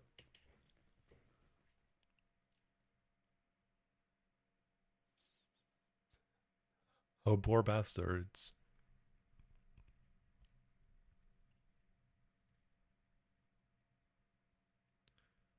Oh. Resources if it's missing. Got it.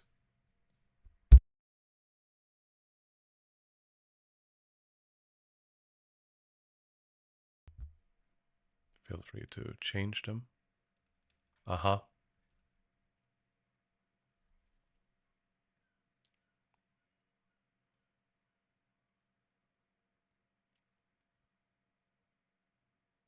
Wave 1. Okay. Learn about SP, sanity points. Maximum value of 45 and minus 45. Okay.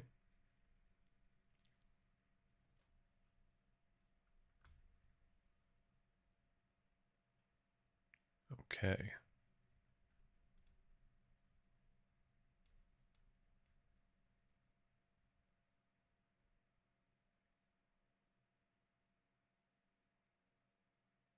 Makes no difference, since both above and below were the same.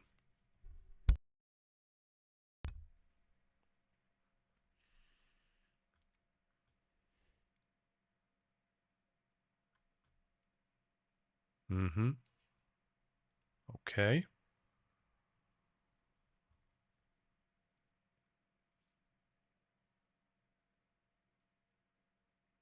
Oh.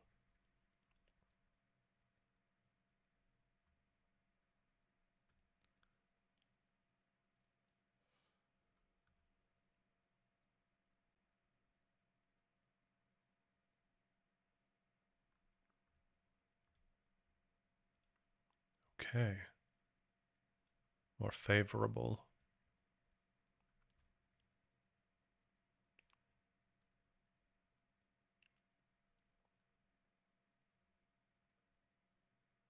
Stagger threshold. So that's how they handle stagger. Okay. But since I don't have any direct control over it.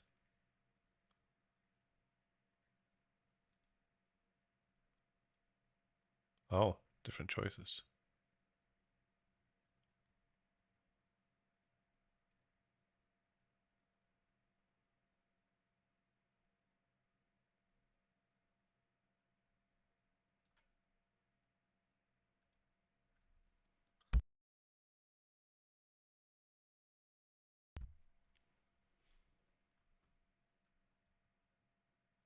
Panic state.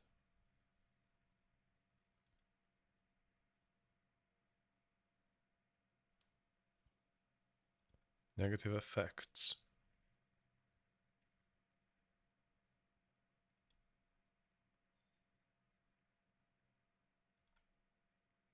Overwhelmed panic doesn't act this turn. Okay.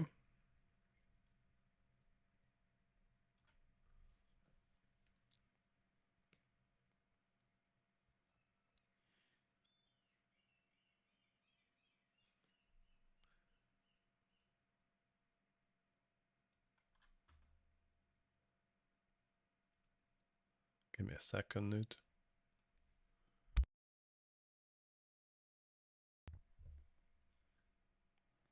Mm-hmm.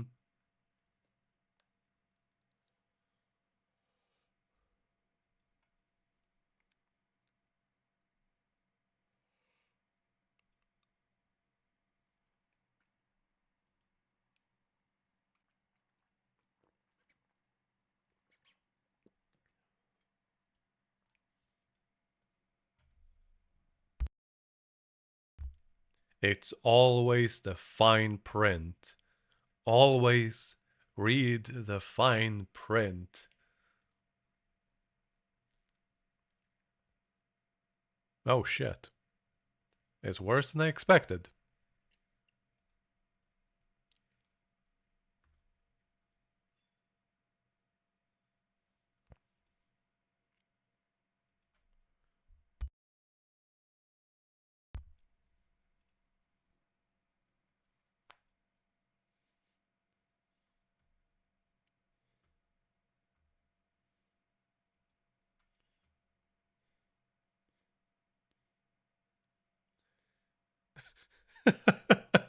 Okay, that is horrifying. The bus gets hungry.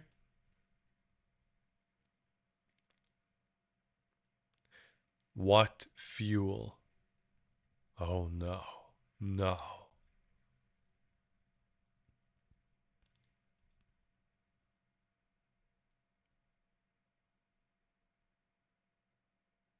From the mirror.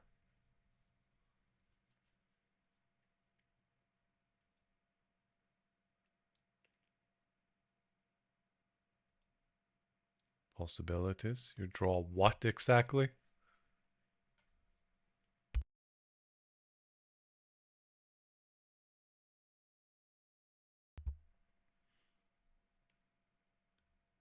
Well, that's just lovely.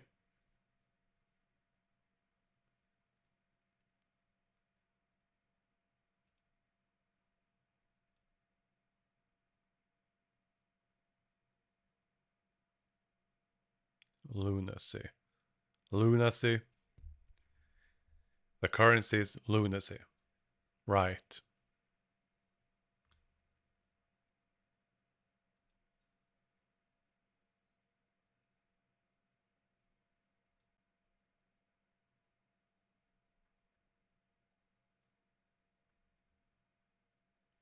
Ishmael.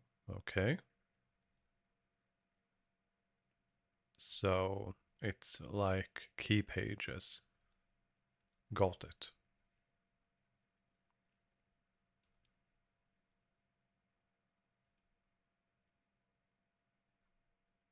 Inferno. Selva Obscura.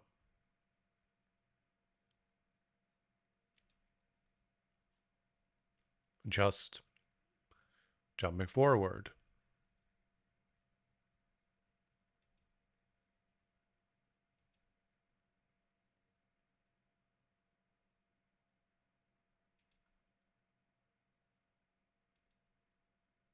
Okay.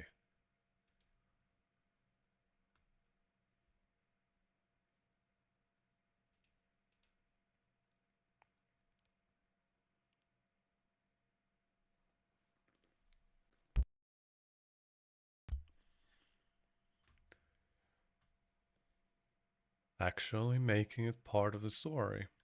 Good. Minor detail, but it adds up.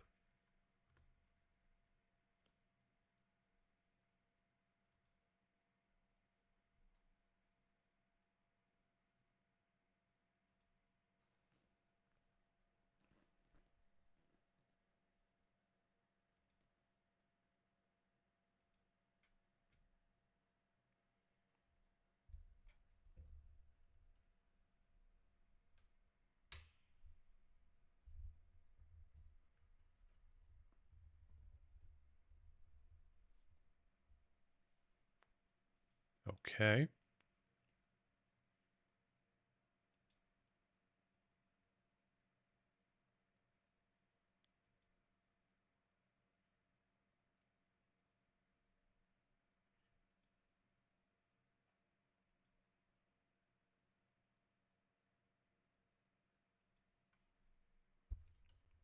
So many references. Hmm.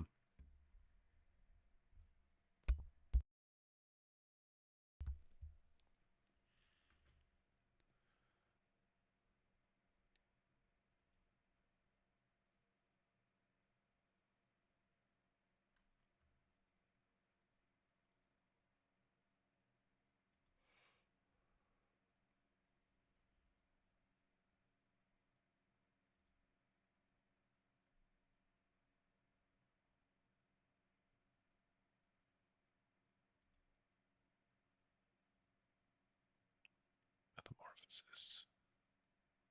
Metamorphosis. Okay.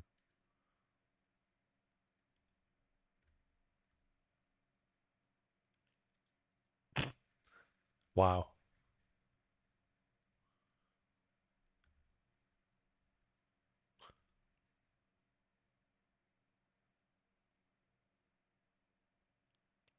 Verwandlung. Verwandlung. Okay. Got it.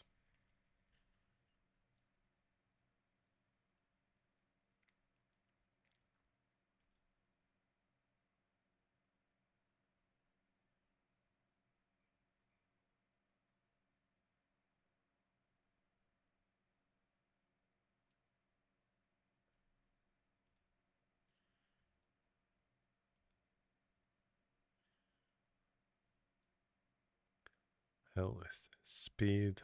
Defense. Resistances. Speed dice. Defense is new. kinda. Fatal. Piercing. Damn. Burn. Don't know. Don't know. Don't know. Don't know. Don't know. Don't know yet.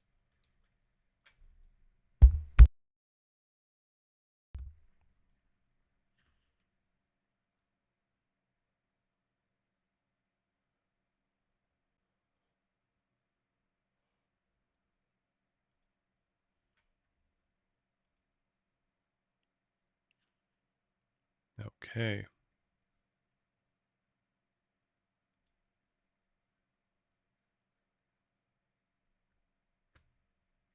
Sin affinities.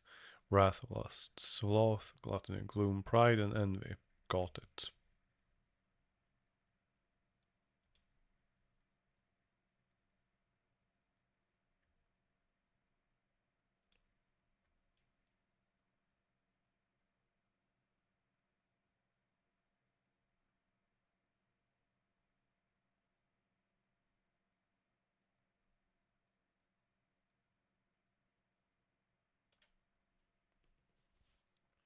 So your green text is gluttony, huh?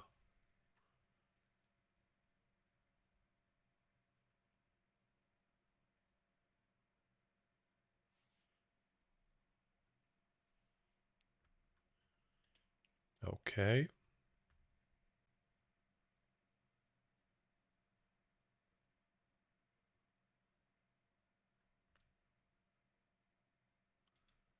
Okay.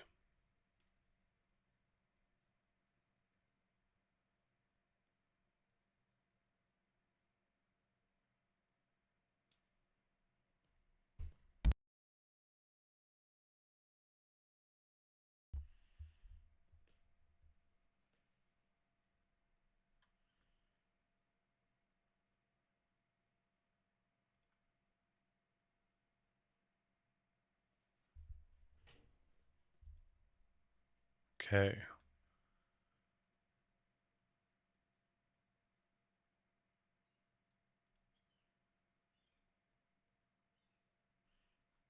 So, clashes. One-sided attacks.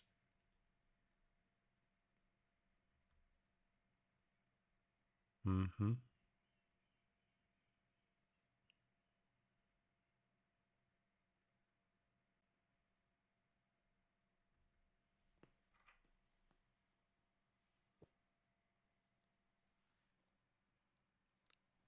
All right.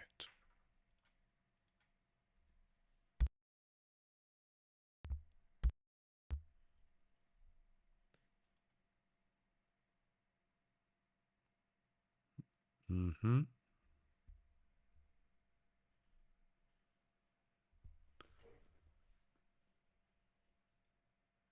Huh? What did I fight for then?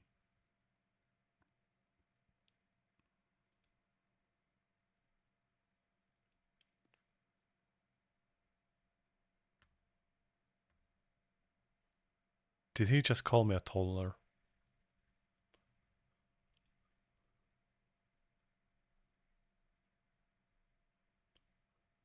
Fair enough, but still.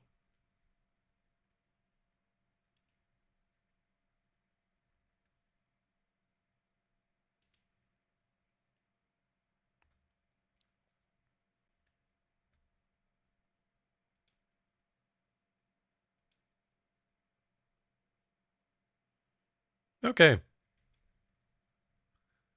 How am I supposed not to question a stranger who can't even hear me?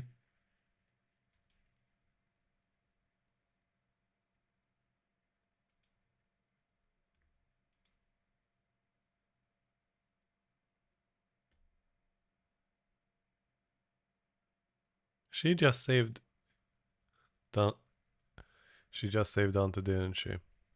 Hmm.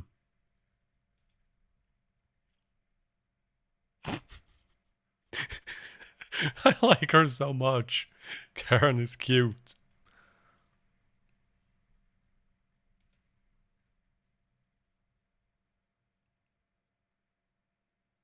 Okay, she deserves hugs and head pats. So where are we going?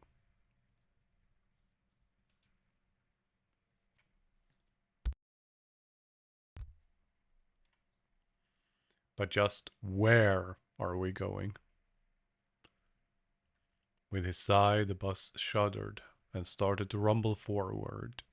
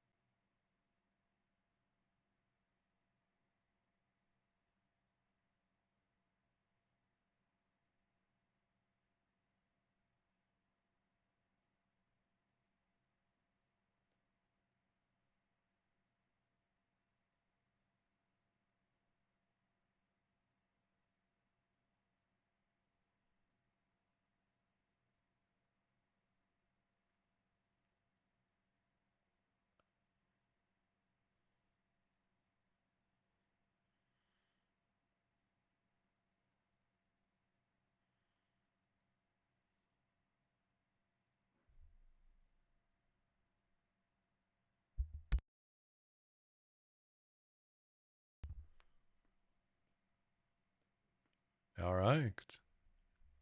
This will be a great place to end the stream. Thank you for watching. I hope you had a good stream, that you enjoyed it. I will be streaming once again on Monday. Have a wonderful week. Bye bye.